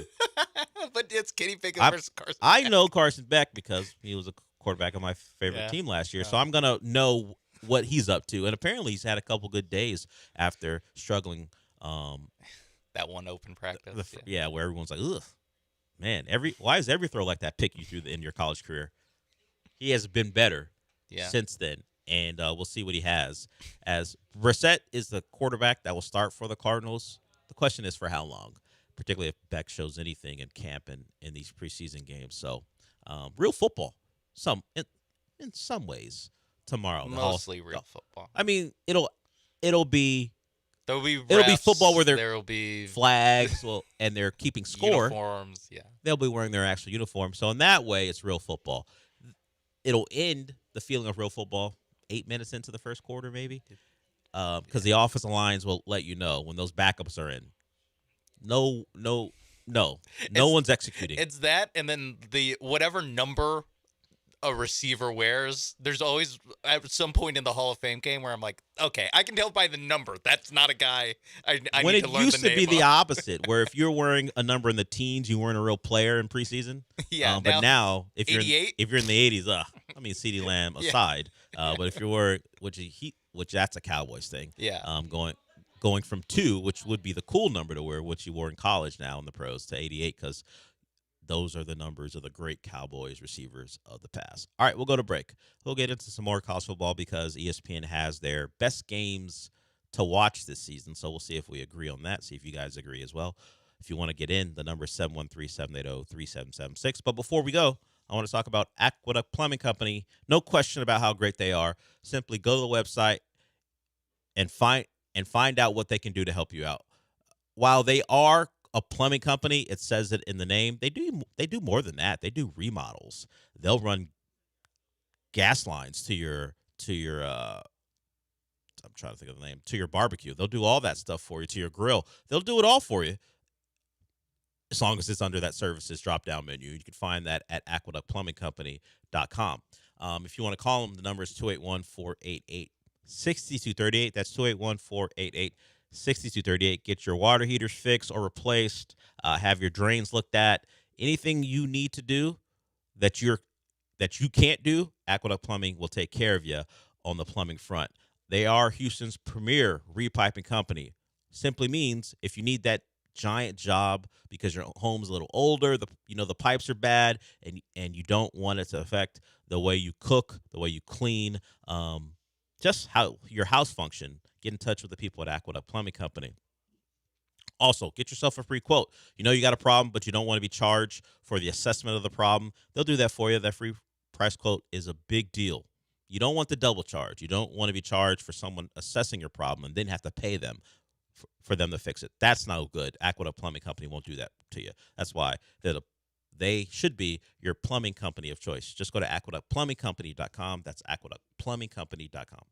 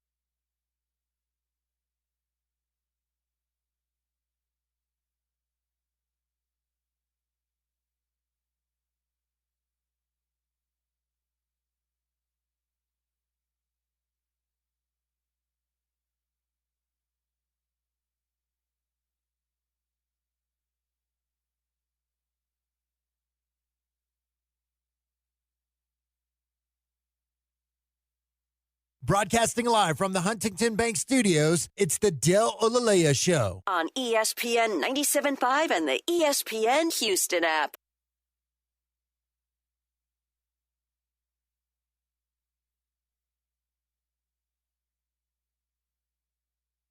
This show talks a lot about television and movies. So a lot of what happens sometimes in the real world is I frame it with, oh, I watched a movie that did this or a TV show that did this. That's why when I read about witness tampering in the Terry Rozier case, I think it's straight out of Law and Order, straight out of some crime procedural I'll casually watch on USA Network. And Terry Rozier's childhood friend, De Niro Laster, is being accused of repeatedly and flagrantly violating the conditions of his release. He's a co-defendant with Terry Rozier. He's being accused of witness tampering. He attempted to contact co-defendants in the case both directly and through intermediaries. Terry Rozier isn't being accused of that, but his childhood friend is. So we've got witness tampering in the case involving the NBA and gambling. It's like a gangster movie. Yeah, like a mafia, and his name's De Niro. De Niro, yeah, which is a great name. I didn't know that. I didn't know that could be a first name. That name. Forget about the last name. It'd be so funny, if, in the episode that is a flashback episode about De Niro's dad, and he's like, yeah, I really should not have shown him Casino when he was 8 years old. He really took it to heart. I really should not have done that. He really took it to heart. So they want to revoke De Niro's bail. Laster, you probably have to say his whole name. De Niro Laster. De Niro Laster's bail, because he won't stop violating the conditions of him being able to move around a little bit while the trial is set to take place. So we'll see how that goes, as this trial involves Terry Rozier. There's a Chauncey Billups element to it as well. And Rozier's currently someone who I think I saw months ago was like, you know what? I'm innocent. I still want to keep my NBA career alive. Good luck with that. So we'll see how it goes. But the trial is currently scheduled for February 8th of next year, and we'll see if De Niro Laster can cut it out when it comes to talking to witnesses and other defendants. He's not supposed to do that. And I did not know that Terry Rozier's nickname is Chum. There's a sentence from a text that Rozier's attorney sent to the buddy, De Niro Laster. Don't tell Chum about the bet. And I wonder where Chum comes from. How does that come about? Like you think about like what you throw in the water for sharks. Yeah. What? Huh. Terry Rozier. He's the third, right? I believe he is Rozier the third. I think that's the case. But he should be Trey, not Chum. Or is that like a cultural? Is there something I'm missing there where it's like, don't tell my chum that he's a. So he's just a friend, is what you're saying? Yeah. He's English. Yeah. He's just a friend. Yeah. That's how you work your way to get there? Yeah, they're attorneys they're from Anglophiles Manchester or something. Yeah. So just to clarify, Rozier attorney wrote that Laster texted, "Don't tell Chum about the bet" to. Laster said it. Laster texted, "Don't tell Chum about the bet" to an unidentified recipient. De Niro Laster is just he's an Anglophile. I think. Yeah. Who's watching a lot of? They don't even say it. Do they say that in Downton Abbey? Yeah, no, definitely not. Or maybe the downstairs folks say perhaps. It. I've seen enough English television, whether it be Gangs of London, Top Boy, Chum not being used there. Luther, no, no. John Luther never used the word chum. I don't know where that nickname comes from. I'm sure there's a less English reason for it, but that's the only connection I can make. Yeah, interesting. Terry Rozier really loved The Crown. I'm very interested. very interested in the naming conventions. Of Yeah, I this, care of less this about Rhaenyra Targaryen. Can you names. think? Yeah, she's going down the path that it appears Doesn't look great. that doesn't look great. Yeah, Doesn't look great. yeah. I don't know that you like of all the characters from Game of Thrones. I mean, Nah, you John's gotta a basic name, so it doesn't Yeah. even matter. You would have to Robb. explain all the time. Rob, yeah, you died, but that's still a basic name. Rob with two B's, I guess you could do. Jamie. Catelyn. Yeah. The end for most is death. The people who live. Are you gonna name your kid Sansa? Nah. Samwell. He'll just be Sam, and people will think you're talking about the Hobbit. Yeah. Not Tarly. It'd be Sam. Actually, that's Samwise. Excuse me for all the nerddom coming out of me right now. But either way, I hope Chum has a fair trial. Yeah. And however it goes, it goes. He does. He's right that he's innocent until proven guilty. That's he true. needs his day in court. Like he damn also it. like Scary Terry is the name that we knew about. There's also Chum. Scary Terry's better than Chum. Yes, unless there is something I don't know about that name. So it's a childhood nickname that dates back years to a personal social media account. Okay. Yes, I hear the list. The intern talking to someone, telling everyone or that caller, "I'm on air." Yes, I am on air. If you want to talk to me, sir or madam, you have to do it through the phone. I can't come to the phone, right? I can't come to the phone. You have to do it on the air. Yeah, there's no real reason for Chum other than it came from some social media account when he was younger. All right. Yeah, I don't. But I wouldn't think that his friends would call him Scary Terry in a text either. Yeah. That's a name for the public. Yeah. No, that's very like athlete like what the media calls an athlete nickname, but no one calls him in real life. Yeah, because because no one who knows him would call him Scary Terry. Yeah. Because it's stupid. Yeah, I need to get a ride. Let me ask Scary Terry. Let's see what Scary Terry wants to do. Not yet. Who's doing that? All right, before we go to, you know what? Let's go to break. I was going to say before we would get to some other college football things, but I was distracted by witness tampering and the nickname Chum for an NBA player who really tanked one of my seasons as a fan. It's to be expected as Terry Rozier. I just didn't know why it was happening, and allegedly it's because he was involved in a gambling ring. All right, we'll get to some more college football when we come back, and some more Astros as well, because their lineup is out, and a guy who's struggling mightily isn't a part of it. We'll get to that when we come back.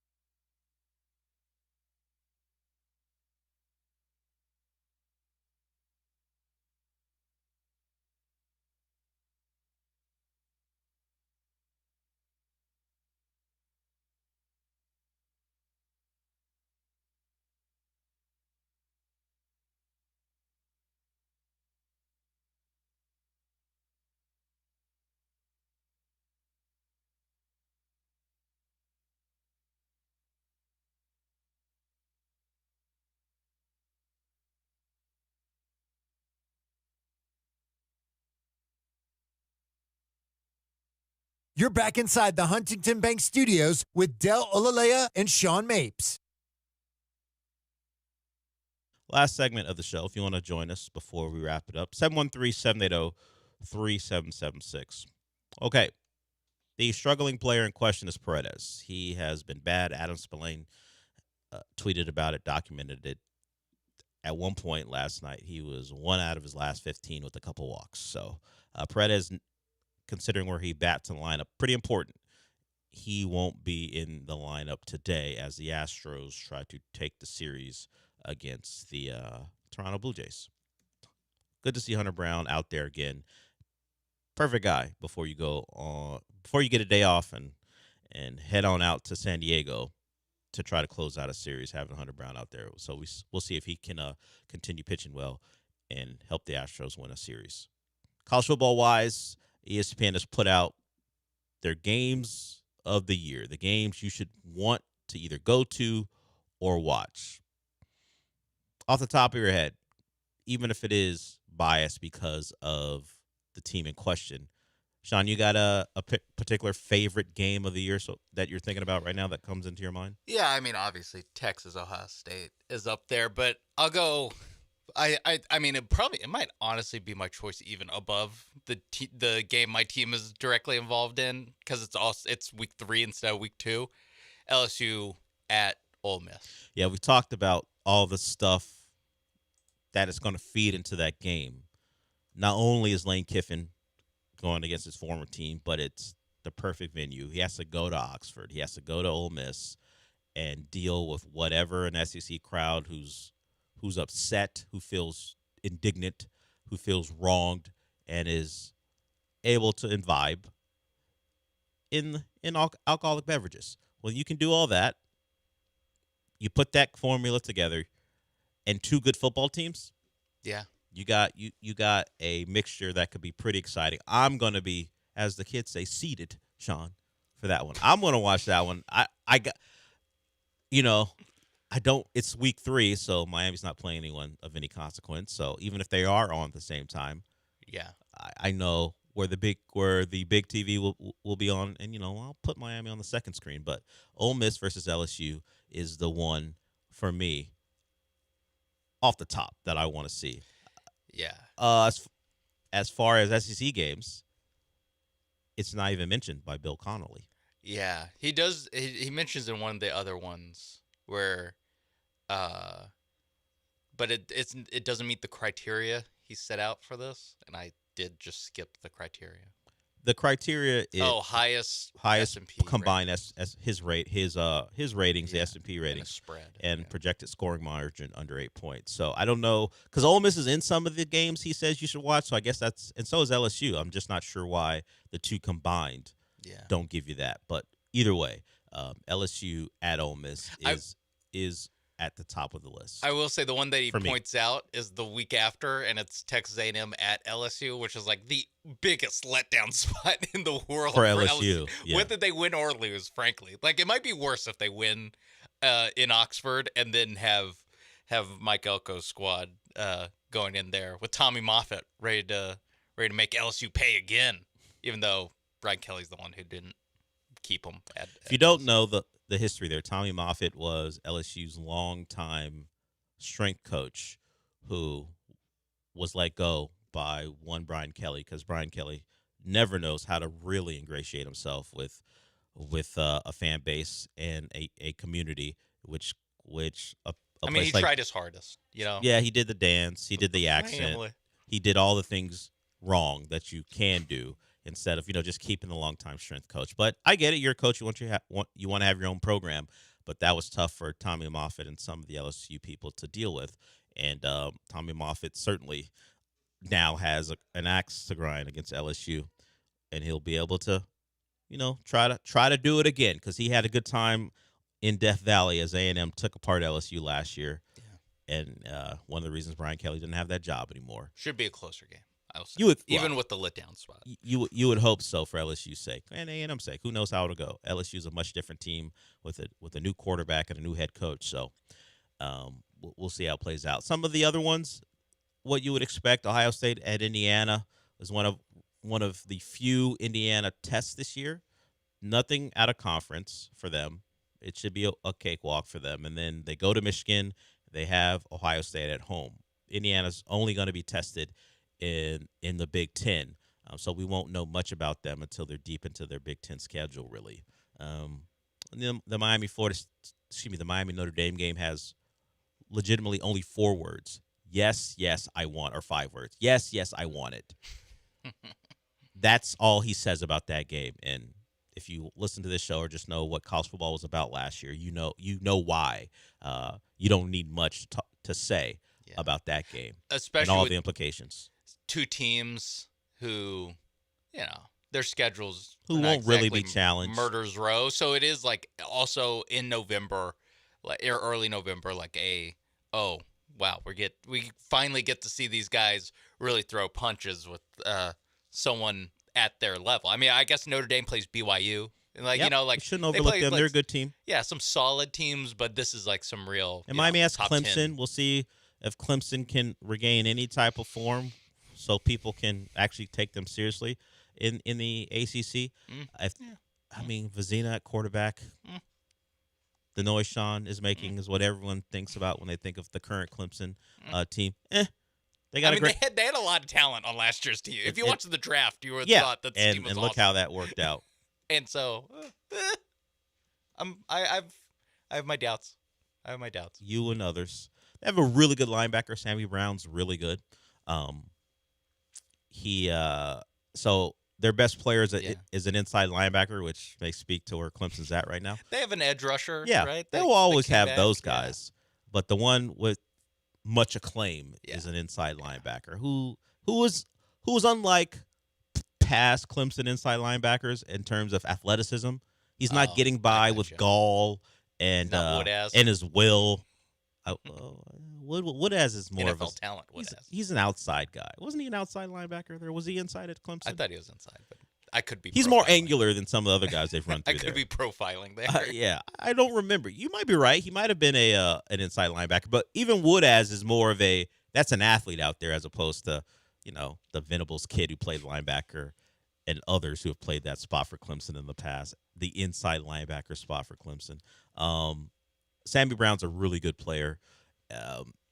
So if you just want to watch a baller play football, just take a look at Clemson on defense. Not saying you should look at them on offense. We'll see what Chris Vizina is, but Sammy Brown's one of those dudes that if you are a team who is without talent at the linebacker spot on the NFL level, that's a guy to have your eye on as far as when he turns pro.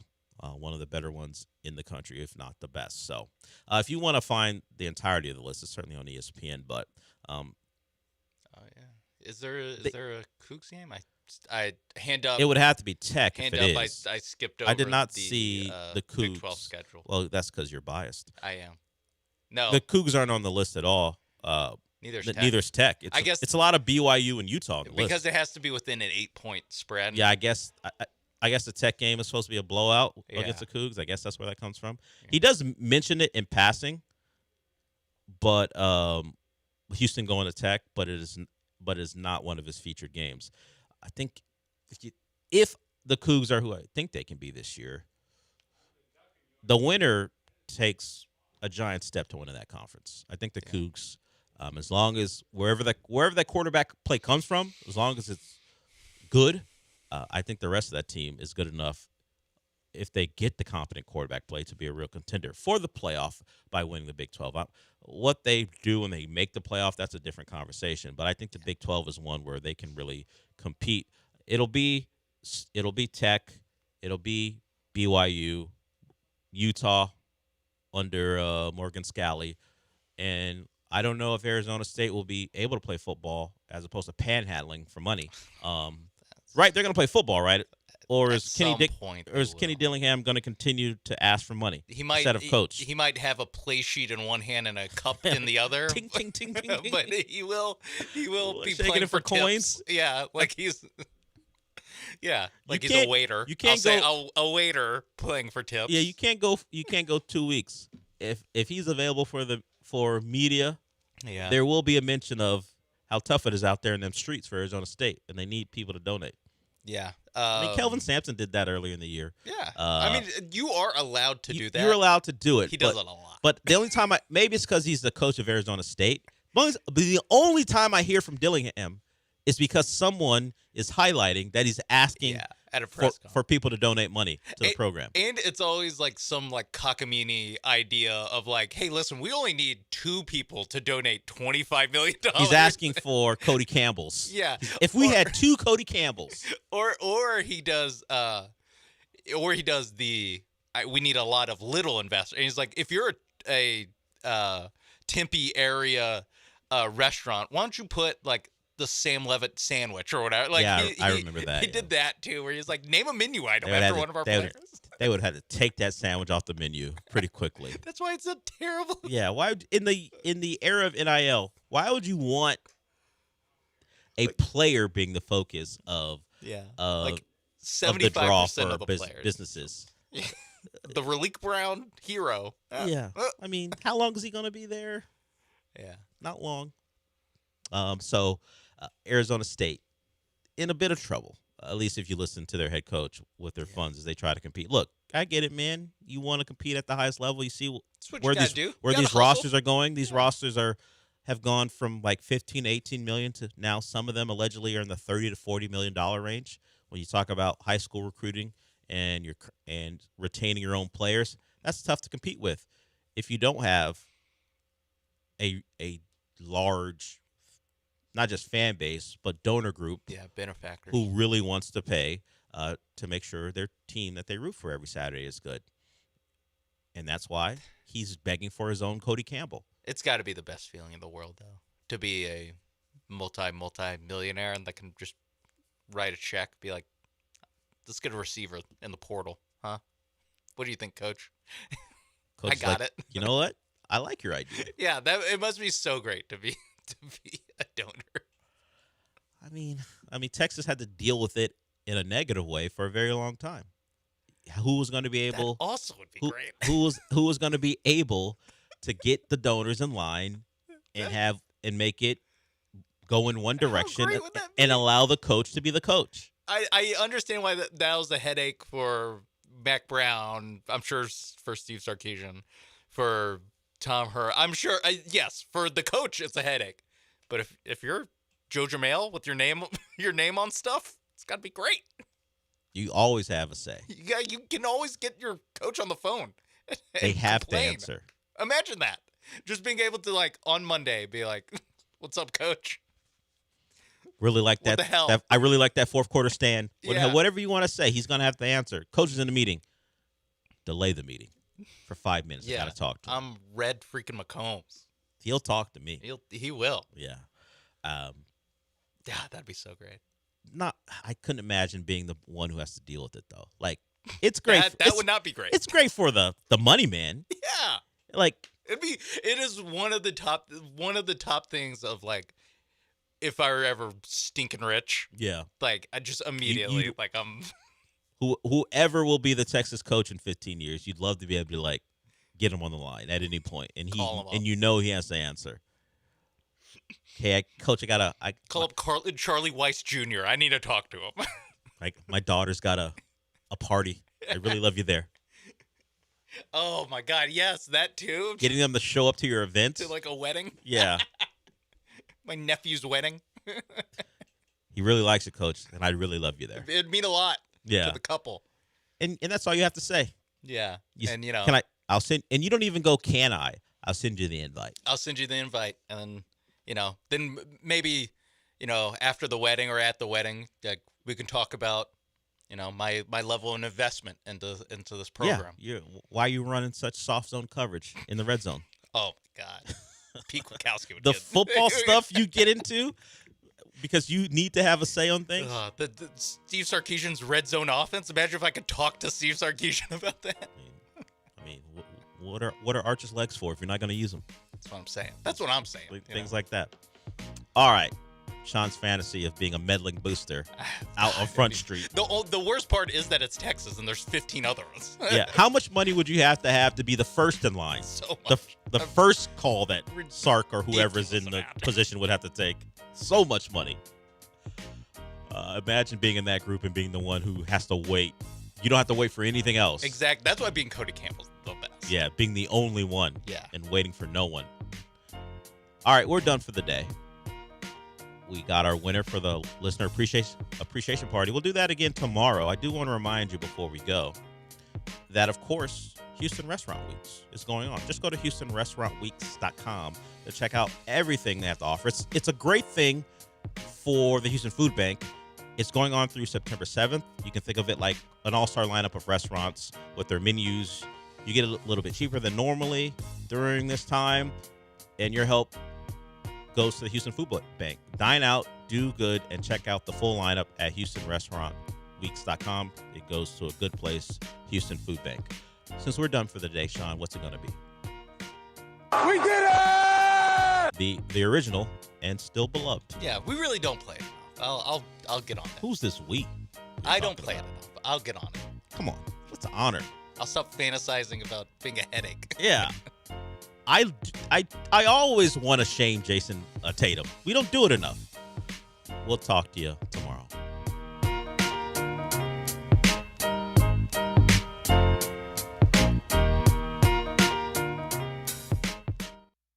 ESPN 97.5. Sunday Night Baseball on ESPN Radio. Gone! A line drive home run for Alvarez. Yordan Alvarez and the AL West leading Houston Astros are in San Diego to face Fernando Tatis Jr. and the Padres. Game coverage begins Sunday at 6:30 on ESPN 97.5. This is Ron Ansana with your market scoreboard report on ESPN 97.5. In today's trend watching, with 60% of the S&P 500 reporting their earnings, profits are up a stunning 46.7% year over year, with profit margins topping 14%. That is near an all-time high.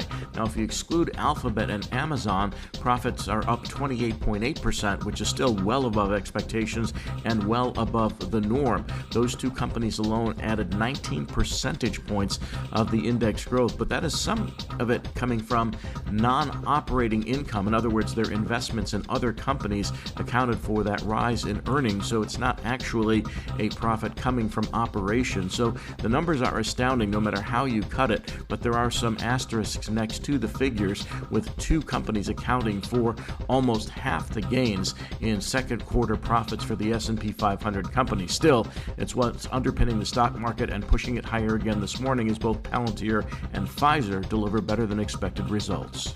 Hey guys, Joe George here. The biggest trap in today's car market, 84-month financing just to afford the payment. At D&M Leasing, there's a smarter solution. With their best-in-class Easy Lease, you drive a newer vehicle with the latest technology for a much lower monthly payment. No long financing, just a smarter choice. Call D&M Leasing at 713-290-1000 or visit dmautoleasing.com and tell them that Joe George sent you by. We make leasing easy at D&M. When your project impacts traffic, safety isn't optional. It has to be done right.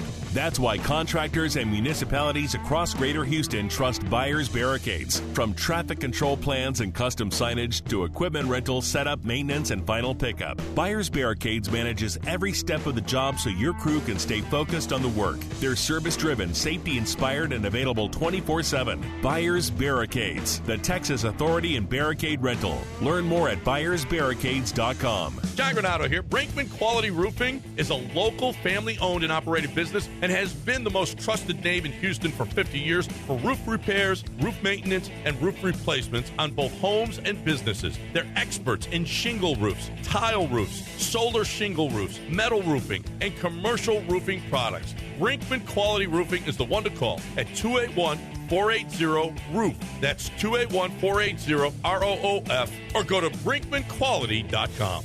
Blue Mountains Cold Beer. There, I said it. That's how you know your Coors Light is cold. Those beautiful Blue Mountains. If you like cold filtered, cold lagered, and cold packaged beer, then you need to be drinking Coors Light like me, John Granado, Coors Light enthusiast. So whether you're out with the crew or stocking up for the week, look for the Blue Mountains. Grab a cold Coors Light at your favorite local bar, restaurant, or on your next grocery run. Choose chill, Houston. Choose Coors Light. There, I said it again. When you're vacationing in your RV, there are some things you can always count on. Waking up to a beautiful view, card games at the breakfast table, and building a campfire with Dad. All right, hand me that piece of wood. Not that one. I don't like the looks of that. No. No. Oh. No. With Progressive, your RV is protected 24/7, so you're prepared for whatever you don't see coming. Progressive Casualty Insurance Company and Affiliates, not available in D.C. This is the story of the one. As a maintenance engineer at a beverage manufacturing plant, he starts his day knowing every line is ready to run because Grainger delivers the industrial-grade products he needs to keep mixers, conveyors, and packaging equipment moving. With Grainger's vast selection of bearings, belts, and motors, he keeps operations running smoothly, so nothing grinds to a halt. Call 1-800-GRAINGER, click Grainger.com, or just stop by. Grainger, for the ones who get it done. Jeremy and Joe, weekday afternoons from 3 to 6. State your correct name for the record. ESPN 97.5, presented by Zadok Jewelers, KFNC, Mont Bellevue, Houston. This is the Rich Eisen Show. Hey, everybody. Can't get enough of the Rich Eisen Show? You're in luck. You can find us everywhere. Watch us weekdays on Disney Plus from noon to 3 Eastern. Miss the show? We've got a podcast so you can listen anytime. But here's the best part. Our YouTube channel. Subscribe at youtube.com/Rich Eisen Show and you'll never miss a moment. Now, on with the show. Let's begin. This is the Rich Eisen Show. What do you think we are, gangsters? From the Rich Eisen Show studio in Los Angeles. Running backs should be paid because of what these guys do. Today's guests, 3-time Super Bowl champion receiver Ed McCaffrey, Commanders radio analyst London Fletcher, actor Anthony Michael Hall, and now it's Rich Eisen.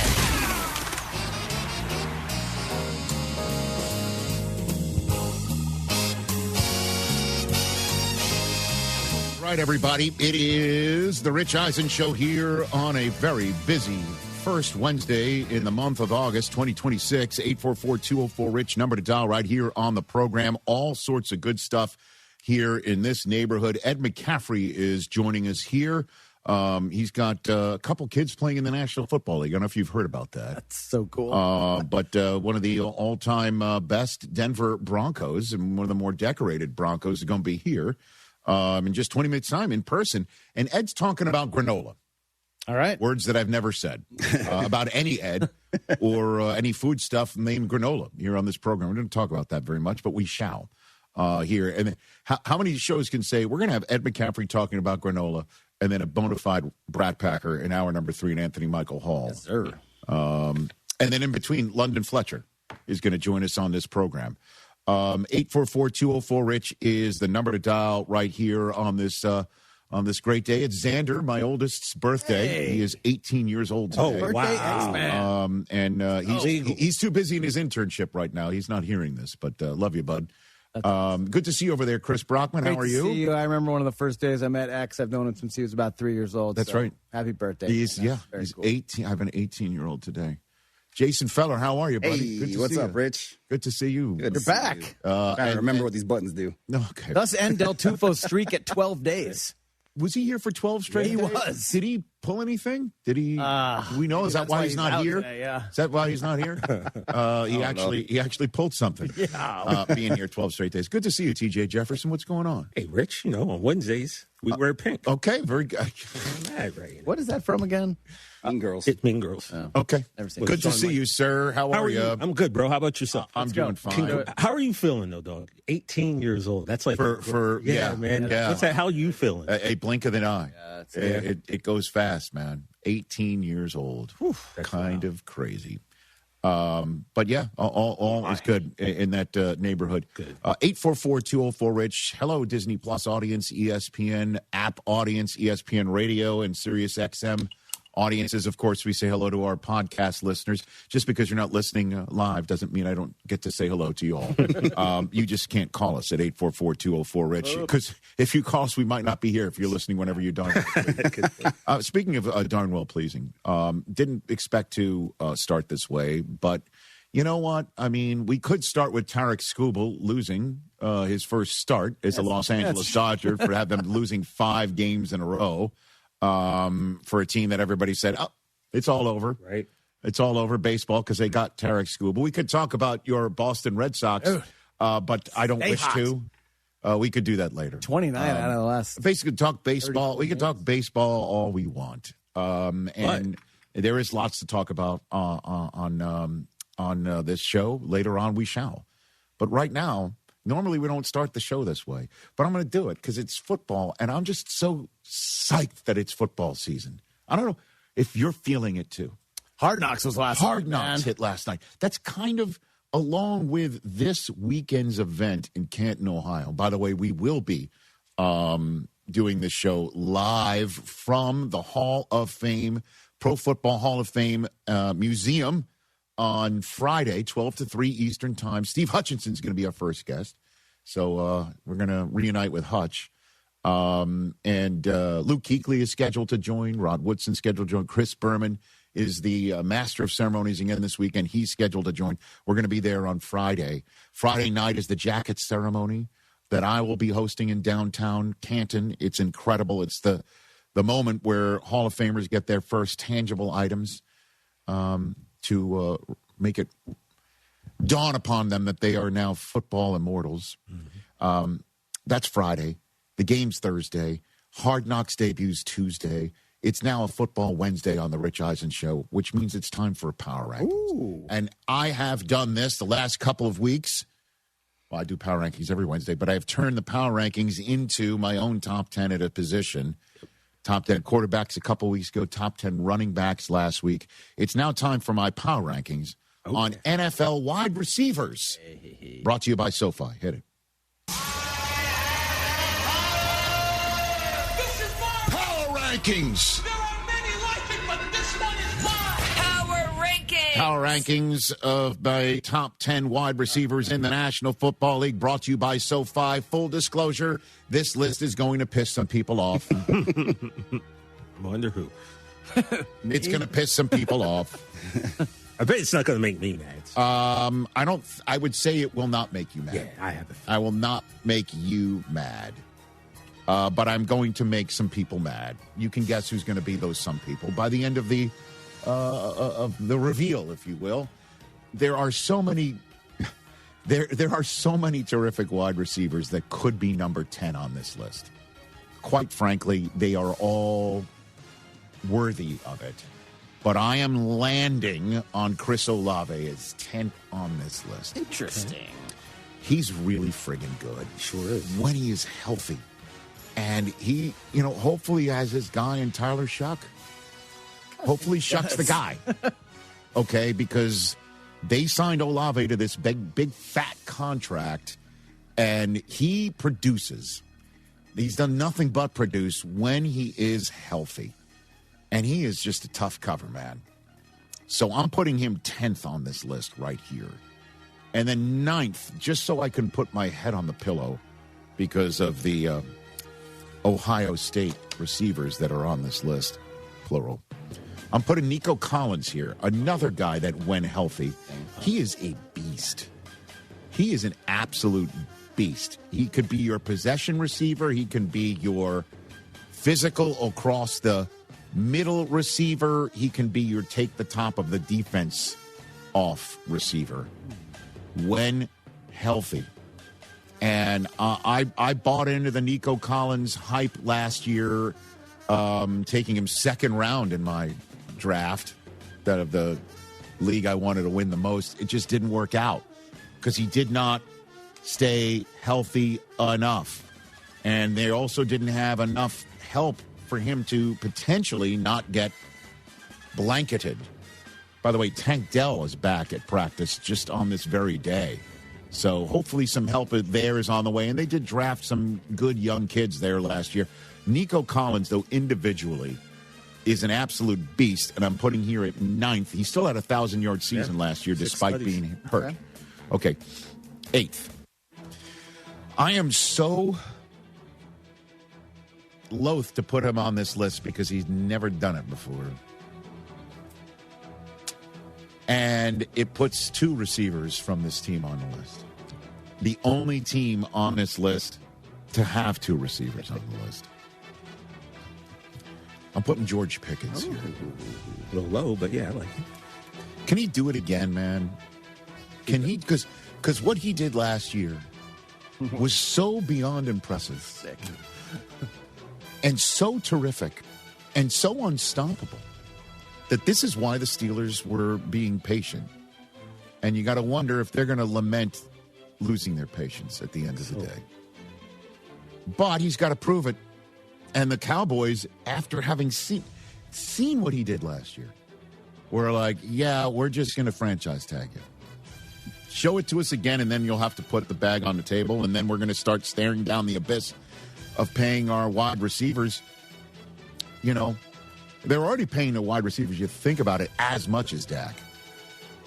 So it's the most expensive quarterback receiving combination in the National Football League, and he's got to prove that it is worth it for the Cowboys. But that said, I'm putting him at 8th. Okay. And now I'm putting A.J. Brown here. This is a big season for him. This is past performance. This is past performance, and then also just showing you how everything I said about Nico Collins can be said about A.J. Brown. Really can. He can be, you name it. What do you want? And he is perfect for the moment for you, sir. Yes, sir. Perfect for the moment for you.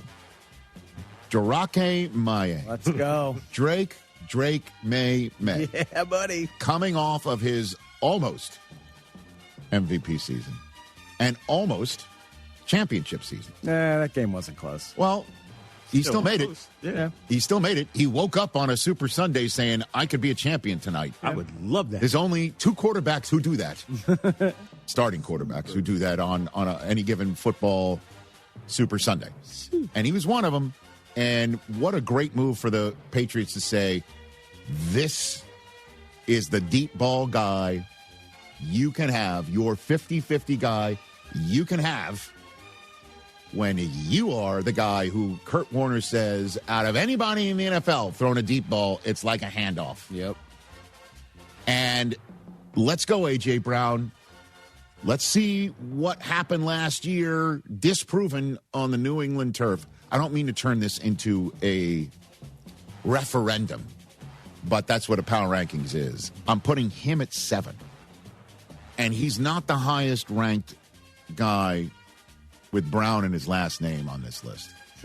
You know I called Amon-Ra St. Brown a top 5 receiver long before he started becoming Amon-Ra St. Brown, some guy, the top 5 receiver. And it's ironic that I'm now here saying he's 6th on my list. He's 6th on my list because I cannot put him above any of the 5 that are in my top 5. But he is 5A, okay? I love him.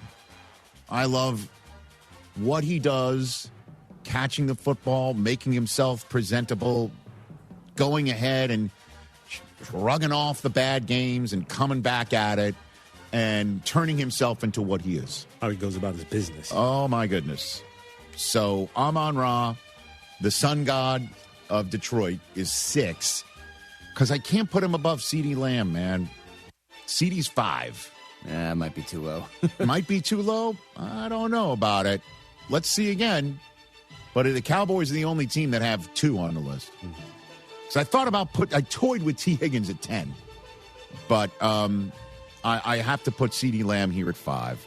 And I understand you're like too low, but you can now get to the portion of this power rankings where I'm going to piss a ton of people off. You ready for it, guys? Because mad no matter what you do. Huh? I said those people would be mad no matter what they you all accuse me up there. No, you know where I'm going on this. 4 guys left. Yeah. You know where I'm going on this front, but I'll get to it right here. 4 is Jackson Smith and Jigba, and 3 is Puka.